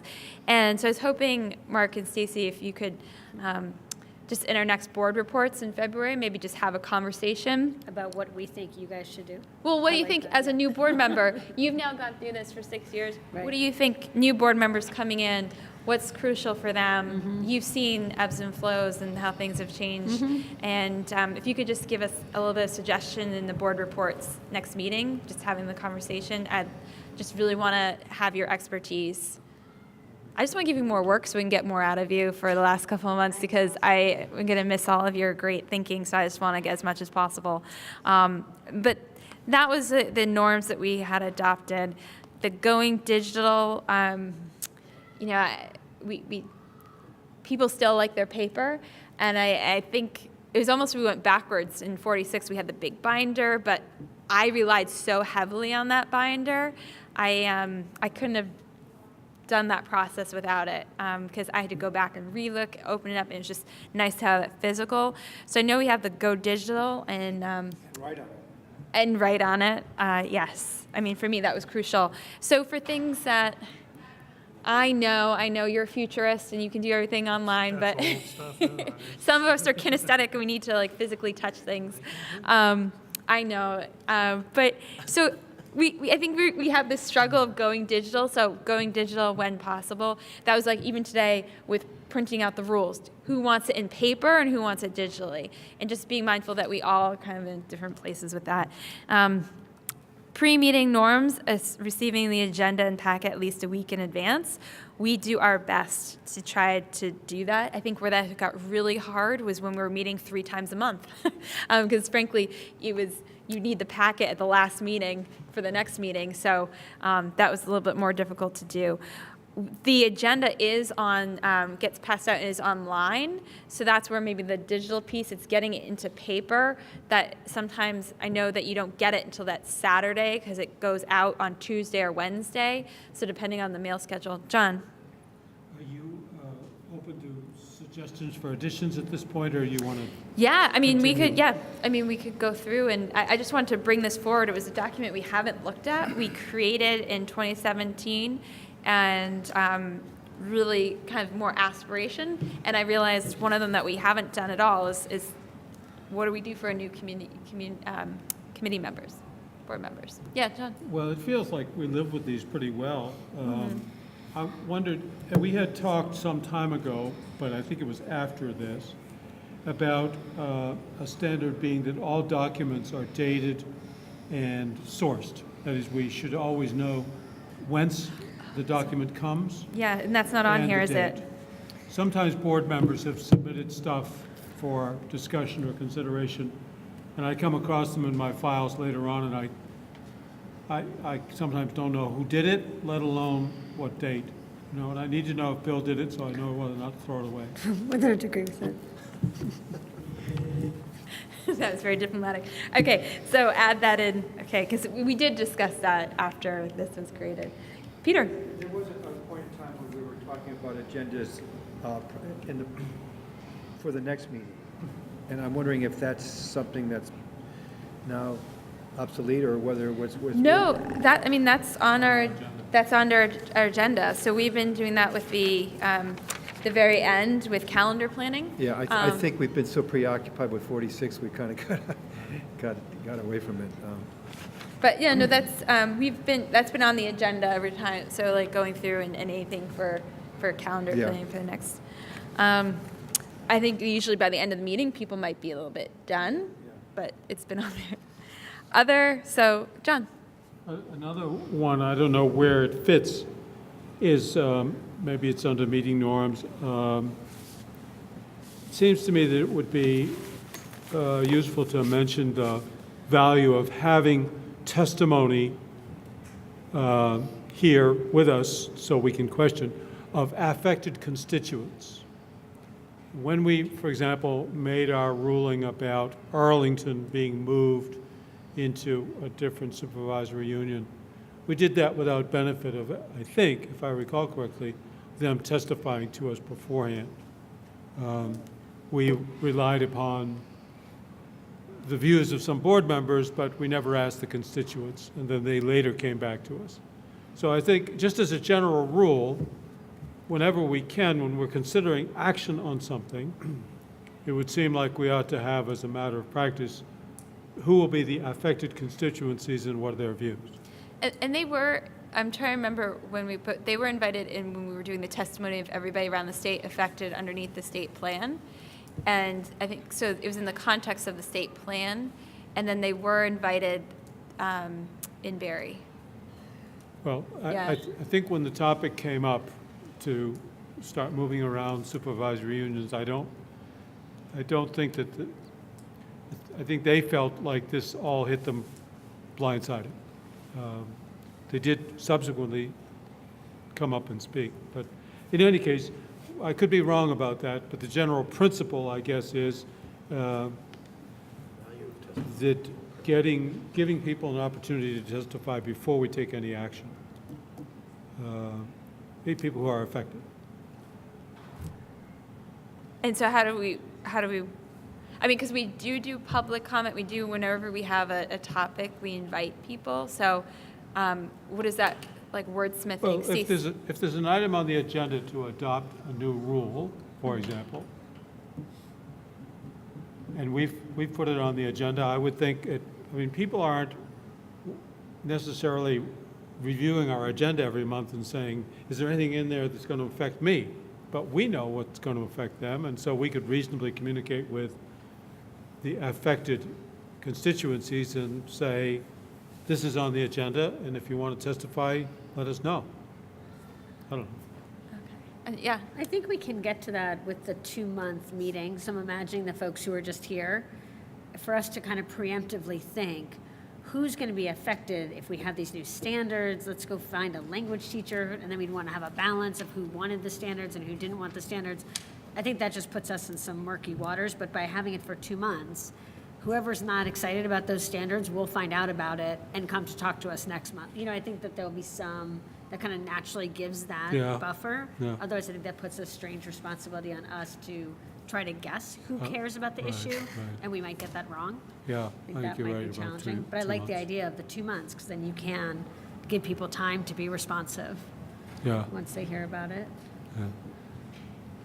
And I think you're bringing up, it's kind of an interesting case because it was part of the state plan, which was released in June, and then they were invited to come over when we were in the southern part of the state, and I think they were happy with being left alone as a district, but there was a bigger part of that. So I think that was maybe an extraneous case, but duly noted that making sure people are there. Anything else that people, Bill? A couple of things not really related to norms, but in the minutes, they'd only go back to 2016 or something like that on the web. I would like to see them go on back, but I was looking for some stuff that just wasn't there. And also, in the minutes, I don't mean to be critical, but the item needs to be explicit in who was involved and what was the outcome. Sometimes that's pretty ambiguous. What do you mean with, because I guess could you elaborate on that? I just want to make sure that we're capturing what. Well, this thing today, in which we got rid of 3 criteria but kept 6 on the small schools grant. Mm-hmm. Look at that green sheet and it will say 3 were cut out and 6 were kept, but you don't know which 6 and which 3. Well, It's on the green did sheet. explain the 2 data sets that were not available, I think. When it was here, No, it's in the back, on the It's in second the back? page. Yeah. Explains that science and phys ed were both unavailable. Yeah, so it was on the green sheet on the second page. okay. But do you mean on the agenda itself? No. Okay. If it's not too big a point, I I won't press it. Okay, yeah, so it was on the second page of the green sheet.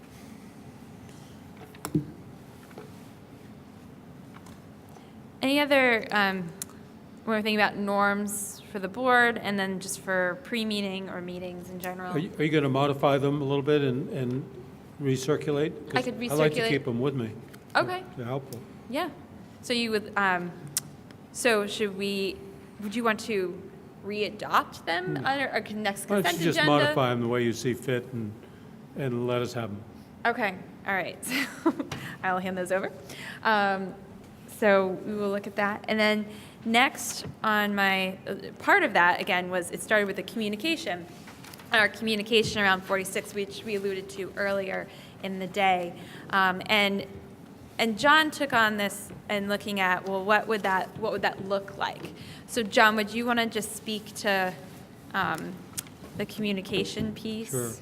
Well, just to begin with, we do have an agreement and a policy among ourselves. Policy is too fancy a word. We have agreed to a certain set of practices about communications outside board meetings, and that was discussed at the August 30th, 2017 meeting and adopted by vote. I went back to the minutes to check, and it was adopted.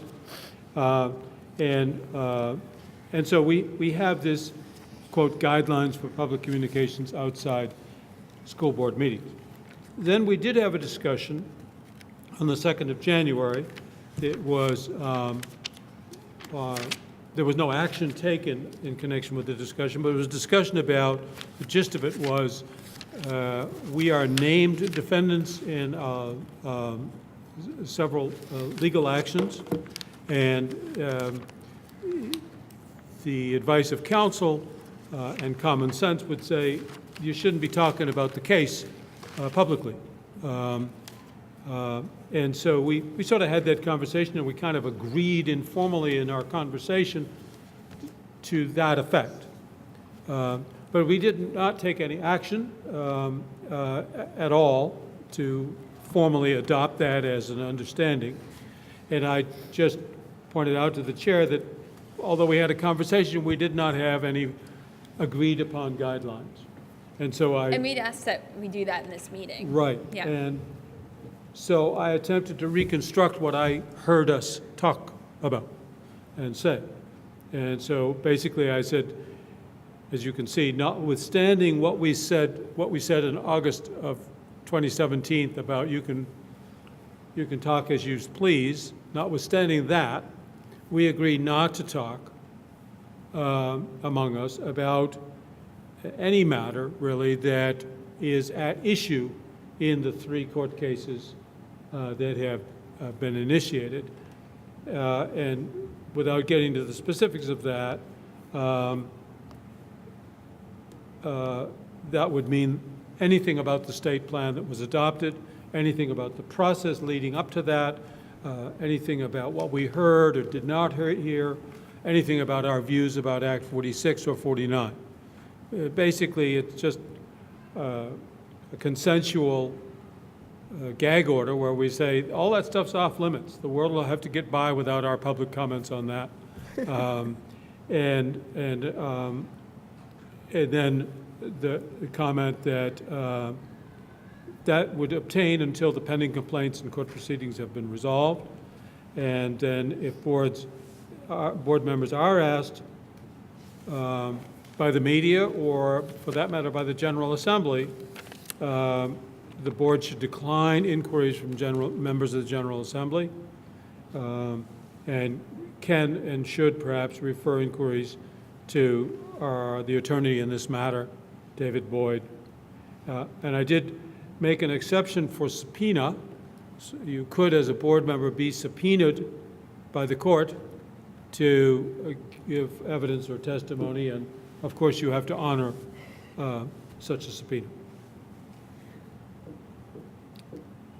So if you wish, Madam Chair, you can make this kind of more formally binding upon all of us by adopting it in this meeting. And so I'm just thinking, first of all, just want Secretary French, I put it up on my cell phone because I couldn't find my paper copy, so I hope you're proud I went digital. And looked just for you, as your influence right next to it. So, and second, as a way of process, would you want to add it to the consent agenda for our next meeting? Sure, I suppose.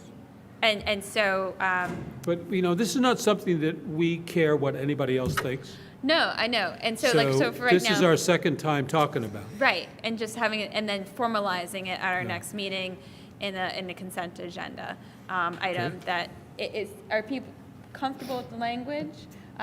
Would you like to see it in any different? Yeah, let's form? have discussion. Right. I'm comfortable. Well, I think we've been discussing this for a period of time, and it's probably appropriate that we come to some kind of resolution.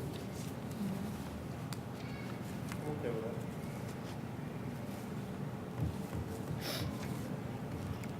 that. All right, well, Would you like a motion, or do you want to wait? it's not warned for a vote, so I'm not sure if that's, Are you just talking about adding that to the guidelines? yeah. Well, adding it as a separate part from the guidelines, but it's a binding commitment on our parts. Right.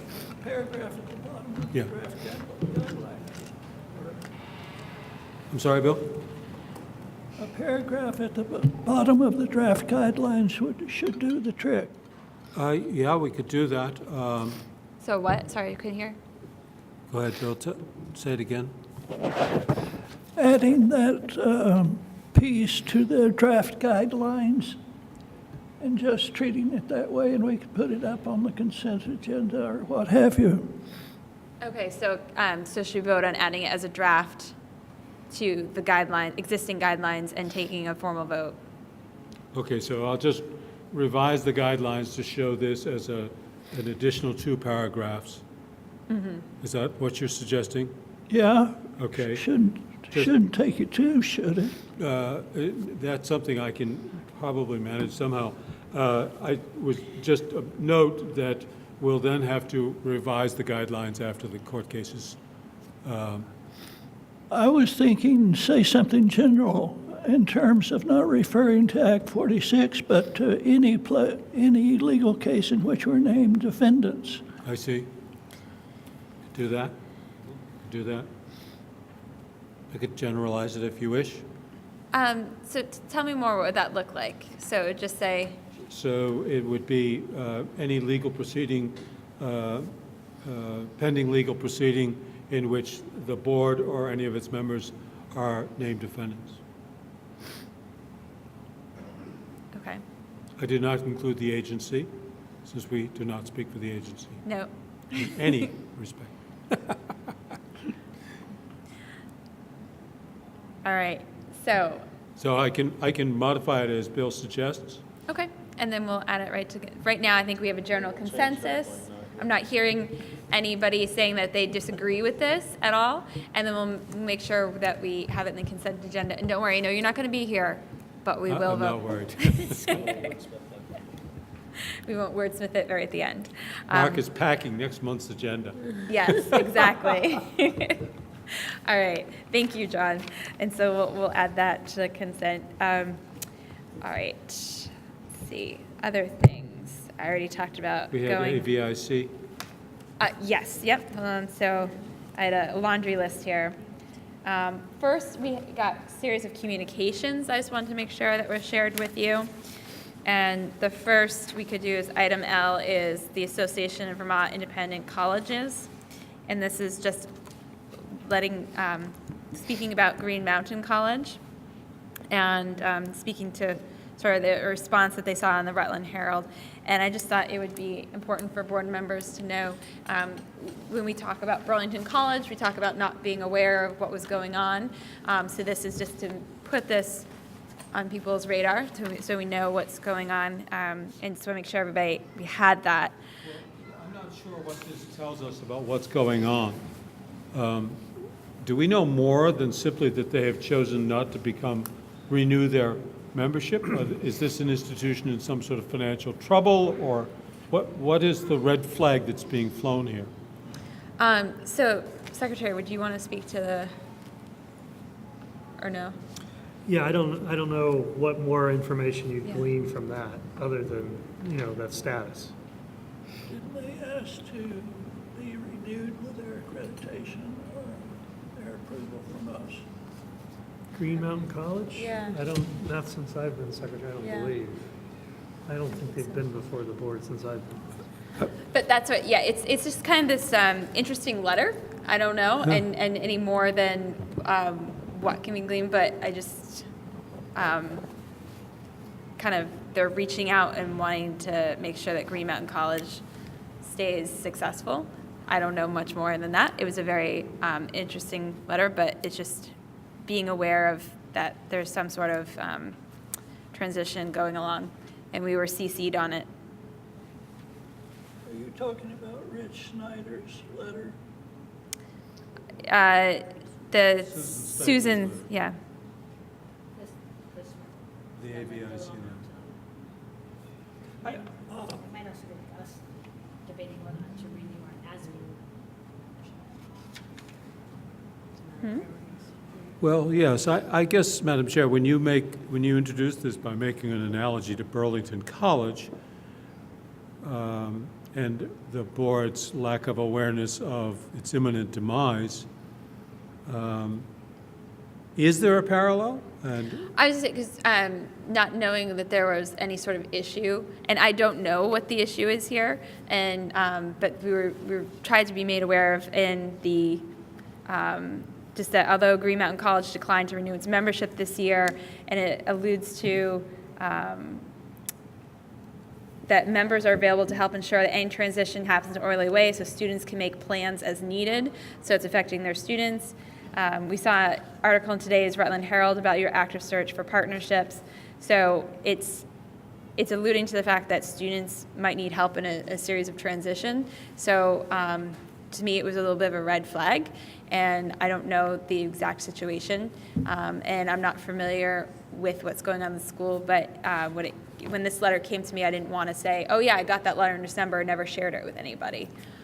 may I ask, is there something in the agencies or the board's rules that require post-secondary institutions to give notice of any significant or change of substance in their financial conditions or otherwise? You know, we have that with the independent schools. Right. Do we have something like that with regard to the post-secs? I don't know specifically about what's in the rules. I haven't seen that pattern of correspondence in my 5 months on the job. So I guess the question then comes to me is, would it be inappropriate for either the secretary or the chair to send a letter to the president of this institution and say, we've been alerted to this. Is there any, I mean, if there is rule about this, then I would just say, please be mindful of this rule.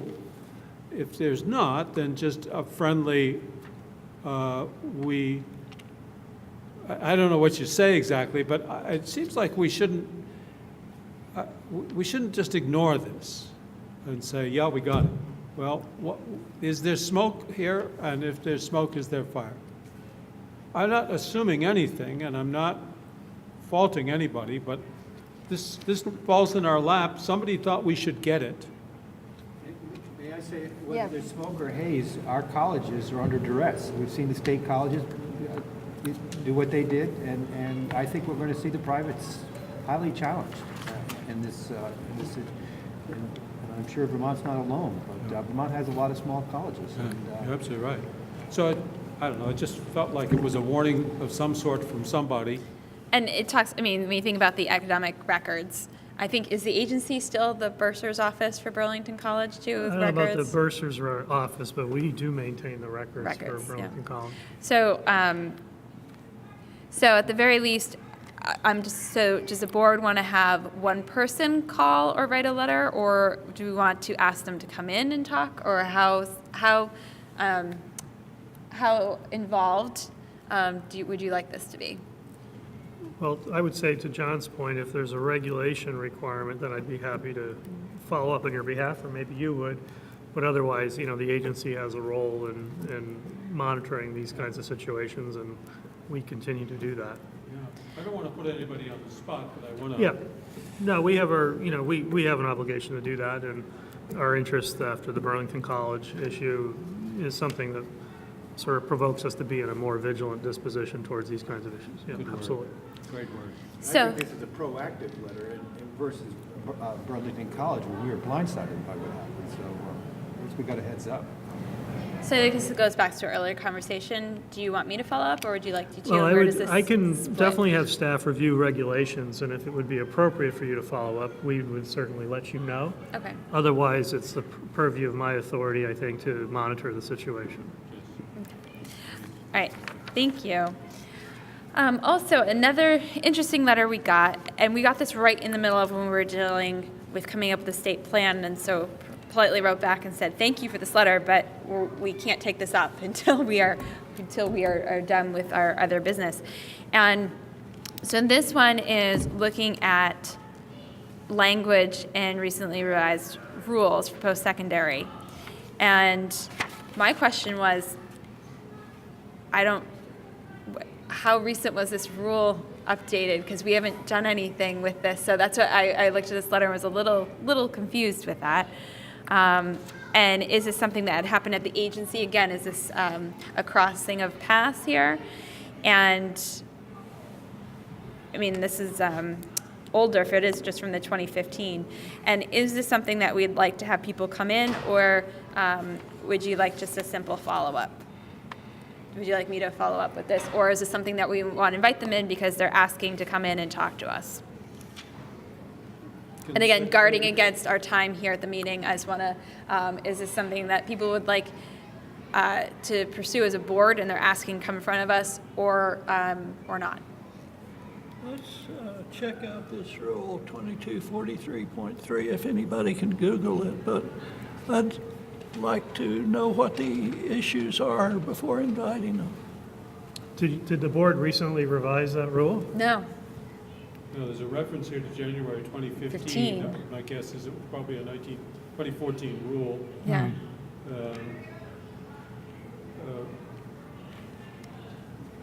Unless, Mr. Secretary, you want to follow up with these folks, I mean, you have so much free time and stuff, I would think Well, we that- certainly would review the rule on your behalf Okay. to find out, what it's, recently revised rule.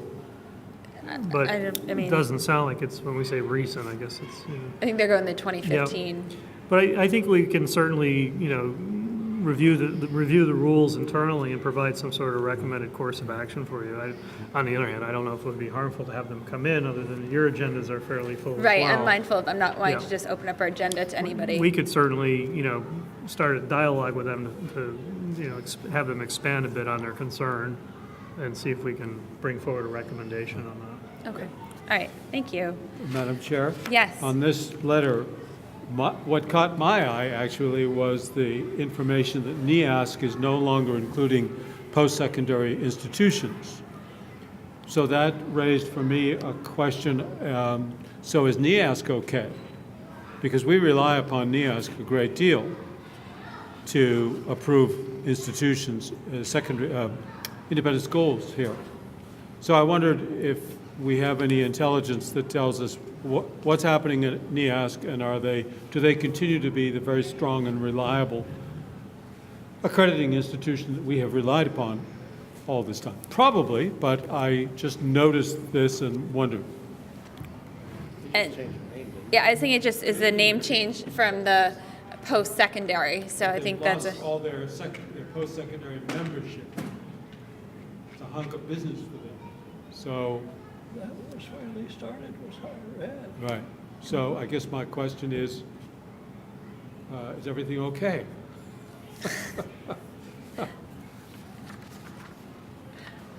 that might be part of it. Well, if it's not, then we need to look at our rules. Yeah. Yes, Peter. It says must be accredited before renewal. Is that what's at issue here?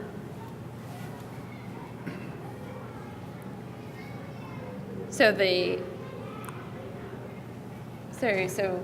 Yeah. it's how this is playing out. Yeah, I think it's so you're going in the fourth paragraph. Yeah. under the current practice, our review committee has recommended that new institutions seeking certification be renewed again in 2 or 3 years. No. It says, our section 22443.3 of the Vermont rules says the campuses must be accredited before renewal. I'm wondering if that's the critical issue. So Well- in other words, do they, before, I mean, I don't know, what, is it the chicken egg thing? I mean, I don't understand what the issue is. But Secretary, so you're gonna follow up and Let me recommend? look into it. Yeah, Yeah, and recommend to us if there needs to be any change for rules. Okay, so those two. And, okay, EQS moving forward.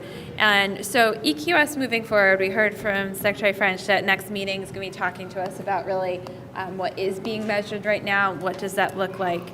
One other engagement piece I wanted to ask you, and John, you spoke to the idea of going around and hearing more from the state and different constituents and making sure there's voice, is that when we have hosts inviting people in to talk about EQS and how they are trying to meet EQS. And would that be something that the board would want to do at meetings? First, depending on if we're at a school, having that system talk to us about EQS, kind of like what we did in our tours earlier this year when we had the system come in and talk to us about their challenges and their successes around merging. So would we want to change that question to be around EQS and how they're meeting those quality standards? And what does that look like in that particular area? And is that something that you would want me to start arranging and inviting different systems in?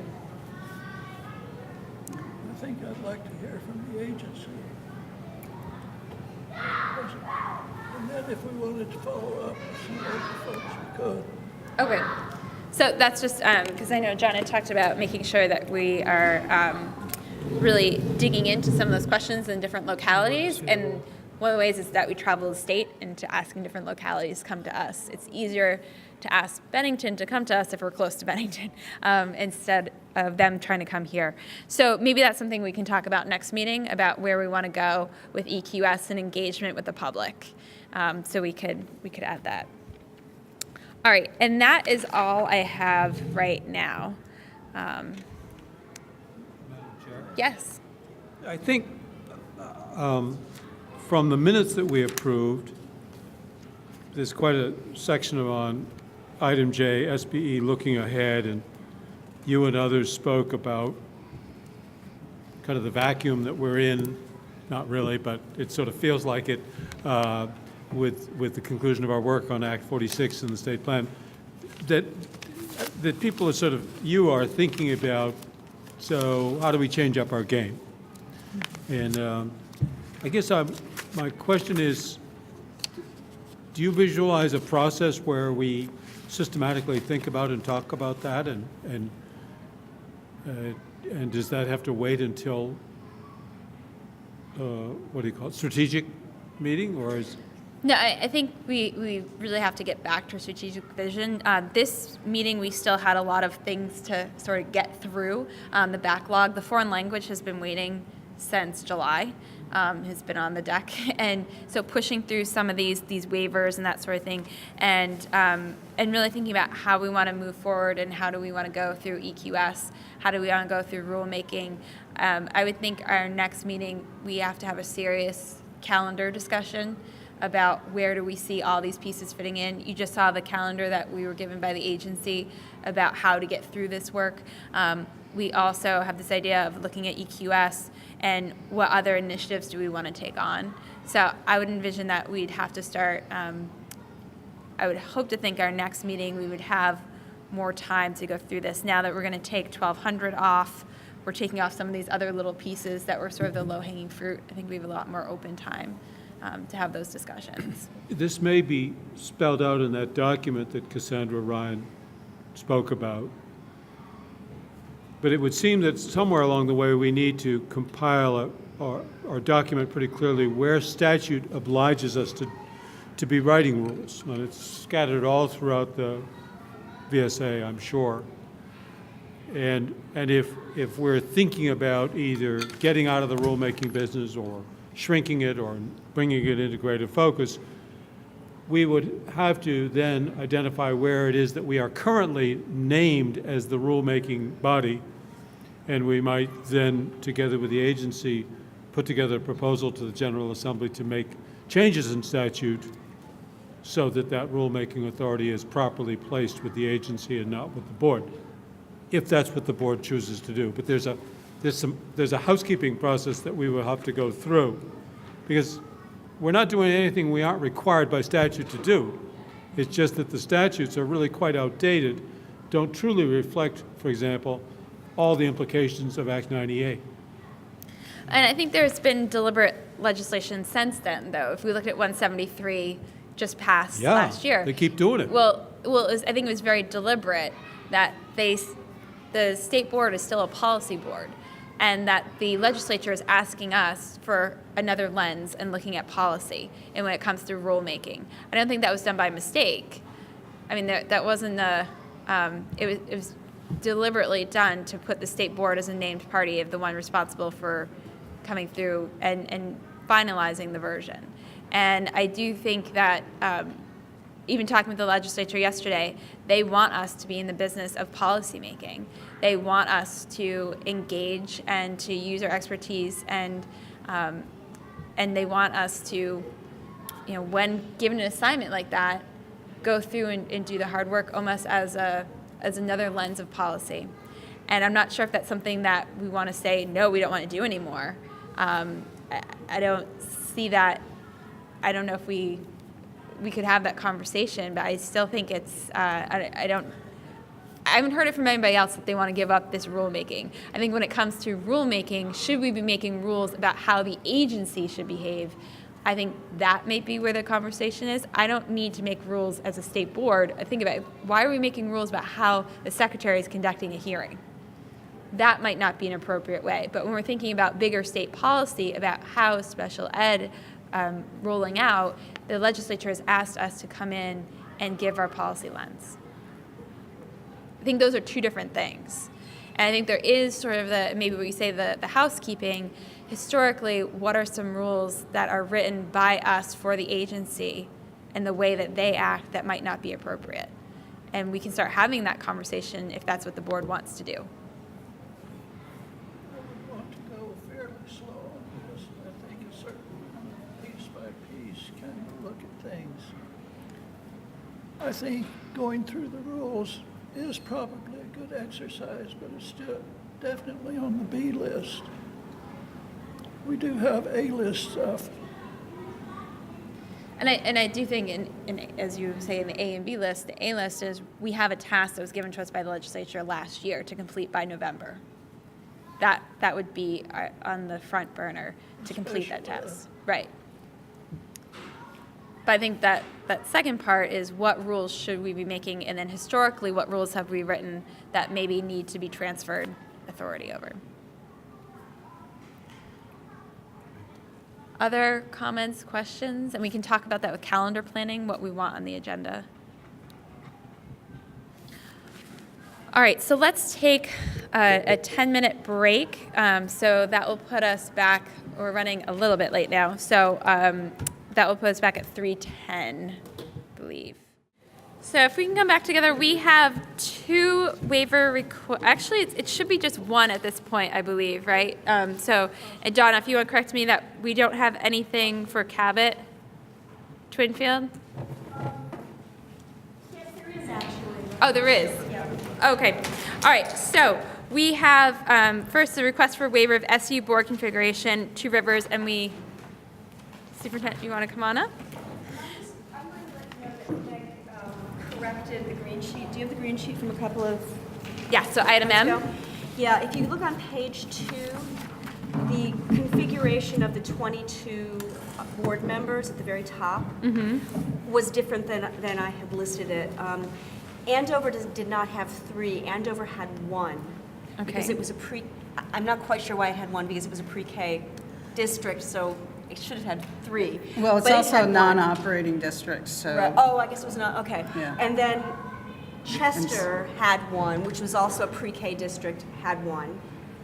And then down where it says Chester, that was actually Chester Andover had 3. And then Plymouth, which is now part of the Windsor Central MUD, had 1 but is no longer part of the SU. You said Chester. No? Yeah, just to be confusing. Yeah, Chester Chester. was a pre-K district and it had 1. So it gets added to this So list. this is one of these phantom districts. Yeah, so Chester, Andover had Andover is 1. Chester Yeah. gets added to the list, and it had 1 because it was a pre-K district. And that's the reason Andover had 1, it was a pre-K district. And then where it says Chester 3, it's actually Chester-Andover had 3. And Plymouth had 1. And then Plymouth, which no longer is part of the SU, has 1. So I just wanted to correct for the record my mistake. So Thank you. just so I understood that, I mean, so Chester and Andover, even though they had formed a union district K through 6, they handled pre-K by resurrecting their town school district boards? Both of them had their own pre-K district. Kind of similar to. Yes, that's, I mean, yeah. And they yeah. still exist. No. Oh, that's what. Right. Okay, Yeah, that's what I so thought. they That's were- why. Yeah. The old configure. Okay. So because of their Chester. pre-K, they were considered a non-operating district for SU configuration purposes. And basically, they were given 3 votes as a joint operated union district and 1 additional vote each because they had pre-K.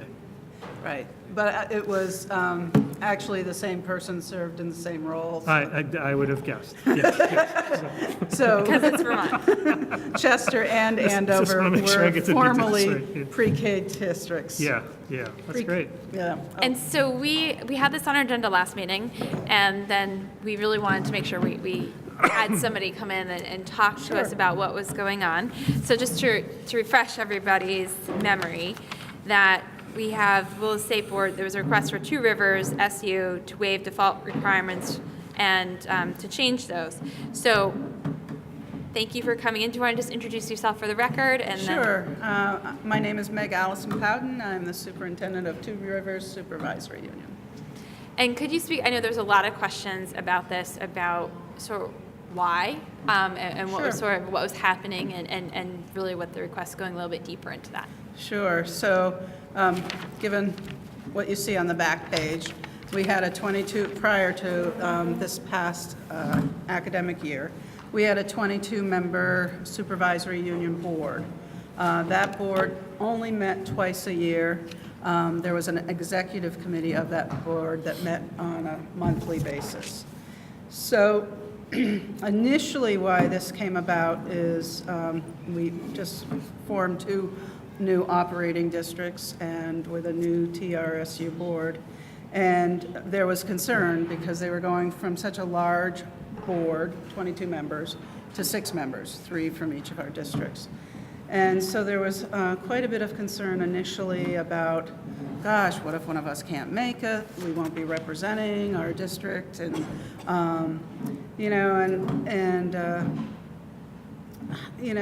initially I was thinking, well, if you serve on a board, you commit to that board, and you do your best to show up and be a part of that board. But recently, we had a situation where I really understood the board's perspective. We're all in budgeting season, and our budgeting process in TRSU has been contentious for the whole 3 years I've been there. And we, on January 3rd, we had an approved supervisory union budget by our board. And then the following week, Ludlow Mount Holly District was asked to approve their budget. And this Thursday, Green Mountain will be asked to approve their budget. So during the budget process, Ludlow Mount Holly has not had a separate finance committee. They've done the budgeting work within their regularly scheduled board meetings. Green Mountain, larger district, larger board, understandable. We had a Green Mountain Finance Committee that primarily focused on the budget.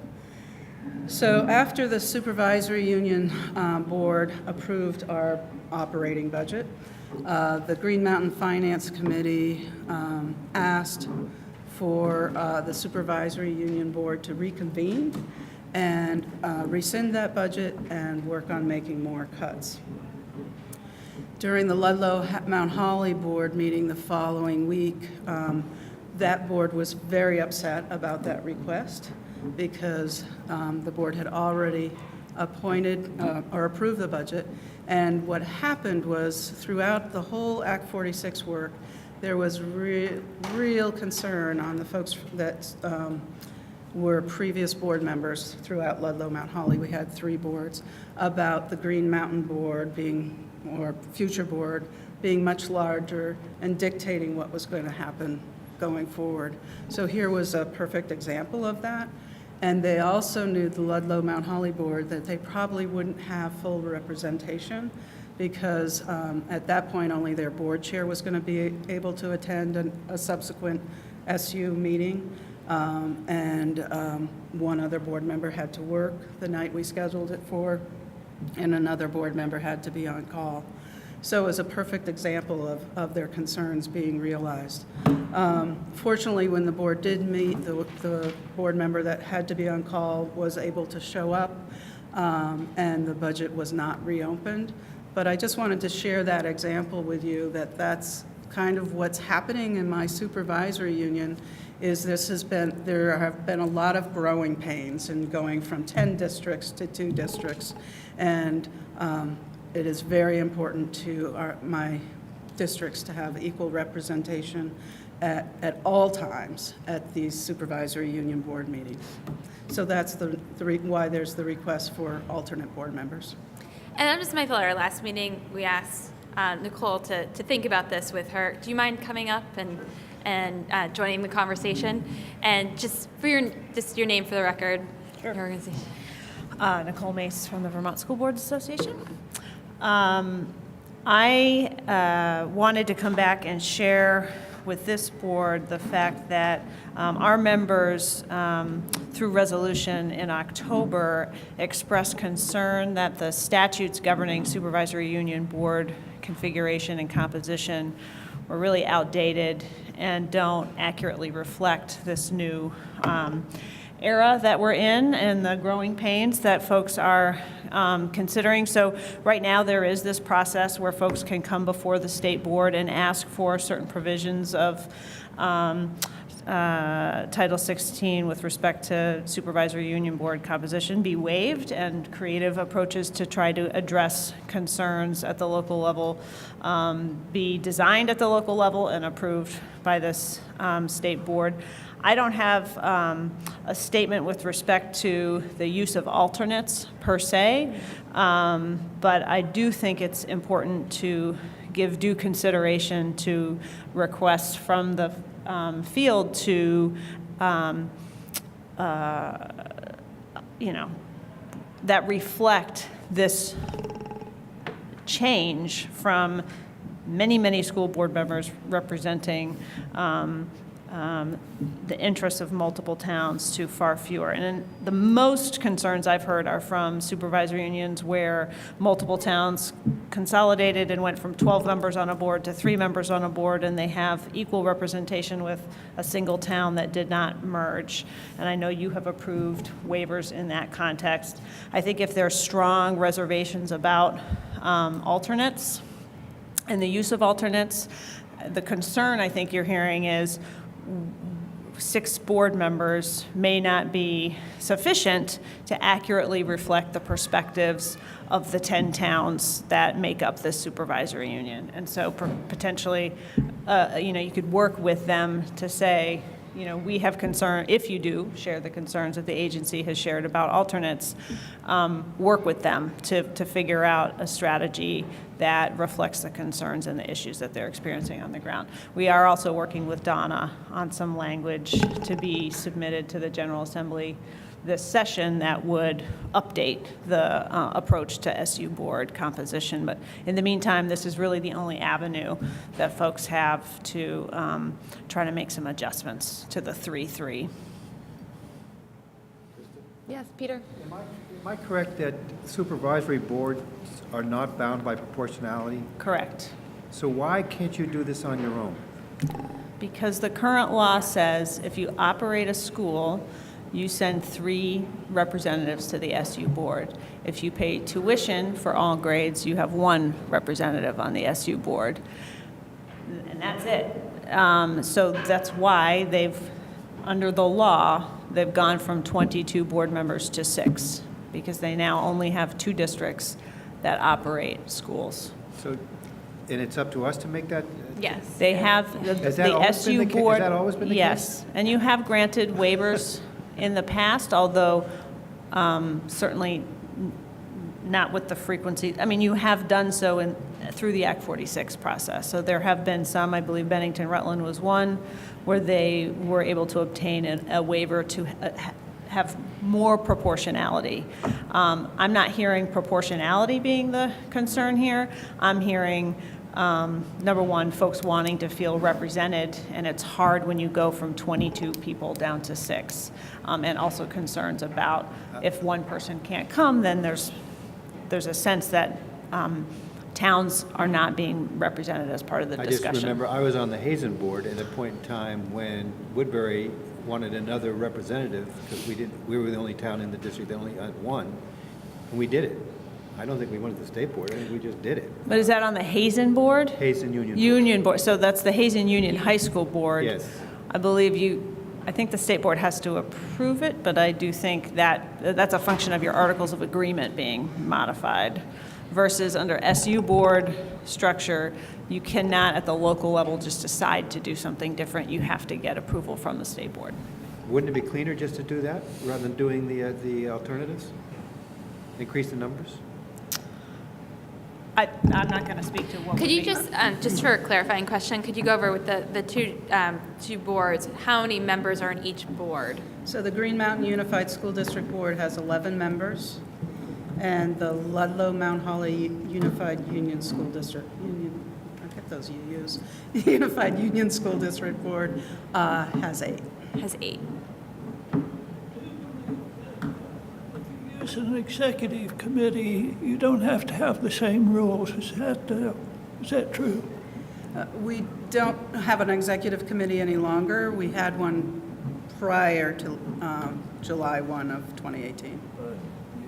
Executive committee, you can decide the representation. Right.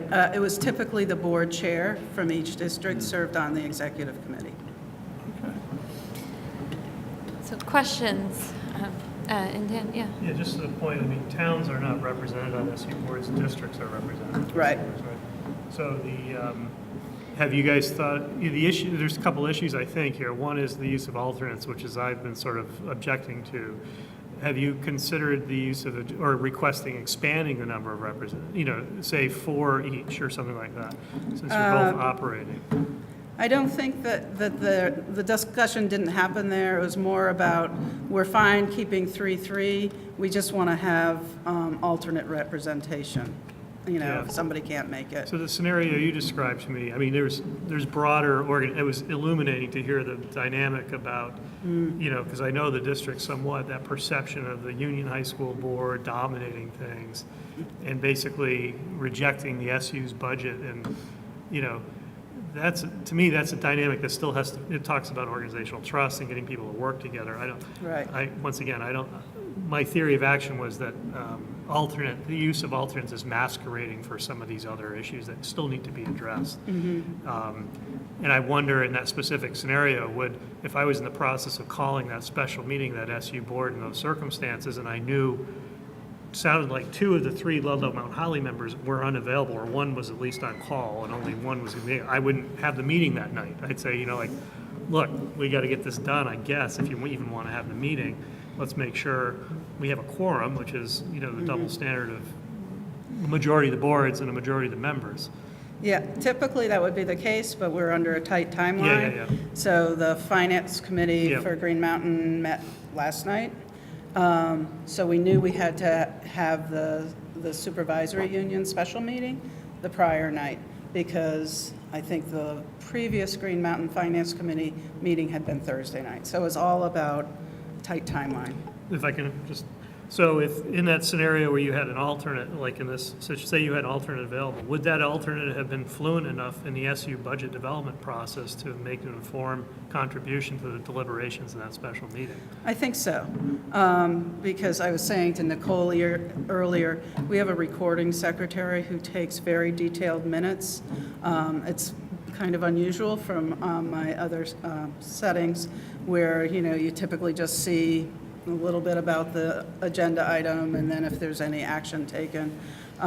So she takes very detailed minutes. I know throughout my supervisory union, a number of people track those minutes, and if somebody was an alternate, we have very dedicated, committed board members. I'm sure that if they couldn't get to a meeting, they'd stay on top of things with the minutes. And no one hesitates to contact our office to get budget details. Yeah, I could just, one more question. or comment. I would just envision, in my own experience, you know, I would question whether minutes were sufficient enough to resurrect deliberations on something as complicated as an SU budget, particularly with special ed costs being in there. I can envision the most likely scenario is that board member calling up the regular member and saying, how should I vote? How are we voting as a town on this, as opposed to getting to that place where everyone's thinking about all kids? Yeah, I think both would happen. I Yeah. think there would definitely be a conversation between board members. John? Well, I just wanted to say that a couple things. I don't see any problem with responding in the affirmative to a reasonable request by this bunch of communities.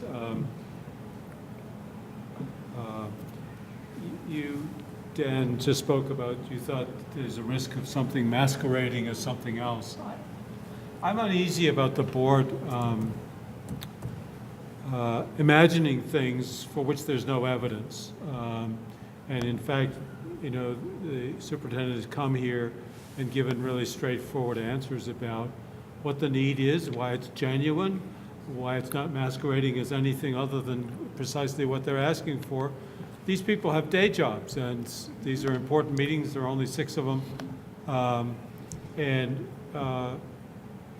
I can readily understand why having an alternate is a good idea. As I mentioned to you when we spoke about this last time, I serve on a board, quasi-judicial board, and we have 3 alternates and 6 regular members. And there are tapes and there are ways to get up to speed.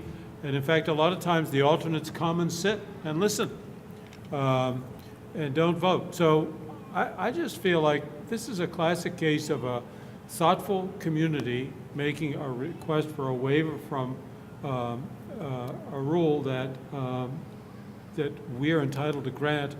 And I just don't like to think of us sort of second-guessing people on the ground. So I hope we can, this time, support this. Bill? Back at the dawn of recorded time, when I first became a superintendent, we had proxy voting, we had alternates that could attend, plus the regular members. Now, if you ask me about proxy voting, that's really the mess. You don't want to go there. But we had alternates allowed, and it worked well. This is just my personal experience, and we didn't have any of those kinds of problems. And then later, when that became illegal, actually there wasn't any difference. Things kept running well, so I feel favorable towards it. Others? Or motions to be made? Yes, Stacy? I'm sorry, I don't remember or have my notes. Didn't we deny a similar request last month, or 2 of them last month? We postponed. Postponed Oh, it. we just postponed this one? Yeah, so There was this not one, another and then there was another one that then they withdrew Yeah, their request. the idea was that they would come and speak to the specific Oh, issue, so okay. you would have more All right, thank you information for about clarifying. essentially what Superintendent Instead of Powden's what we're doing doing today now. is Got providing. it. Yeah. Thank you. Yeah. Can I make a motion? Sure, John. Madam Chair, I recommend, I move that the State Board of Education accept or affirm the TRSU Board's request for a waiver permitting both the Green Mountain Unified Union School District and the Ludlow Mount Holly Unified Union School District to appoint an alternate member to the SU Board. Hey, is there a second? Second. Okay, so John and seconded by Mark. Peter? To clarify, so you're putting the affirmative. That's correct. So that John just moved that the state board affirms the TRSU board request. So making sure we have it on the right page. So your green sheet, it's different from what your green sheet says. That is correct. Yes.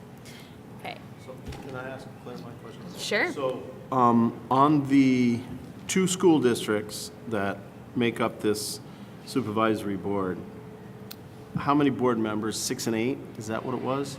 11 and 8? Has 11, Yeah. and Ludlow Mount Holly has 8. So 11 and 8. Well, the SU board is 3 and 3, because they both The operate. SU board is 3 and 3, so Yep. 6. Yep. Right. Be one alternate for each group of 3. District, yes. So they would have a total of 6 members. One of each of those 3 would be an alternate. Or are you proposing 8? The alternates would be chosen from their local district boards. Yep. And there'd be So- only 2 alternates. Right. One from each. One from each district. So what would be the total, I just want to, what's the total size of the SU board, including the alternates? 8. But the board would continue to operate as a 6-member board. The alternates wouldn't be a voting member if the 3 appointed members are already there. Is that what you're asking? Yeah, Okay. I just, Yes, for just a distinction, so if Yep. there were, I was just thinking of this, if they were 2 members from Green Mountain Union School District that couldn't be there, would it, then the 2 alternates, would you still run into that same problem? Is it only alternates for that district? Okay, 1 per district. Right. But even if there's 2 people, like the example you just gave, when 2 people couldn't be there. Right. So the alternate would only be the alternate from that district. That's Not right. alternate as the whole, but alternate from the district. Yes. Okay, I just wanted to clarify that.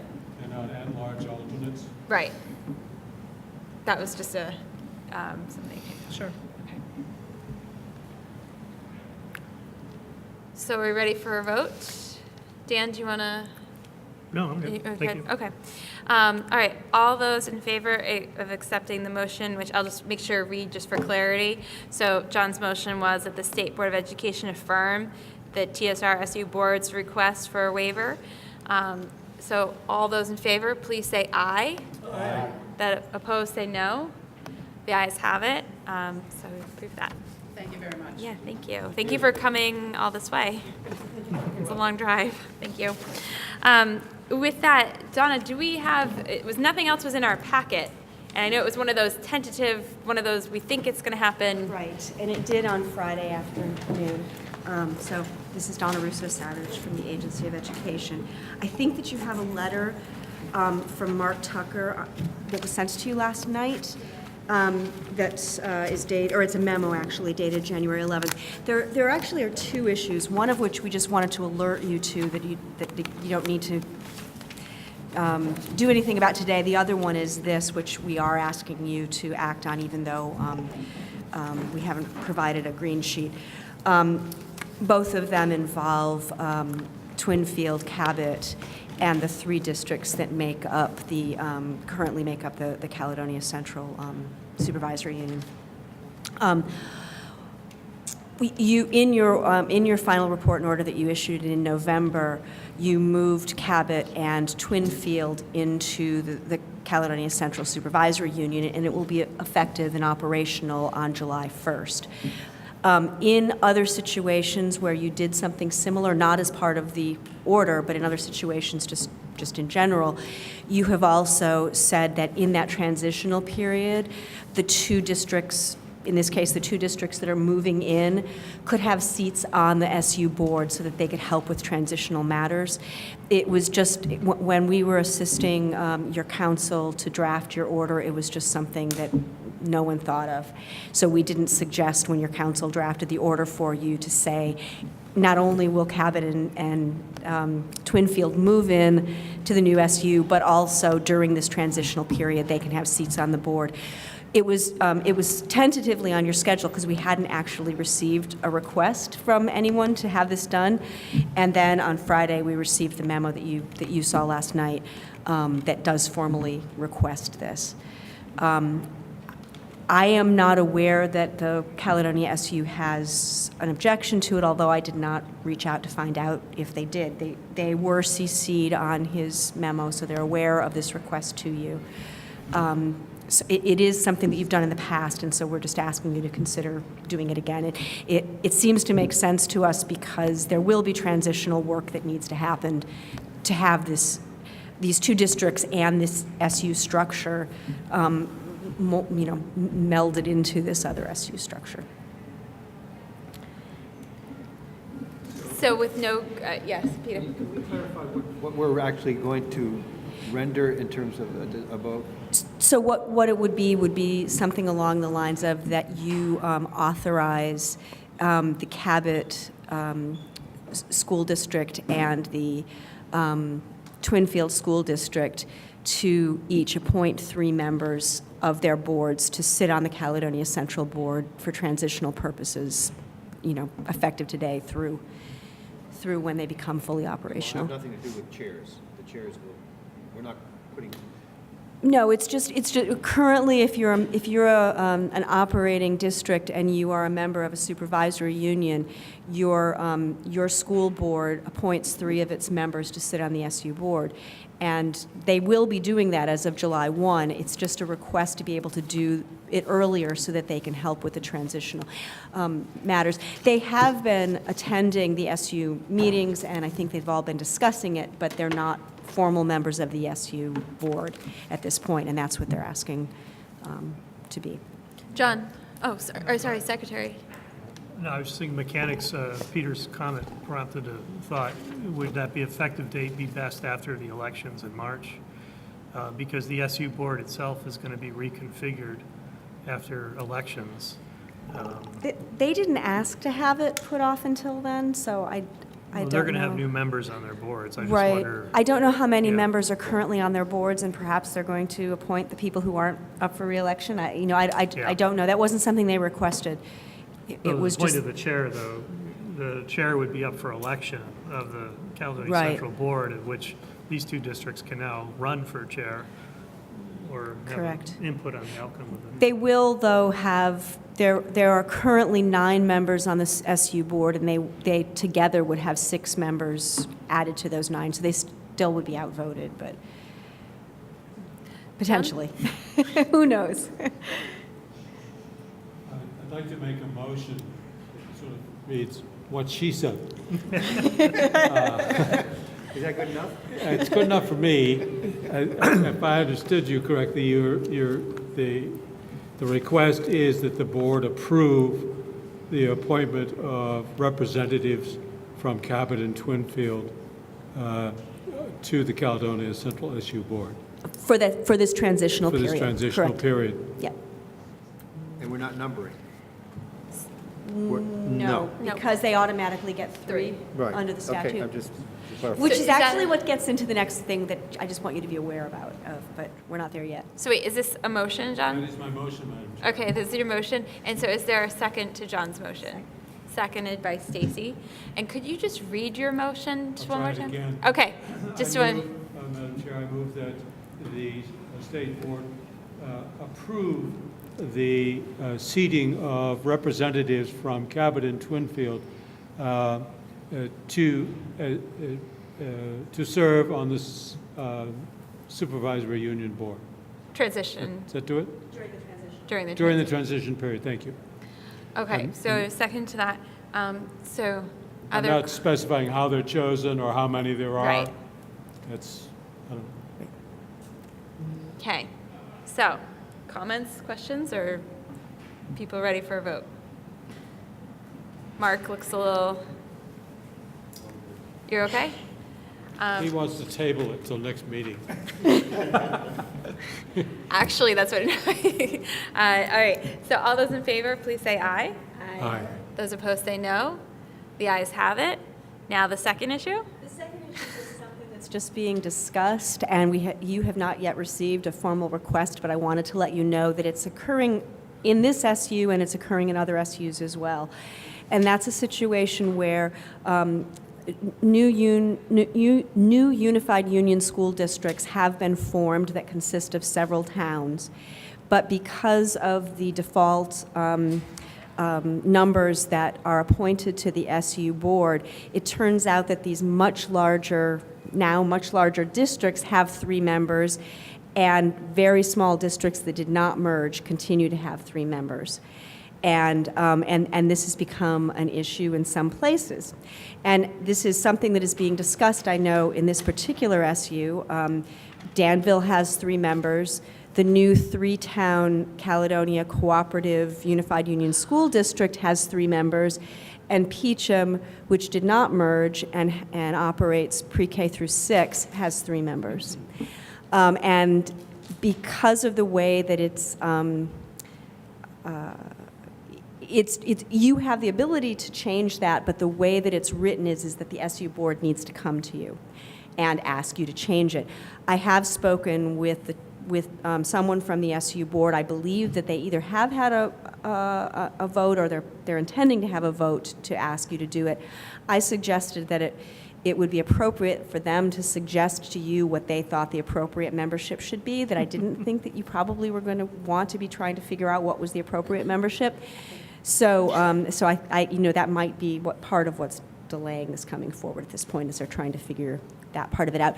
I do know that this is an issue in some other areas of the state, and it is something, this was part of what Nicole Mace was referring to before in our potential amendments to the Union School District statutes that might be being offered to the legislature for consideration. One of them is this very issue, giving you independent authority in this kind of a situation to step in and say, we don't really think that this is fair, rather than relying upon the votes of the SU board members to be able to bring it to you. Can I just maybe ask Nicole, and even if Jeff, if you want to join us just for this part, because you had spoke to this earlier, just about how the unevenness sometimes of this SU board configuration, and you had mentioned earlier that you were bringing forward to the legislature some suggestions. And Jeff, if you want to just introduce yourself for the record.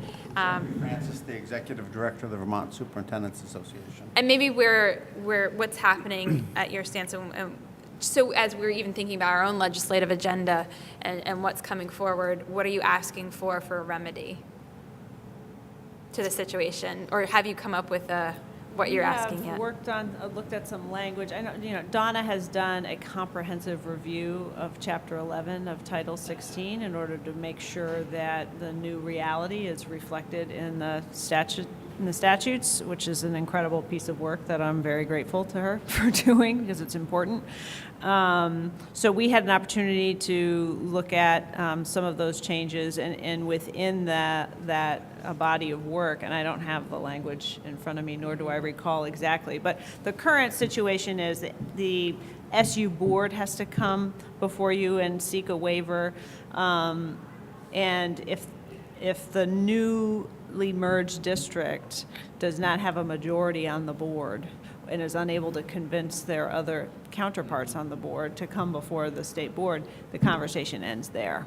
And there are some places that have been able to work with their neighbors and come up with a compromise and present a proposal to the state board, and others that have been stopped in their tracks because they don't have the votes on the SU board.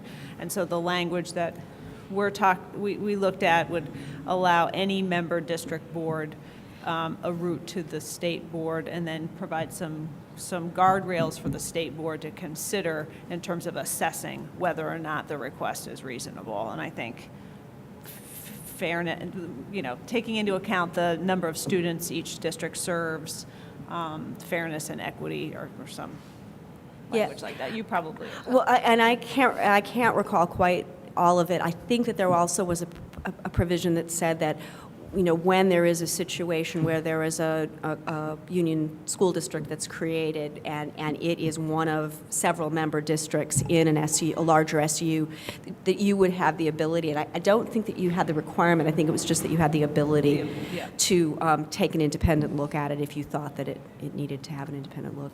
Peter? So there must be examples. The one that was just cited is that 3x1, because Peachum has the same as a standalone district that the other ones. I know another, and I don't know about the 2x2s, how that's affected. I know very clearly that in terms of the proposed articles of agreement that some districts are operating, and district I live in is adopting them without changing them. Each district has 2 votes. So Standard has 2 votes, Greensboro has 2 votes, Hardwick has 2 votes, and Woodbury has 2 votes. That's on the district board, though. I know, but you can know how that's going over in Hardwick. But Right. So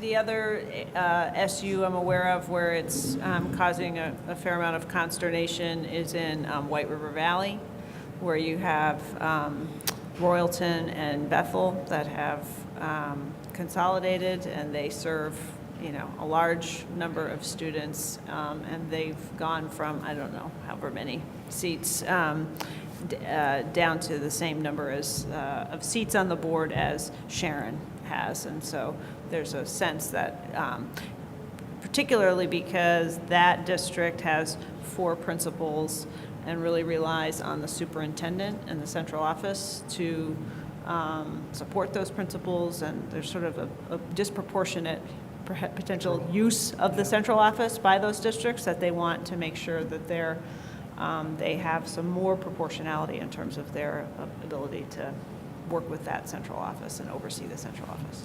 John? Can you visualize a way to draft this or describe this situation and the remedies in such a way that the board would not have to hear each case, but rather could be framed with language that sets forth the criteria that you spoke about, and has essentially made it kind of self-administering either by action of the board, a one-time action of the board, or statutory action. Presuming then that were some communities feeling hard done by the solution, they would have some remedy, perhaps an appeal to the board. But I guess I would just like to get us out of the business want to of flip making... the relationship. Let's have it be sort of a default arrangement that would get us out of the business of arbitrating all these cases, and also allow for a much faster processing. Dan? We suggest giving it to the agency to determine and then appeal to the board, based on the criteria. I know we have some hearing officer capability and expertise to do that, probably. To take that concept back to my board. Another thought could be to change the default entirely, so that the default is somehow Yes. tied. Where did 3-to-1 come from? Right. Yeah, exactly. Yeah. It doesn't have to be proportional. It was Yeah. just something that was put in law, so the Proxy. overall default could be some, we changed in some More way. responsive to our new reality. more specific, we're talking, the default articles of agreement, you're not talking about those? No. I hope not, because those are all part of this transitional piece that you start changing it now. No. Yeah, No, not at all. Yeah. I mean, this is just the default in law that if you are an operating town, you get 3, or operating district, you get 3. Seats on the SU board. On the SU board, right. Default And- SU board. Yeah, and so now we have much larger districts than we used to. Yeah, so it's-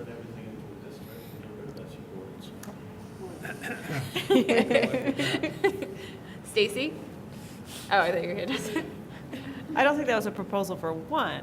I get so confused. All right. So any other questions? And this is, again, we're seeing a lot of these waiver requests, so as things are coming up, does there need to be a new policy? Does there need to be something, as right now we have a 3-to-1, does that ratio need to change? And if there's an appeal, where does it go? So, all right. Working on And you're it. working on it? Yep. All right, keep us informed in what If you you have come up any with. brilliant ideas, I'm open to hearing them. Now. Thank How's you. that? Yeah. All right, so next we have the Westmore, and we do need to call the super. How do we want to, Marie, could I give you my phone? Do you want to call her and we can use it? And then that way, I have to try to call and run this. And you have her cell phone number? Is this Westmore? Yes. Yes.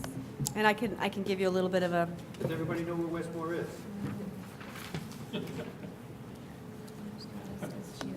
It's in Vermont, right? Okay. so shall I give you a little bit of a background, or should we wait till Bev's on the phone? I just give a little bit of background and Okay. then. The situation, these are the districts in the Orleans Central Supervisory Union. Prior to your order, there were 7 town elementary school districts, at all of which were members of the Union High School District. 6 of the town elementary school districts operate schools, and one of them, Westmore, does not. For that reason, when you were considering them in the order, you were not able to create a unified union school district because it would have required you to change the operating tuitioning structure of Westmore, in which you were not allowed to do. So what you did instead was say that those 6 elementary districts in this SU, all of which are members of the Union High School, would form a Union Elementary School. And Westmore, which is also a member of the Union High School, would remain an independent town elementary district that paid tuition for its students. Westmore does not want to be separate. It wants, most of its students go to schools, even though they're paying tuition for their elementary school kids and their middle school, elementary and middle, let me just check. Yeah, they're elementary, and it's pre-K through 8. Even though they're paying tuition for their pre-K through 8 students, most of those students are attending schools that are in what will now be the Union Elementary School District. And hello, do we have Bev on the phone? Yes, we do. This is Bev Davis. Okay, so here, so if members can hear it too. So Donna's just introducing the green sheet, so just introducing us sort of the background. Right, so I was just explaining it, Bev, and there's one piece that you and I talked about a little bit, but I just spoke with Chris Leopold about, and I'm not sure if he spoke with you, but I can give a little bit more information with. So anyway, they are now Westmore Elementary School District, which does not operate schools, which pays tuitions for its pre-K through 8 students, would like to become a member of the Union Elementary School District that you created in your order. The way they go about doing that is through 16 VSA 721, which has been in statute for decades, which says that if there's a district that wants to join an existing union school district, this is the process that you go through. The first part of it is that the school board of what, in this case, Westmore, has to do some kind of preliminary analysis of why this is a good idea. And then after you approve that, yes, this is a good idea, then they can bring it to their voters. If their voters say, yes, we would like to join this union school district, then the voters of the union school district are not required to, but they have 2 years in which to have a vote to say, yes, we'd like to welcome this other district to be one of our members. So this is the situation that Westmore is now in. We believe that the fact that Westmore took part in, and its school board representatives took part in 2 study committees for the proposed union school districts demonstrates that they've already done a lot of analysis about why this would be a good thing for their students and for their district to become part of a larger entity. And so for that reason, we think that the first part of 721 has been met. It then comes to you to say, do you agree that it would be a good idea for Westmore to be part of this union school district? And if so, allow the Westmore School Board to warn the vote of its voters to see that it would like to join. So that's where we are now. There's one little piece, and this is what I was just referring to with Bev. The Westmore School District reports that it's paying tuition for 24 students in kindergarten through grade 8 this year. 20 of those students are enrolled in schools in the SU, so they would be going to those schools naturally. 4 of the 24 students are they pay the district currently pays tuition for them to go elsewhere. I believe, and Bev, tell me if I'm wrong, but I believe that 2 of them were to an independent school, or 3, maybe 3 of them were to an independent schools outside of the SU, and 1 was to a public school outside of the SU. Is that correct? So I'm not sure if you heard that, Bev. So we're talking about the 24 students in kindergarten through grade, and 20 of them go to school within the SU and 4 out. Where do those 4, are those 4 at independent schools, or, Donna, what was or at a public school? Yeah, I know that I spoke with you about this, but I don't have it written down here, Bev. So 2 of those students are at public schools, and 2 of them are at an independent school. Okay.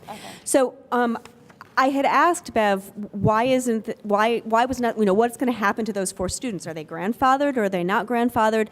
And her understanding was that the board didn't think that in this particular situation they would have the ability to ask to be grandfathered. And so I just raised this as an issue here because I wanted you to be aware that it was something that that is still out there, what would happen to these 4 students. I spoke with Chris Leopold, their attorney, today, who, and we are in agreement that we don't see anything that would preclude the district from warning the vote in Westmore to say, do you agree that we should be part of this district provided that this new district will grandfather our 4 students? We can't think of any reason that couldn't be included in the warning, and then in the warning, if that was in the affirmative, then the warning would include the same kind of a thing from do we agree to accept these and pay tuition for these 4 grandfathered kids. This isn't something you need to decide. It isn't part of the decision. It's just I wanted to make sure you knew what might happen to these 4 children. So questions from board members? Yep. I'm just seeing if there's any. Sorry. Sure, I'd like a motion. Want to make a motion? No, go for it. I move, Madam Chair, that the State Board of Education approve the Westmore School Board's proposal to request voter authorization to apply for admission as a pre-kindergarten through grade 8 member of the Orleans Central Union Elementary School District. Okay, do we have a second to the motion? Seconded by Callahan.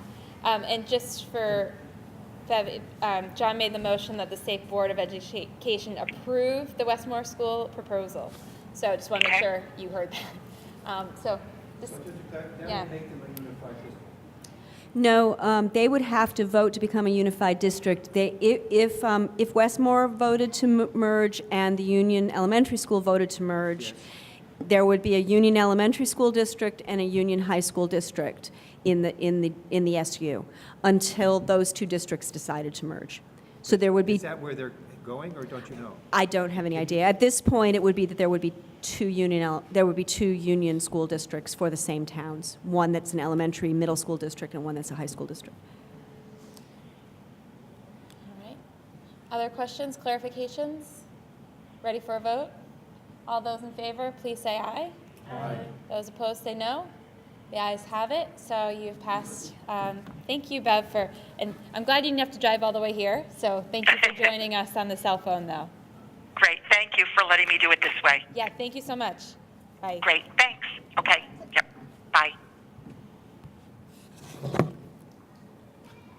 She was concerned this is going to be a 2-hour, I think, round trip, or 2 hours each way, so we figured out a different solution. All right. So we are now down to calendar planning. So this idea of what's on the agenda for our next meeting. I'm just looking at, Peter. I assume that we're going to be hearing Ted routinely on the legislative front. Is that true or not? And this is where we can ask the secretary. In the past, we've had the agency give us an update on what's going on and around education. In the past, the agency has given us I know there's the weekly memo that goes out. They've given us access to that. And then they've also had Ted or Haley used to come in and give us updates. Is that something that can continue? Yeah, we don't publish you're thinking VSCA, VSA? No, an internal one for the AOE. Oh, I was unaware of that. but, Yeah. yeah, we could certainly, It's really useful. okay, It's very helpful. Yeah. okay, yeah, Okay. definitely do that.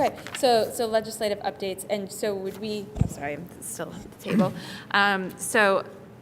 Would this include a presentation? Would that be, would you have somebody come in, What or we- is it? Yeah, I will definitely, we'll prepare something. We have a new Director of Legislative Affairs and Communications, Ted Fisher. I mean, we're in the process of using some new tools, technology and so forth to track our own process and our participation. So that'd be great to figure out what you would need and how we can help you. But you're used to having a report. Yeah, and- usually they come in, spend half an hour, 45 minutes, Yeah. even talking about what's going on, and a ledge update. And I know that you now have a new hire in that department. Isn't there That's correct. a new assistant? Yes, this is Kate. She is in Ted's former position. Her job is web manager. But she's certainly being deployed. I mean, we've only had a couple days Right. experience on this so far, but we're sorting through our roles. But I would definitely provide you a report. Okay, And, all right. Someone will be here in addition to myself. Okay, thank you. All right, others for the, and I do want to put out, so John is going to be in Kenya, correct? And then we have John O'Keefe will be away. He is on vacation, it's this school vacation week. I am mindful of making sure we have quorums. So we have two members that are going to be away, knowing that things come up at the last minute. So just making sure that we have a quorum for February. If anything does come up, please call as soon as possible. And I talked to Oliver, and he will be there, even though he couldn't make it today. But just mindful of our numbers. All right, other things I'm looking down that we went over today is something about the communications piece. And I see that on there. Chair, Yes? If you will get back to me with whatever the concerns were, Yes. I'll rewrite that if you wish. Yes, yep. So we'll bring that forward on February, but we'll be in touch. I know that, because you can't be there. Yes. Then we have EQS, and we have from the agency, from the secretary, he's going to give us an update. And what should we expect on the update with EQS? Yeah, I think the presentation is, I would view it as part two of what you heard, or your conversation today, with a specific focus on how we're measuring the quality standards, and that would get us into topics around the report card, ESSA, and then the SLDS. So the overarching theme, I think, would be how are we currently planning to measure quality? And so, sorry, the report card, ESSA, and SLDS as being sort of the front end of the data, vertical data reporting. and is there be anything on the education quality reviews? That's embedded in the report. Embedded in the Yeah. report, okay, okay. I think, the broader topics, how we measure quality, and you could expect to hear about all those parts, But I think that, for me, the context would be to set you up for a conversation. I provide background information for your background or your conversation around EQS. If you were then interested in more depth presentations on any of the subtopics, we'd be happy to do that as well.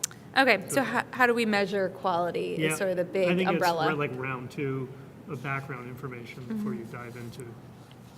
So, That's what I would think. Yeah. anything else with EQS? So if we have that going on, it doesn't mean that's the only thing that we do with EQS. Is there anything that the board would want to go? Obviously, presentation followed by discussion, I think would be helpful, but anything else that the board would like to do at our next board meeting while John's away? You might have heard, I wrote a paper. You did. Yeah. Yeah. I'd be happy to have some dedicated agenda time to present on that if you're interested. Okay. Yeah. Oh, yeah.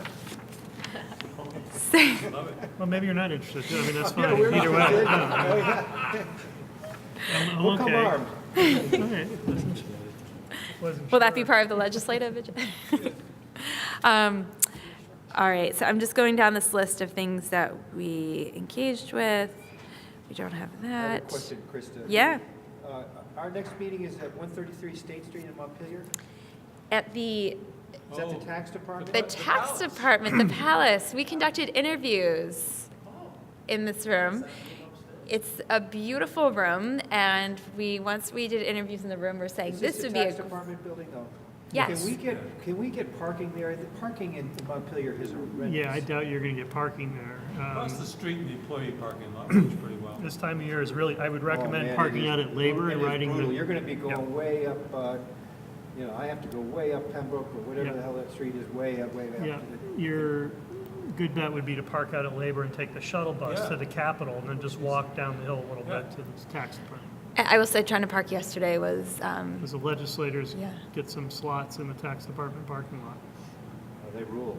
And you can park there after 11 a.m., but that won't affect you. Well, that room will elevate the quality of dialogue and debate, I can assure you.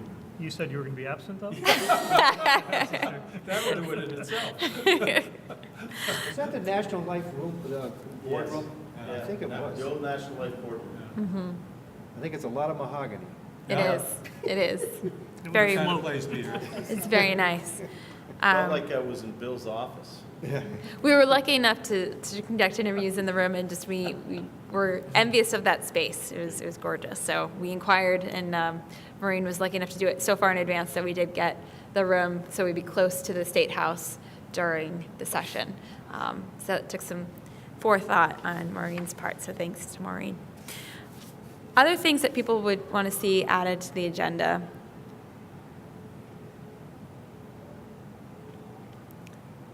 Okay, so we'll work and see.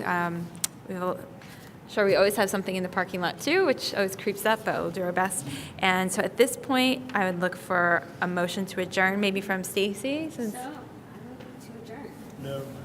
No, we don't want to adjourn, What? Stacy. We want that integrated arts dance that she promised us. There we go. Okay, so we have a motion. Is there a second? Seconded by Mark. All those in favor, please say aye. Those opposed, say no. The ayes have it. Thank you for another great meeting. Good meeting.